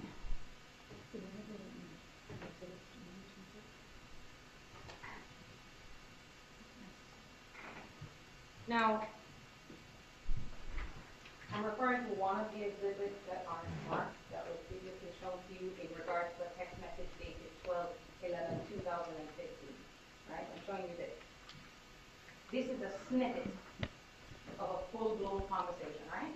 Yes, ma'am. The state did not include the entire conversation. Well, that's why I had asked what did the rest say, because they always take bits and pieces of everything and make it to look like something else, and it looks bad. I get it. I see it.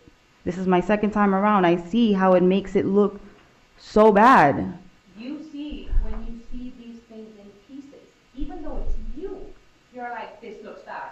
It looks bad. And you understand why Ms. Dugan says, oh, all these coincidences. You understand that, right? Yes, ma'am. But it's because they don't have the whole story. Yes, ma'am. We tried to introduce some of the phone calls, right? Yes, ma'am. And we can't.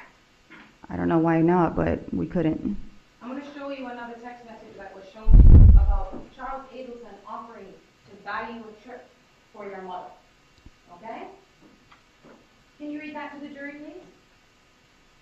please? I'm scared. No, right above it. Oh, by the way, she's having a major surgery for her spine on January. She has to be out for 6 months. What was going on with your mom while she needed surgery? She had something was hurting on her spine. Okay. And so A back surgery that she needed to do. this had anything to do with her cancer diagnosis later on? Yes, ma'am. Okay. And so Charles knew that you were going through this with your mom. Yes, ma'am. How close were you to your mom? Very, very close. And he was offering for you and your mom to take a trip. Yeah. Apparently, yes, ma'am. And you never took that trip, right? No, ma'am. I couldn't. You can never take that trip with them. Objection irrelevant. Just, if you can answer the question, overruled. No, I can't because my mom passed away while I was in here. And you've always felt that you hold the key to your own freedom, right? They said that themselves, that I hold the key to my own Objection freedom. to motion in limine. That's sustained. Your Honor, Jury to disregard that statement. it goes to our state of mind. That your objection's overruled. Okay. Now I want to show you some other text messages that's already been introduced into evidence. I'm showing you what's been marked as Defense Exhibit 33. Yeah, let me help you.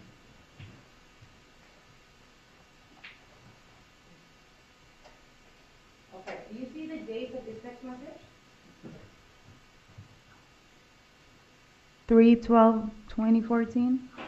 Okay, and this would be the morning after you had dinner at Yardbird, right? He called me and said, yes, ma'am. Okay, can you read that text to the jury?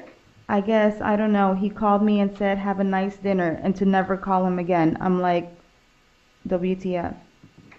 And you're talking about Sifredo there, right? Yes, ma'am. These text messages come from Charlie's iCloud. Yes, ma'am. We don't have your text messages from back there. I don't know why we don't. But that indicates that someone was watching you at dinner, right? Yes, ma'am. And he said, and it sounds like he's mad. Objection to leading. That's Yeah. sustained. Does it sound like he's mad? Yes, ma'am. Okay. Also, too, kind of strange, don't you think, that Charles would be asking you about tutors the next day Yes, ma'am. to see if he's maybe told you about their meeting the night before. Yes, ma'am. Now, let's look at the Defense Exhibit 29. Good. Good. Good, right there. Can you read that to the jury, please? I'm letting go of the night job. I'm not going in this weekend. They're behind on paying me and shit, and it's a lot of work. Like, we shouldn't have to clean up after that. What I tip out the bus boys for, and they suck. Okay. This is evidence of you working at the nightclub. Yes, ma'am. Objection, can we ask for a date on that? Sure. April 30th of 2013. And this is in evidence.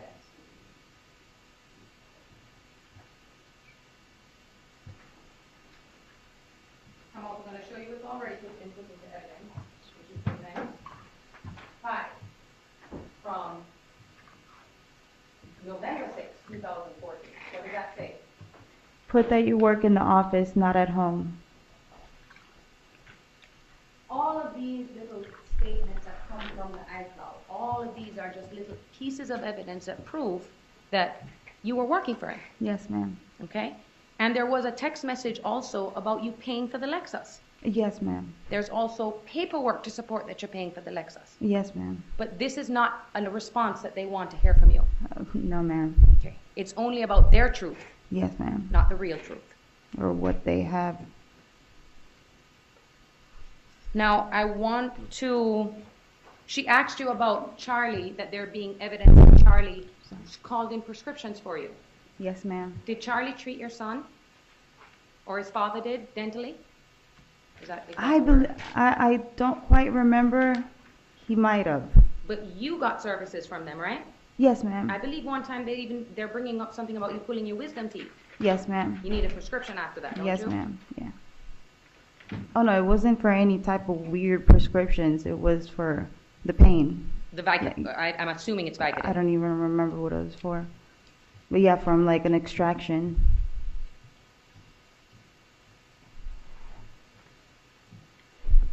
Now, the state tried to discuss with you about that money spike, Yes, ma'am. okay?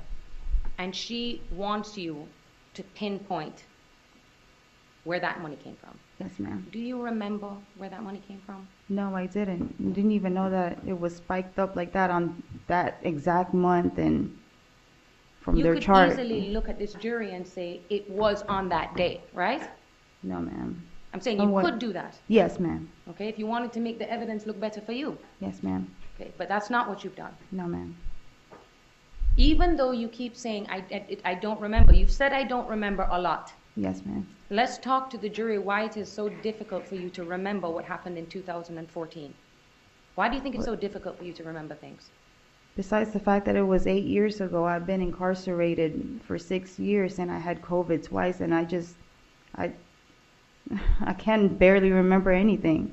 Okay, and then you were able to recollect certain specifics once these text messages were shown to you? Yes, ma'am. And it's because it jogs your memory? Yes, ma'am. And it's right there. Even that I'm scared because who created those? Now, the state is saying that it would be weird for Garcia and Charlie to be speaking, as far as you knew, right? Yes, ma'am. Okay. Wouldn't it be more weird if Charles Adelson asked his girlfriend to ask the father of her kid, whom hated him, to commit a murder for him? That would be extremely weird. Okay? The person who doesn't tolerate cocaine use is going to be okay with a murder, right? Exactly. Now, if law enforcement, if you are even worried that you did anything wrong, okay, and that it could possibly be law enforcement monitoring what you're doing, what would you or any other reasonable person do? Apparently everybody had a burner. Like I'm learning it every single time. Or don't speak on the phone. If you were involved in this homicide and Charles Adelson came to you and said, listen, some dude from up north went and mentioned your name and Tuto's name to my mom. What's up? Yeah, You were involved in that. Would you have freaked out? of course. Would you have agreed to call someone who could have potentially been the FBI? Yes. You would have if you were involved? Oh no. If you were involved, I took you'd that out. probably say, don't ask me to do that. Exactly. You do that. Exactly. He kept pushing for me to do it. That's the part that I don't quite understand. He kept telling me. And he kept saying to you, it's because they said your name. Yes, ma'am. He also says to you, because they brought this out, go in there and say that this is charity and give them the money. Yes, ma'am. Is that because he says if they take the money, then it's not the cops? Yes, ma'am. He also insinuates that, hey, we're helping out the cops by finding out who this person is, right? Yes, ma'am. He even mentions in there that when we kind of bring him out, Mhm. we'll then call the FBI. Yes, ma'am. He was trying to convince you that he had nothing nefarious going on, Exactly. okay? And he just kept repeating himself over and over again. And over. That's why I wish they heard the other, however many other calls. Or if there was an actual full recording of what was happening at that table, Yes, ma'am. okay? Miss Dugan keeps saying that you didn't say this or didn't say that or your voice didn't get loud. If you were involved, your voice probably would have gotten louder, right? I mean, I would probably be pissed off and reacting a completely different way. Because you'd be suspecting that, oh my God, I'm about to go down for a murder Exactly. and I have 2 kids. Exactly. You wouldn't sit there and let him talk his mouth off, right? Or continue to use the phone. Why? Exactly. Why use the phone? Why meet up? Why be in even a public place? I mean, Can you pinpoint to all of the recordings that you listen to, okay? Is there ever a time where there is something about anyone, you, Yes, talking about being worried about getting called by the police? no, ma'am. You are actually, explain to the jury why you got so angry on that phone call. On the one that I was, Yelling at Charlie to stop aggravating you and to do something about this. because it was just so many phone calls after phone calls, and he's been talking about the same thing over and over and over, different scenarios, or do this or do that or whatever, and like you call him, you call the number. And is that part of what annoyed you, is that he was pressured, like you call. Yeah, because they kept saying my name. That's the only reason, because they kept saying my name. And every time you start saying, I'm gonna call the FBI myself, because if anyone's messing with me, because they said your name. I hear that now, and I hear it from the phone call that he was trying to calm me back down. Immediately as you suggest that you're going to call the FBI, what does he say? No, Katie, listen. We have to Yeah, call all of a this. sudden it's, yeah.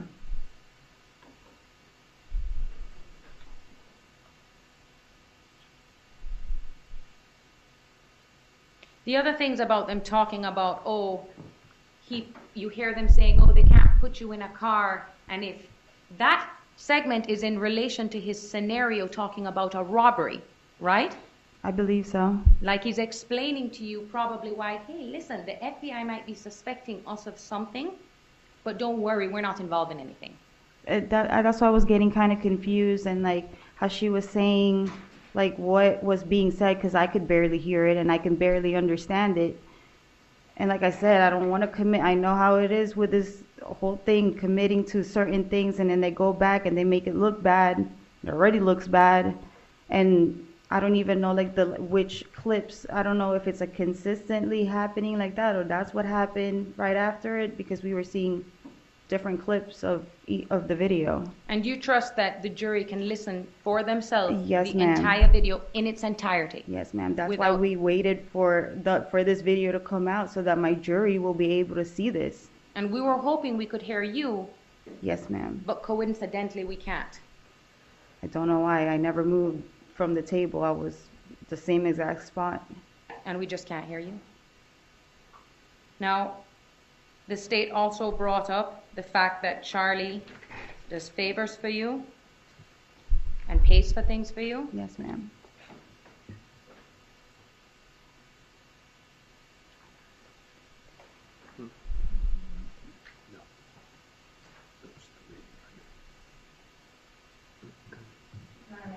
May? Yes.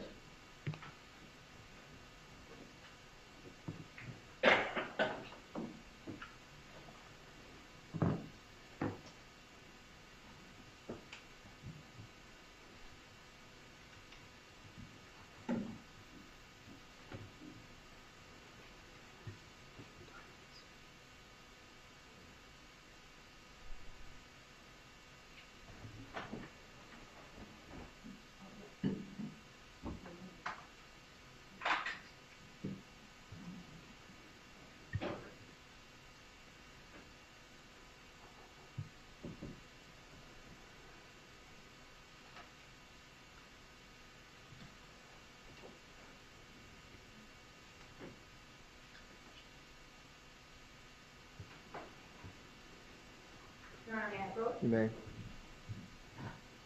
Ms. McDonald, I'm showing you what's been pre-marked as Defense Exhibit 39. Do you recognize what this is? Yes, ma'am. Okay, do you see your name there? Yes, ma'am. And do you see Charles Adelson's name there? Yes, ma'am. Does this look like a fair and accurate representation of a segment of his iCloud account? Yes, ma'am. The Cellbrite printout. Yes, ma'am. Your Honor, at this time I move into evidence what's been pre-marked as Defense Exhibit 39. Any objection? No objection. Be admitted as defense 39. Thank you, Judge. May I publish? Yes. And this is from February 2nd, 2014. You say, by the way, I need a favor. Whenever you get a chance, I need to borrow from you. Yes, ma'am. Charles Adelson's response, no problem, I'll call you tonight.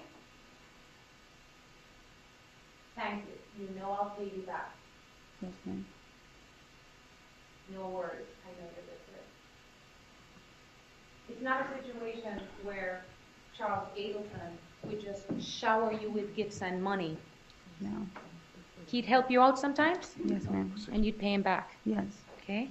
You weren't driving around in fancy, expensive cars, right? No, actually, that Lexus that I bought from him always broke down. That's why he was helping me with Sully, because of the fact that I bought that, and then he just breaks down every time. Anyways, I was getting frustrated with the car. He didn't pay your rent. Did not pay my rent. He didn't pay your kids' tuition. No, ma'am. Okay. He didn't buy you fancy bags like how June has and Mhm. fancy shoes. No, ma'am. Okay.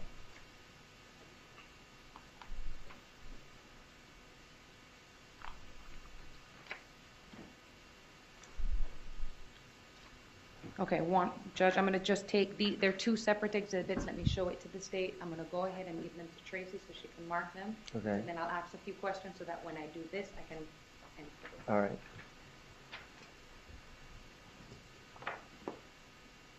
Now, you had mentioned previously, and Ms. Dugan brought it out, that there were times that you were speaking in code on the phone. Yes, ma'am. Okay, you can hear it, right? Yes, ma'am. Now, back in 2019, when you were under oath and you were asked about this, you admitted that you were talking in code, right? Yes, ma'am. And you said to the state exactly why it is that you were speaking that way. Yes, ma'am. Does Charles Adelson, whenever he talked, for example, about marijuana, how does he refer to it on the calls? And in code? The bonsai trees, Yeah, the right? bonsai tree, yes. Okay. So it wasn't unusual to him, No. to you, that he was kind of behaving that way. And that's the thing, when he starts talking, it's like you kind of like pick up like kind of how his, you know, like his way of talking, his little lingo, and then it's like you're talking kind of like back like him, but you're not really, it's not like because you're doing a code or you're coming up with this elaborate scheme of how to talk on the phone. You wouldn't talk on the phone to begin with. Since the date of your arrest, have you heard a peep from Charles Adelson? No, ma'am. Okay. Has he done anything to help you? No, ma'am. Okay. Have you even spoken to him? No, ma'am. And you've known from the date of your arrest who the state wanted, Yes, ma'am. okay? They made it very clear. Yes, ma'am. And you know they wanted you to, Objection, motion to eliminate. the next question is, do you know they wanted you to cooperate?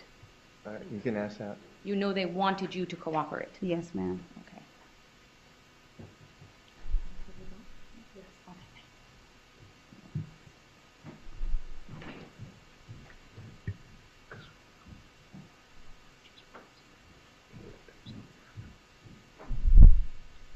And it would be as easy as you could have pled guilty and just given them what they wanted, right? Yes, ma'am. But that wouldn't be what? Truthful. Okay. You'd have to lie about your involvement. Exactly. Or how whatever they wanted me to say. Okay. And you've tried to explain yourself to the government over and over again. Plenty of times. Okay. And your story has never changed since day one. It never changed. Not like Luis Rivera's. Definitely not like Louis. Okay. And you know that this is a very tough time for you right now, sitting here having to answer all of these questions about your personal life, right? Yes, ma'am. Okay?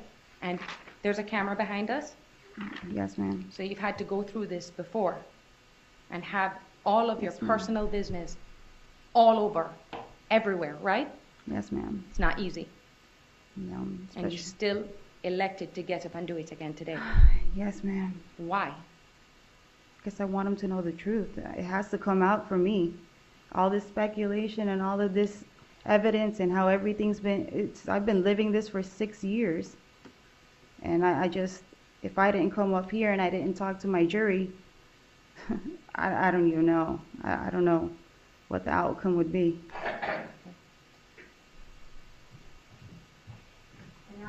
Would have been my final question, but if I could just introduce you. I Okay. have no objection to those, just move stuff along. So I could just move Go in? ahead. Perfect. All right, so that's 40 and 41. 40 and 41. All right, they'll be admitted. Thank you. So just so the jury can see, this is a text message from Charles Adelson. I've decided to stop lending money to anybody that's not in a medical emergency. It just adds a lot of stress to my life, and almost nobody gives an F. And that's in October 28th of 2015. Charles Adelson apparently lends a lot of people money, right? And then this one, when we talk about one of the times the car broke down. 11/18/2014. Oh my God, I have a bad news. FML. I have to take it back tomorrow, but the parts alone is expensive for both, so I need a loan, buddy. Wow, imagine if I took it to another mechanic. I just texted Sully my CC, which would be credit card. Yes, ma'am. Okay? I'm taking care of Katie's car. Thanks, bud. Are you sure it's going to be like a grand or so broke? Now, this is between Charles Adelson and Sully, right? Okay, yes, ma'am. This is Charles Adelson going behind your back to try and pay for the And car. pay for it. Is that because he knows that you are not somebody that just takes all these handouts? No, I don't. I don't like to owe anybody anything. No further questions, Your Honor. All right. Ms. McVandal, you may step down to the council table. Your Honor. Ms. Stephen, do you want a transfer? Yeah, you can just leave everything there. All right, is the defense calling any other witnesses? No, Your Honor, the defense rests. All right, the defense is rest. Does the state have any rebuttal witnesses? No, Your Honor. Okay, so that completes the testimony portion of the case. Okay, I apologize for keeping you so late, but I think you understand the importance of getting this done today, so I hope you bear with me. So tomorrow, when we reconvene, we will start with the jury instructions and then closing arguments, okay? That will be done all in the morning. I expect that what we will do is that will be done by lunchtime. The court will provide lunch to you, and you will go back at noontime and start your deliberations at that time, okay? So that's what I'm expecting, absent anything that is out of my control or anything that I don't know up to this point, but that's what we're expecting for tomorrow, okay? Everyone, I don't want to hold you any longer. Have a great evening. No talking about the case with anyone else. You can leave your pads right here on your chairs, and we'll see you all tomorrow morning at 8:30. We'll start promptly after that, okay? Thank you.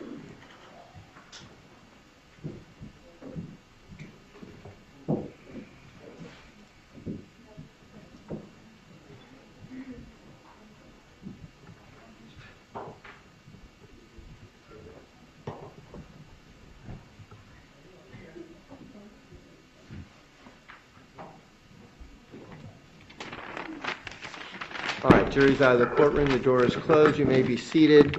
Both the state and the defense have now rested. And would you like to bring any motions on behalf of the defense?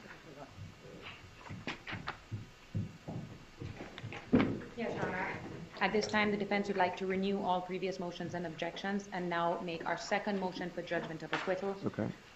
Even in the light taken most favorable to the state, I think the standard is now that no reasonable juror could find Ms. McVandal guilty beyond and to the exclusion of every reasonable doubt. Now that the standard has changed, Judge, a little bit, and we've also had evidence from Ms. McVandal, I would rely on the same arguments I made as to the elements of all three charges, in that all of the case is circumstantial but for the evidence of Luis Rivero. And now that Ms. McVandal has taken the stand and explained everything as it relates to the circumstantial evidence in this case, and she's been consistent since day one, that weakens the evidence against that the state has as it relates to the circumstantial evidence. And then now all you have left to evaluate is still Luis Rivero. Same argument, Judge. All we have in front of us is Luis Rivero, who admittedly says, I don't know anything about this. I don't know who did the hiring. I don't know anything. It's only Garcia is telling me that Katie is in the one doing the middle. There's no evidence that she knew what in the middle was for. If you believe him and he says, oh, she was in the middle hiring us for this, Luis Rivero himself says, I thought I was going to commit a robbery. And the elements say that you have to have intended the crime to be committed. There's no evidence that Ms. McVandal conspired with anyone to have a murder committed. Mr. Rivera was not able to give any information as to who it was in the Adelson family that this was done through. Ms. McVandal didn't do anything to assist. There's no evidence that the paperwork with Dan Markel's face on it didn't come directly from Charles Adelson. Mr. Rivera never said that that information came from Ms. McVandal. It actually came from Mr. Garcia. And the only evidence they have is supposedly her the next day being picked up by Sigfredo and going to the house, and their own witnesses say that she didn't know what was in the bag. Even believing that that took place, there is no evidence to establish that Ms. McVandal knew there was money in the bag or that this was money for any criminal activity. So in addition to all the cases that I cited earlier, Judge, for my first JOA, this is the additional argument that I'm making for the second JOA. All right. Thank you, Ms. Claus. Thank you, Judge. Ms. Kappelman? I'll rely on my previous arguments, Your Honor. All right. The second motion for judgment of acquittal is denied. There is sufficient evidence for a reasonable juror to find the defendant guilty on all three charges. So there certainly is sufficient evidence for this to go to the jury. And for my reasons also stated previously, the motion is denied. All right. Can we take a look at the jury instructions now? I think we can get through these pretty efficiently so that we can have them ready to go when we bring the jury back tomorrow. So who's going to handle this on behalf of the state? Mr. Evans is going to come down, Judge, but I'll stand in until he arrives. All right. And do you all, Ms. Dugan, do we have the same technology that we have out in Gadsden where we can make changes to them right here? Yes, sir, I can make changes as we go. Okay, can you do that? All right. Good morning, good evening, Your Honor. All right, good afternoon. Good late afternoon. Late afternoon. All right, and so, Ms. Kawashi, you're handling the Yes, Your jury Honor. instructions? Okay. No, this one. I could have just a moment to pull them up. All right.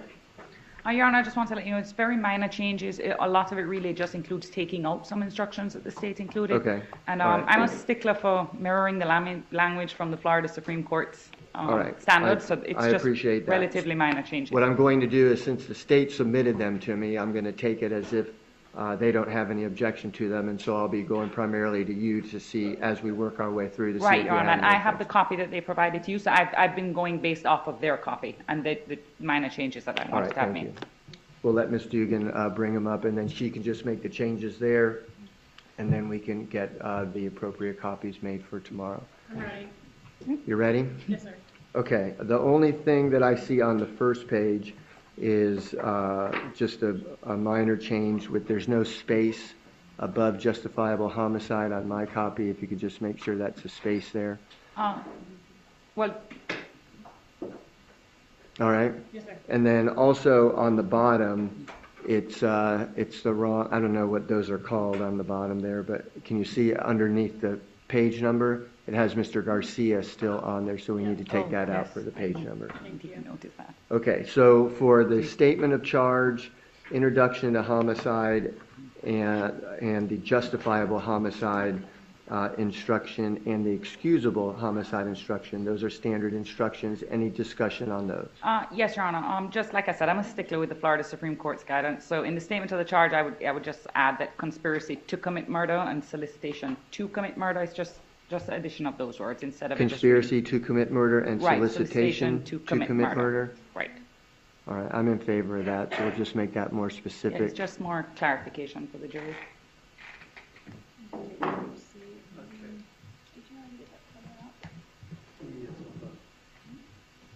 Conspiracy to commit, solicitation to commit. Right, to commit Conspiracy to murder. commit murder and solicitation to Just as commit how it's murder. charged in the information. Just to add those words. And I just want to make sure that our camera here is not getting any work product by looking at the back of these. Okay, thank you. Thank you. Your Honor, as for the introduction to homicide, we would ask that the first 3 paragraphs be the defense is waiving all lesser included. In this case, we believe that based on the facts, we've never disputed that a first-degree murder has been committed. So we would be waiving all Category 1 lessers. We would ask that second-degree murder not be included, manslaughter not be included, any lessers of murder. We're not disputing that Dan Markel was premeditatedly murdered. State is not waiving the lessers, Your Honor. All right, we're keeping the lessers. That's a standard instruction, so we're keeping in both the second degree and the manslaughter. Okay, Your Honor, we're not asserting justifiable homicide or excusable homicide. We would ask that those be taken out. I think those are required to be read, Your Honor, and so we are requesting them. All right, I'm going to keep them both. It's a standard instruction that's given in every first-degree murder case, and so they will remain. All right, so now we go to count 1, first-degree murder, and any discussion on that. Ms. Kawas? No, Your Honor, I have no objection to the actual, where it says count 1 first-degree murder. I have Okay. no objection to it's the All right. standard jury instruction. And then the standard instruction with the lesser included crimes, I understand that you have an Right. objection Right. to including them, but that's the standard instruction if we Right. are. Okay. All right, and then second degree murder, any discussion on that?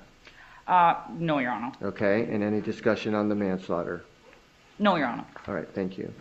Okay, the principal's instruction, any discussion on the principal's instruction? Your Honor, I know that it was probably just put in there just to facilitate everything for the jury, but the way it starts with there are 2 ways in which a person may be a principal is not in the standard jury instruction. We would just ask that it read principles, and then that language is taken out, and it starts with if the defendant helps another person, which is the standard language. I do note that it says if the defendant helps another person or persons commit a crime, it says that defendant. I don't know if that's maybe just because Ms. McBannon was tried with Mr. Garcia the last time. The standard language says the defendant, not that defendant. I know I'm being particular, but I'm just, like I said, Your All Honor. right, then no, that's, whenever it's clear, I don't have any problem with Right, the so, suggestion. and then the rest of the paragraph is fine, and then it said the first number one, it says that defendant. I would just ask that it be changed to the defendant. And the same for paragraph 2. So instead of that defendant, it says the defendant. All right, The language otherwise is standard. okay, all right. So there are two ways in which a person may be a principal is not in the standard instruction? No, Your Honor, because the standards are differentiated between 8 for Okay. principals. The second one would be Okay. principals, and then it says when active participant hired by defendant. That would All be right. the second principal instruction. Mr. Evans? Your Honor, the reason it was being requested for both, or this line was inserted the last time, and it needs to be inserted this time, is because there's two ways to prove principles. One is the first paragraph, or the first one that goes through if the defendant helped another person, and goes through 1 and 2. All right, I think it's repetitive. I don't think we need it. I mean, if you read it all in its entirety, that you can tell. That's what the jury instruction says, that there's two ways. So we're going to take that out, Ms. Dugan. And then if you could change that on that first line to the, and then also with 1 and 2, change that to the. If you have any question about what I'm saying, then let me know. I don't.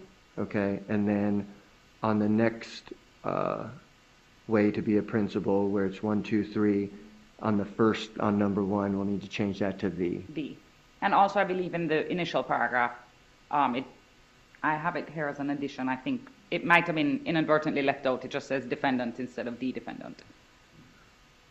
And Your Honor, I'd just like to note for the record that the first line of that paragraph where it says the defendant may also be a principal if he or she is not standard language, it just starts, the standard language starts with if the defendant paid or promised to pay another person. That's how the standard reads. All right. The May was instructed for the same reason the first line was instructed, to differentiate there are two ways to prove principle, which is the first part, which would be 3.5A, I believe. It's A and B. Yeah, Yeah. 3.5A. And the second part is, the second way you can prove a person is a principal is 3.5B, which is where it starts the defendant paid or promised is what it says. But the reason that line, the first part of that line was inserted, it was inserted last time, was to... I don't care if it was certain last time. I don't need to hear that. Is well, it in the standard instruction? It is not standard instruction. Then I don't and want it. I don't want it. The defendant may also be a principal is struck. And so it'll start with if. If the defendant, right. And Your Honor, I'd just like to note in element 1, it says that defendant again instead of though. And Your Honor, for the record, the reason the state has made this and is requesting as an obstruction and is objecting to removal of it is that it needs to be clear to the jury that there are two ways to prove the defendant may be a principal. One is under 5A, the other, or 3.5A, the other is under 3.5B.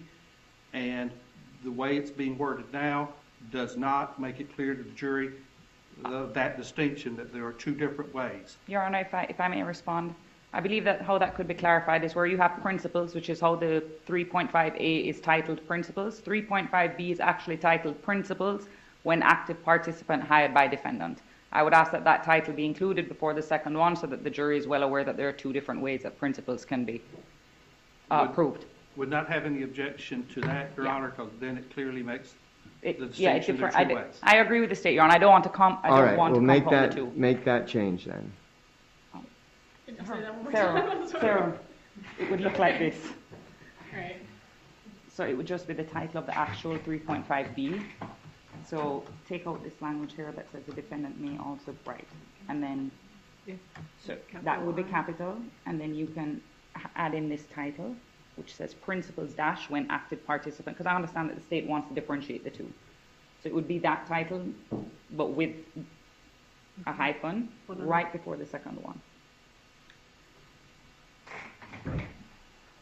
I don't know if you want to include in the standard, I know it's repetitive, but after both principles, it says to be a principal, the defendant does not have to be present when, I don't know if you want to have that. Okay, hold on a sec. If we need to get this on the record. Okay, Your Honor, if the court agrees that we should have them differentiated by title, under the first principles instruction, the standard language, and it's repetitive to both principles, but I want to make sure that it's clear to the jury for both.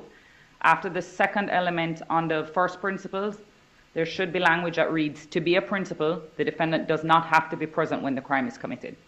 That language is read for both principles instructions. So it will be repetitive, but since we're delineating them into two different types of principles, I'm sure the state would agree that that line All needs right, to be so read Mr. more than Evans, once. is that a distinction? Is that a good enough distinction for the state? Yes, well, since we're breaking the two of them out, they should read, and put them under different headings. Right. They should read as the standard instructions read. It does include that line, so we have no objection Right. to it reading All as right. the standard Right. read. Thank you.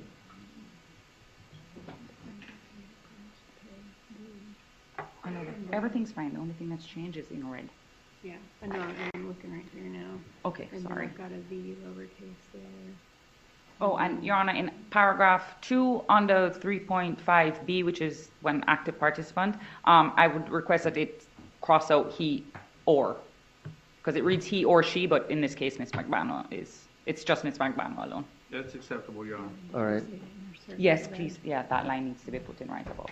And it's an all, Huh? I think it's an all. Oh, yeah, yeah. In both paragraphs, this line has to be. Oh, yeah, you have it in this one. Right. Yeah, in both paragraphs, it'll Both just say paragraphs, if it has- she. Right. Oh, okay, so I'm just gonna copy and paste this then. Well, yes, that needs to, and then in both paragraphs, All right, I'm just gonna copy oh, and paste that. right, in here at the top, if she, as if she. So right here, just cross out he or, because I remember last time Mr. Garcia was sitting. Okay, Right. all right. Just look over that real quick. There's a lot of change. Just make sure. Do you wanna paste it over too? Yeah, here, I've just made my changes in red. Yeah. So the, and then the defendant, and then the language, the standard, right. And then it starts with, if the defendant, right, paid, da-da-da. The person's, oh, this wasn't a separate line. I didn't know it in the standard. Your Honor, in the 3.5b, the active participant,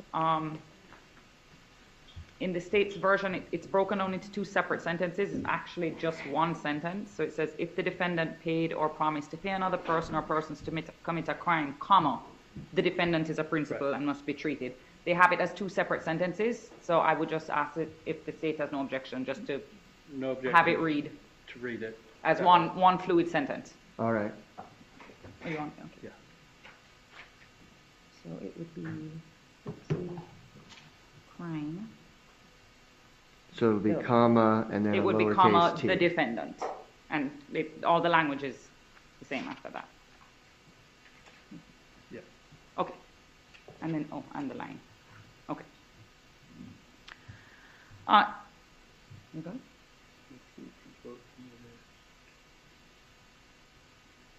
Yeah? Okay. All right, the changes have been made? Yes. Okay. All right, so now we're to independent act.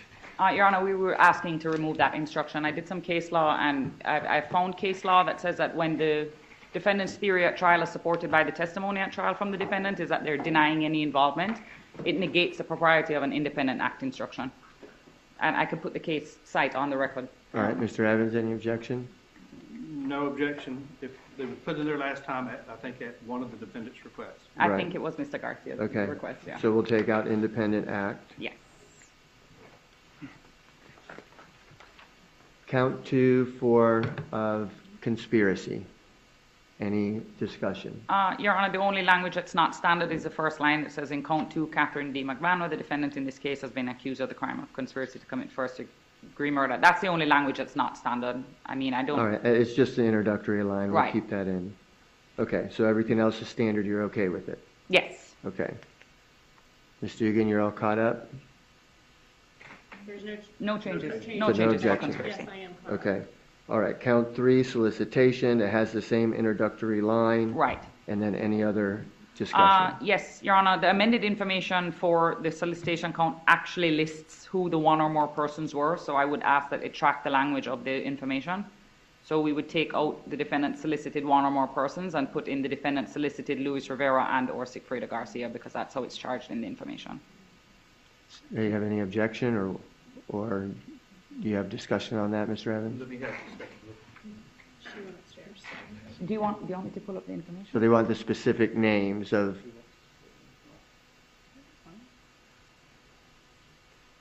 Yes, that will be acceptable, Your And Honor. that's exactly how it's worded in the information, Your Honor. So all it right, would read- so the defendant solicited, Luis Rivera and or Sigfrido Garcia.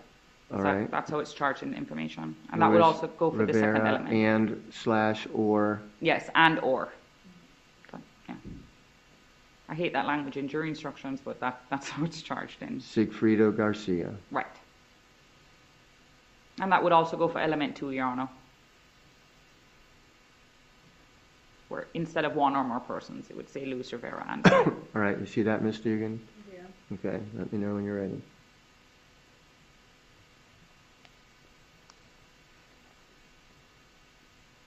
Got it. Okay. Plea of not guilty, reasonable doubt, and burden of proof is the standard instruction. Any discussion on that? Like I said, Your Honor, I don't mean to be a stickler, I just like to track the language. It says to overcome the defendant's presumption of innocence, the state has a burden of proving. The standard instruction doesn't pluralize crimes, it just says crime, with which the defendant is charged was committed, and the defendant is the person who committed the crime. It's mere semantics, Your Honor. I mean, I doubt whether it says crimes or was or were or individual or person would really have an effect on the jurors. I'm just a very big stickler for tracking language for the instructions. All right, so do we want that in plural then, since there's 3 crimes charged? That was the reason it was included, Your Honor. All right. For crimes charged. And the defendant is the individual who, so then it needs to be consistent with the last crime on that paragraph. Has the burden of proving the crimes with which the defendant is charged were committed, and the defendant is the individual who committed the crimes. Okay. Right. So right here. You got it. Got it? All right, then we go to weighing the evidence. Judge, everything is exactly as worded. I would just ask that the 10th factor be considered, which was, does the witness have a general reputation for dishonesty? And I would be pointing to Mr. Rivera. I don't know if reputation evidence was admitted in this. Your Honor. Yeah, I said, well, Garcia and Rivera, several witnesses, Your Honor, were asked about Mr. Rivera's reputation. Was he known as a Laughing King member? Which I would, Wendy's or All right, Wendy out as of an well. abundance of caution, we'll Yeah. put that back in. and Miss Adelson, of course, which So would. do you know that Possible. language, Ms. Dugan? Here it is.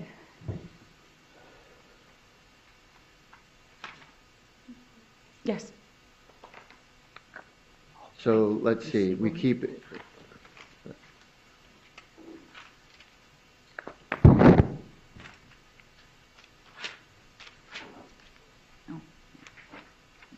all right, so we're adding number 10. Right.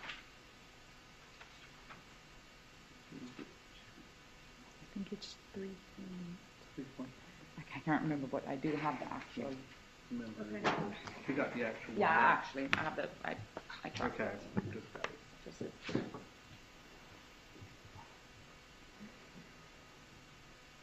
You can double check it before you submit them tomorrow, and I tracked it from the website.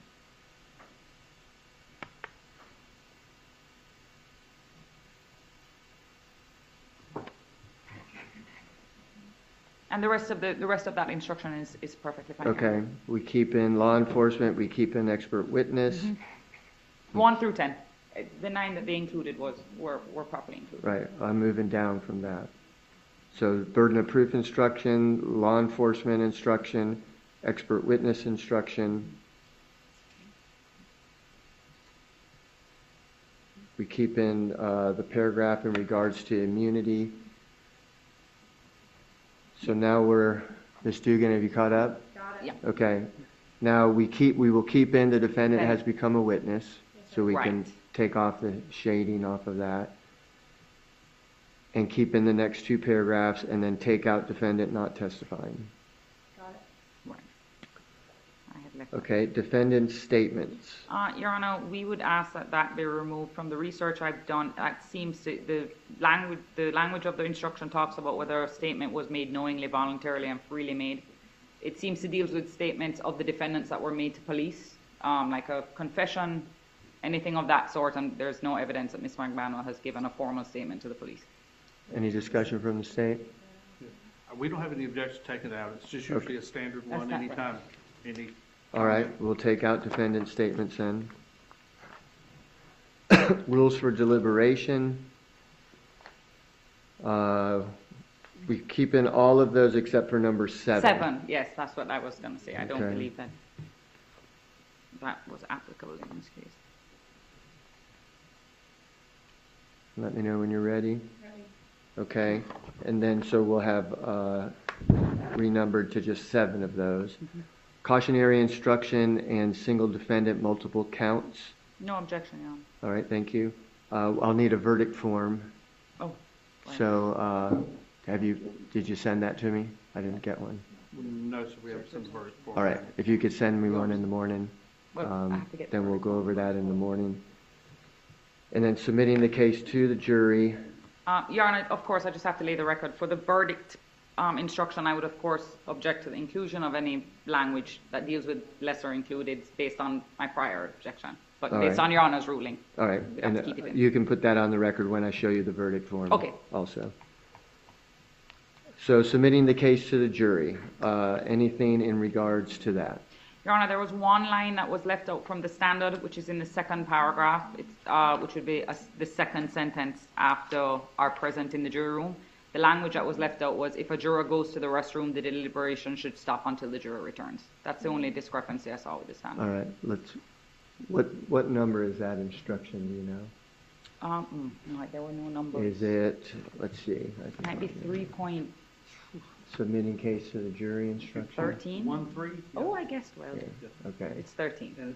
yeah, so there's one sentence. The second sentence, it says something about the restrooms. If a juror goes to the restroom, the deliberation should stop until the juror returns.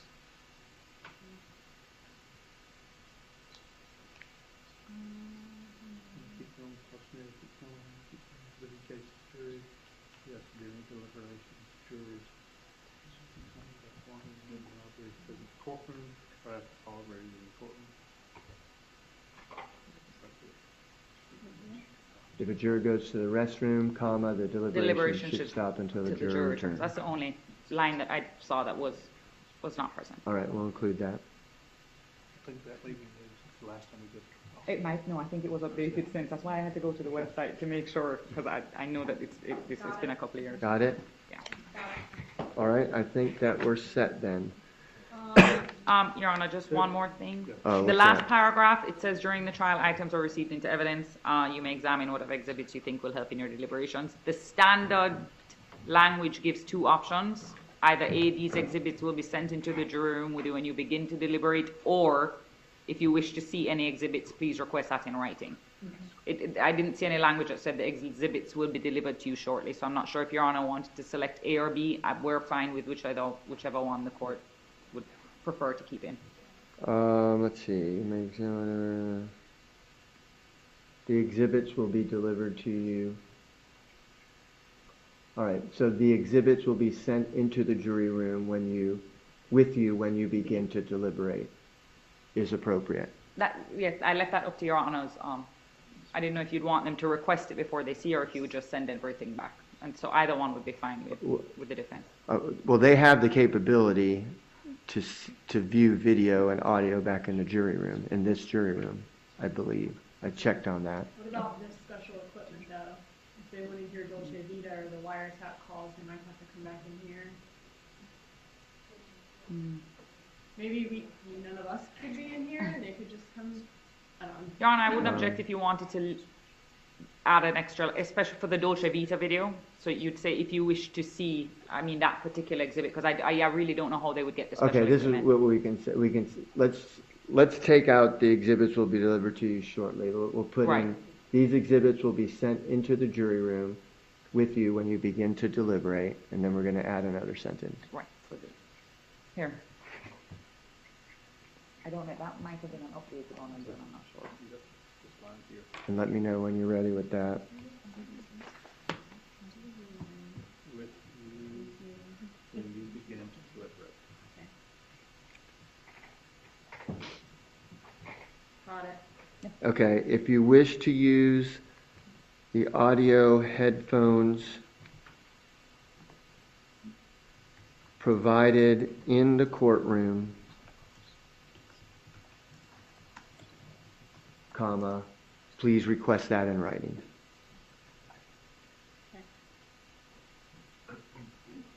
Any objection from the defense?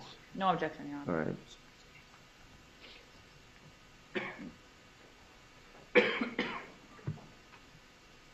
When I'm trying to fix the footer, Yes. she has two case numbers, it's just, This is case confrontation. yeah, but there's two case Oh, numbers. the case numbers are 2000. Are we putting both of them in the footer? 'Cause I've right been now- using both of them because Okay. for some reason that's what the clerk's office has. So it's 2016 CF 3036 and 2018 CF 497. Okay. And Your Honor, I'd just like to say, I had all the intentions of removing the lessers. I'm going to be honest with the court, I didn't really look through. Of I'm removing what? The lesser included. Okay. Because had been asking, so I'm going to go and look through them tonight. I'm sure they're standard, but if I do see anything that I would be happy to contact the state and just to let Your Honor know, but I'm sure they're standard All right. instructions. I I don't mean, think you those can have have changed. discussions and then just let me know in the morning. Yeah. But we'll go with this as the final form unless you have any discussion to change that. Right. Okay? And then, so Ms. Diggin, you have that. If you could, when you get back to your office, ask somebody to print that out, and can you make the copies? Yes, sir. All right, we'll make 25. Okay.